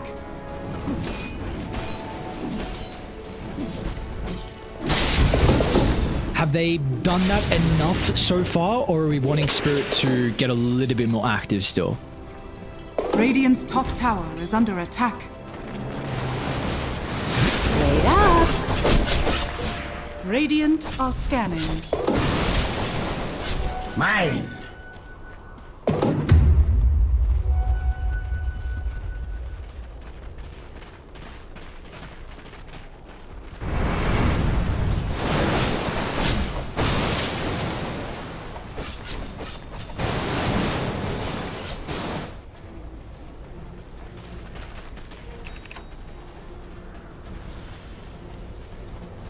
They do have some pretty good vision up top. A couple of boards to play with. That's giving them a lot of information. Maybe they're going to bait Lyle at the moment. Poshka's playing behind him, and you have that Fiend's Gate up in 20 seconds to maybe make this attempt. Gearing up for the go, though, Tundra. Trying to use the Hawks under the T2 tower. Let's see how survivable Lyle is. Gale. Even Skeet is here as well to take the fight. They're going to try and make the attempt over to the Viper, but as soon as the Crimson Guard's activated, Tundra, they're going to have to consider otherwise, and even more heroes on Dire. They're starting to move up top. They'll still get the jump. Skeet is into the middle, trying to bring down Lyle. They should be able to do so successfully. Skeeter is able to duck up to the northern side as well. Now Tundra, they're poking from afar. Snaking soon to be out of mana though. The impetus shots continuing to raid down and collapse. The Underlord, he's just gonna get blown up from afar once again. Snaking. And these goddamn enchanters, dude, does so much damage.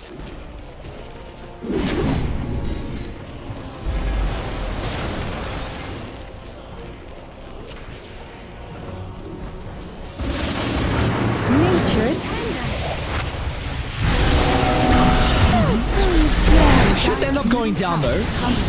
So, I mean, that's a decent streak that Yadora is able to get off the back of that. Pretty much almost hard completed, it looks like, for the Naga. And they're trying to maybe get some vision for another glimpse. It's going to be up in a couple of seconds. Looks like the only person they'll catch up to is the Venomenter. So, most supports are going to end up going down for Tundra. Yadora gets a lot of gold into the bake. He's already got that Manta Diffusal, and again, now off those kills, that's pretty much hard completed.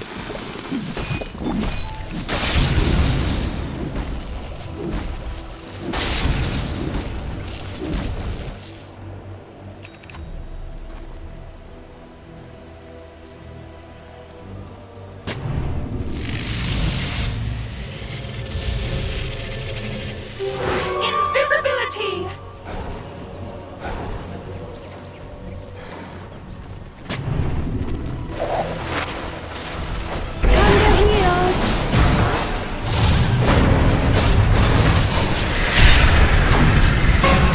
It's just not. Look like Yatoro once again is going to be able to get pretty active here. So, alright, level 15 here for the Naga.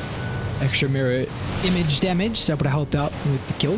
What do we make of the diffuser blade though on Yatoro? Because it is a bit more of a unconventional build at the moment. Kind of with the Naga we saw for a while, it was like the Manta, or actually 33. They want to go again. They've got this numbers advantage, so the rift onto the back line. They'll be giving that vision for the glimpse, and no escape for 33, so they're starting to get very active on Team Spirit. Dire's middle tower is under attack.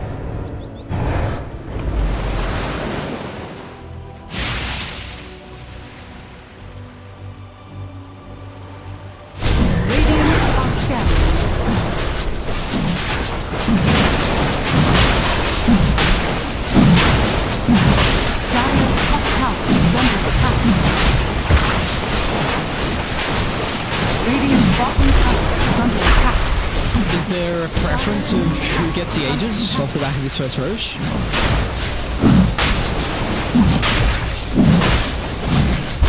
Gotcha! The Shaman has fallen to the Dire.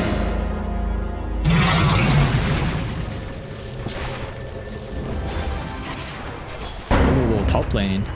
Is your turret trying to find a song? The rest of the team's TPing in, but under instant smoke and the use of the drums, they want to just reposition as fast as they could.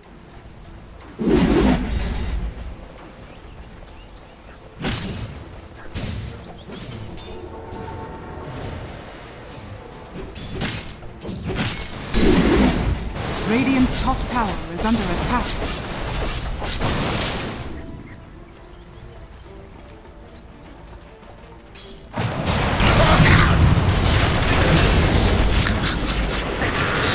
Unlucky. Hang on a second, I got a fire on Spirit. All of a sudden, look at all the heroes. They're in a little bit of trouble as Mr. Skeeter. Shadow Dance protecting him for the moment, but it's not going to matter. Team Spirit, alright, they're a bit too late to protect the Disruptor, but it did not matter. A big kill onto Skeeter's Slark in the end.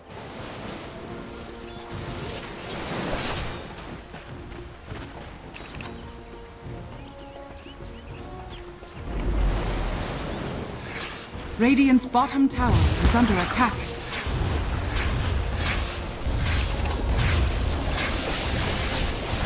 Radiant structures are fortified. Radiant's bottom tower is under attack. Off the back of the kill, they're going to be able to probably take the tier 2 tower as well. The Glyph doesn't get rid of the creep wave bottom, so Spirit, they'll be the first team to be able to take this outer tower. Radiant's So we'll see how much more they're going to be able to get off the back of the Aegis, though. But that first real maneuver was nice from them. Radiant's bottom tower has fallen. Still got those Tormentors that we're looking to try and claim as well. No Aghanim Shards currently in this game. Radiant's bottom tower is under attack.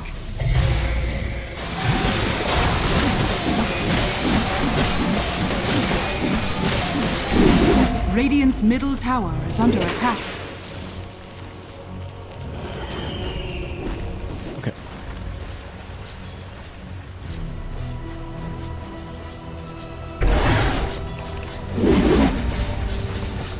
So how do fights need to work out then for Tundra? If they're not the playmaker, are they looking to take fights around their vision and like baiting Spirit to run at them? Like how do you feel like Tundra are going to be able to get some of those engagements that are favored for them?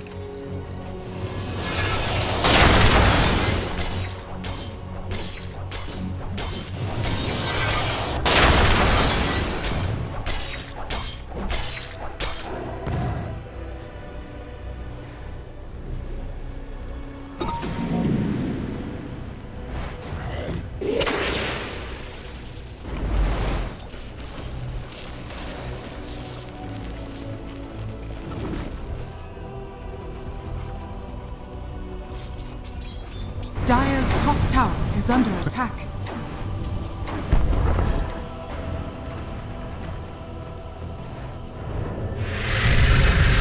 Radiant's bottom tower is under attack. No way, 9 TP'd out. If they go back through the rift, Tundra already. Don't do it. Okay, they won't. Should expire.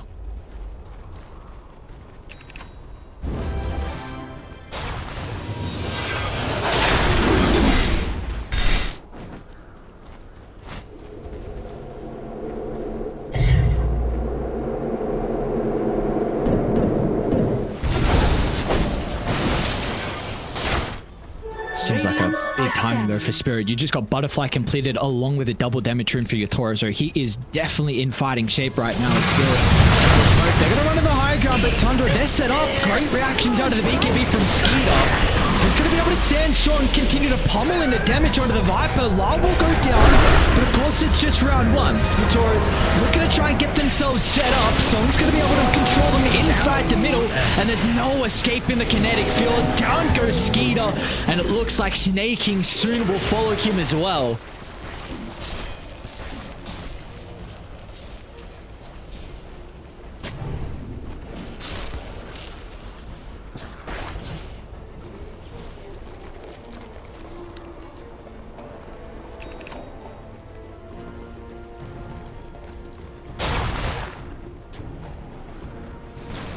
Radiant's bottom tower is under attack. Hey, I just watch Mirror Force Staff and Telekinesis along with Bull with the creep just so I can get closer to the tower. So they remove the backdoor protection. Alright, alright. Little things. And then they just glyph it and the creeps die. Is under attack.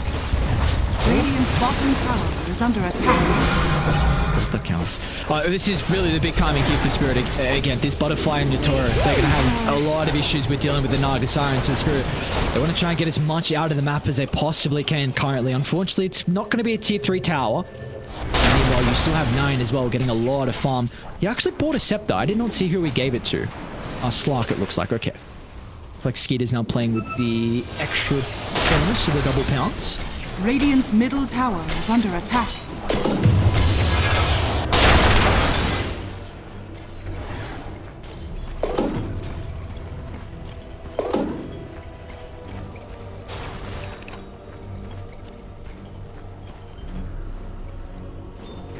Radiant's top tower is under attack.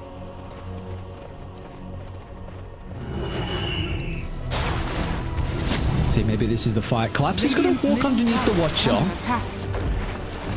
So they're currently set up at the moment. It's like they're a little bit hesitant about continuing on with the team fight, though. They're going to try and sweep down to the bottom. There is a ward, though, that's scouting them out.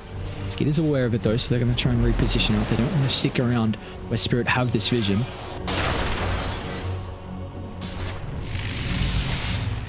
Radiant's middle tower is under attack.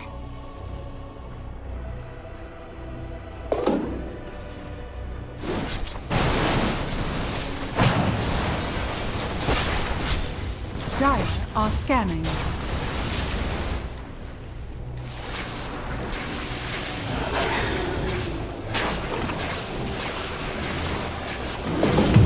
Radiant's middle tower is under attack.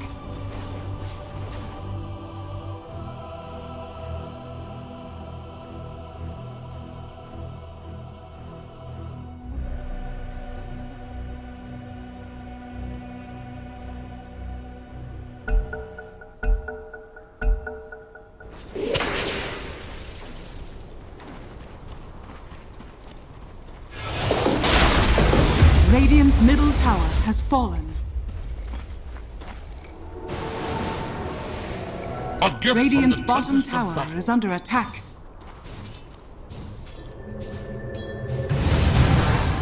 Nature attendant. It does feel like there's going to be a little bit of late game security with Miposhka working on the Scepter and getting involved with this kill as well. Is probably going to help out with some gold. There we go. Yeah, not too bad. 338 given over to the couple. So yeah, he's got one more component required from Miposhka until that Scepter's completed, and this is without a Philosopher's Stone as well. So now the Eye of the Vizier late game with that extra cast range is going to feel much nicer for him to be able to position accordingly to find that key ultimate. Poison.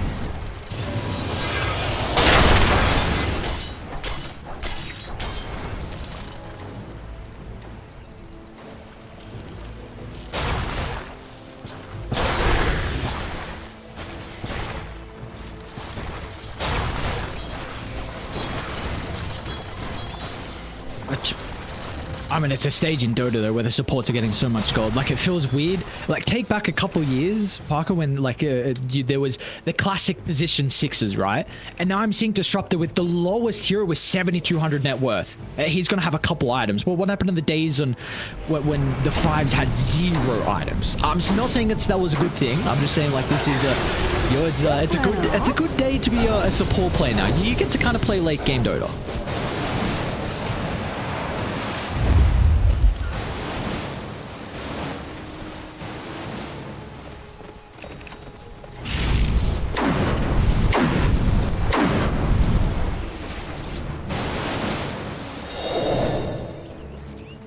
Radiant are scanning.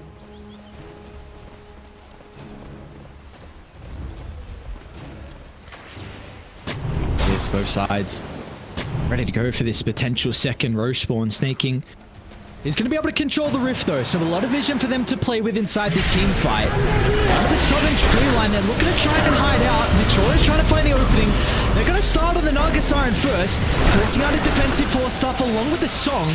They're not going to have the damage inside the BKB, so Yutora will be able to reposition, but that was a lot committed early on for Spirit. Can they go back in afterwards, as it looks like Tundra, they'll just turn their attention over to Collapse, even dropping a roar to hold him inside the place, but Collapse, he wants to re-enter the team fight, an instant use of the buyback in a Tundra.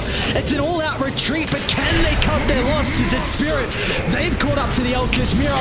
He'll drag him back. Nine's going to go down, and in the end, Spirit, what an incredible fight. All they lose is Collapse, and now they'll be able to reap the rewards with that Roche up. Surely they'll even get a +1. Oh, no, sucks. He couldn't escape.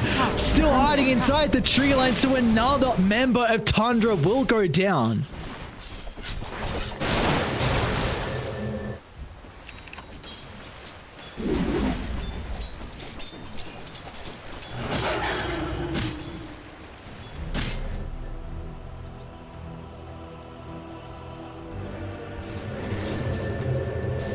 Ooh, 30, whoa. Radiant's top tower is under attack.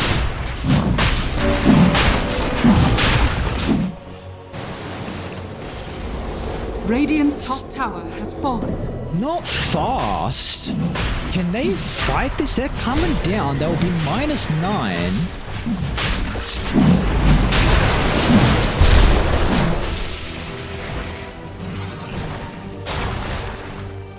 Roshan has fallen to the Mirror's positioning as well. get rid of the ward and kind of acting as this blockade just to potentially give them information if they are smoking down. So Roche will go for free. Once again, it's going to be given over to Lyle, though. Give the Aegis into the hands of the Viper. They still want to take a fight down bottom. Multiple heroes showed mid. Clap's going to be able to reposition off the back of the 4-star, but they're soon to join Yatoro. Song is out. They've got the Aghanim Scepter on the Disruptor. They're going to be able to lay it down as well. Beautiful use of the Rift. I believe that's how Maposhka was able to rejoin them down bottom thanks to Clap's use of the ultimate.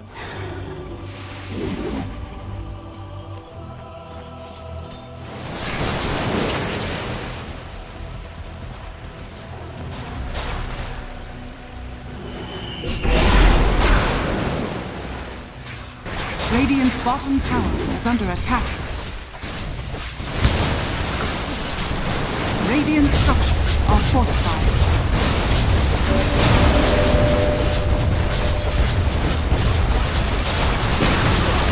Radiant's bottom tower is falling.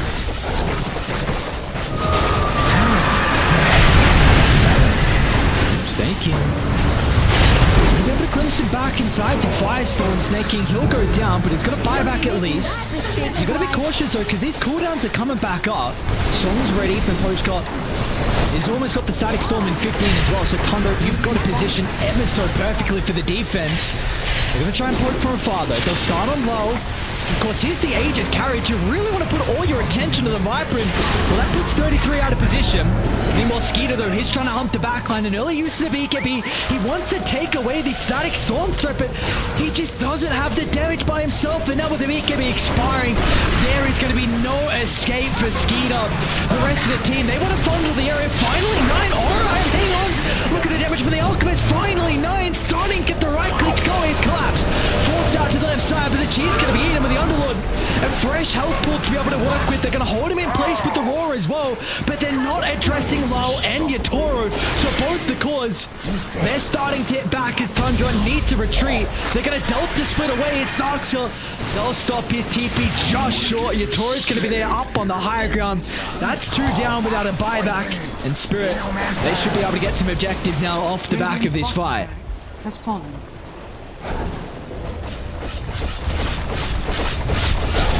Radiant's middle tower is under attack.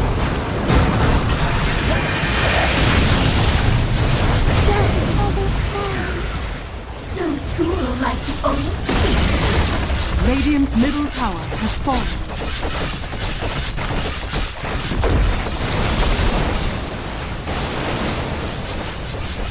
Dire's top tower is under attack.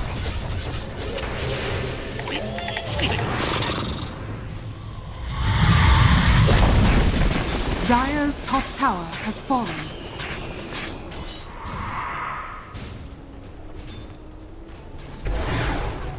A gift from the Tundra.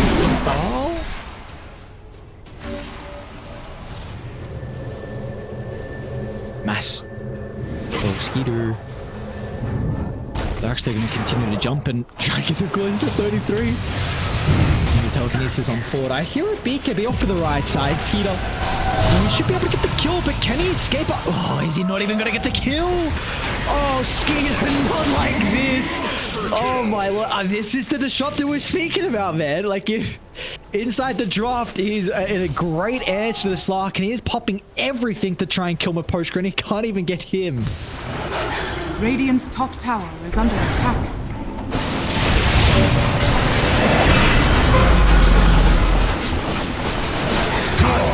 Never better do it for the boys over there. They played at such an incredible level, and it seems like Spirit, yeah, they've done it. G's are going to get dropped, so our first series of Group B, and for these two teams in particular, is going to go the way of a tie. It was a very dominant game. One from Tundra, the Team Spirit, well, they proved that they can play just as dominant as well.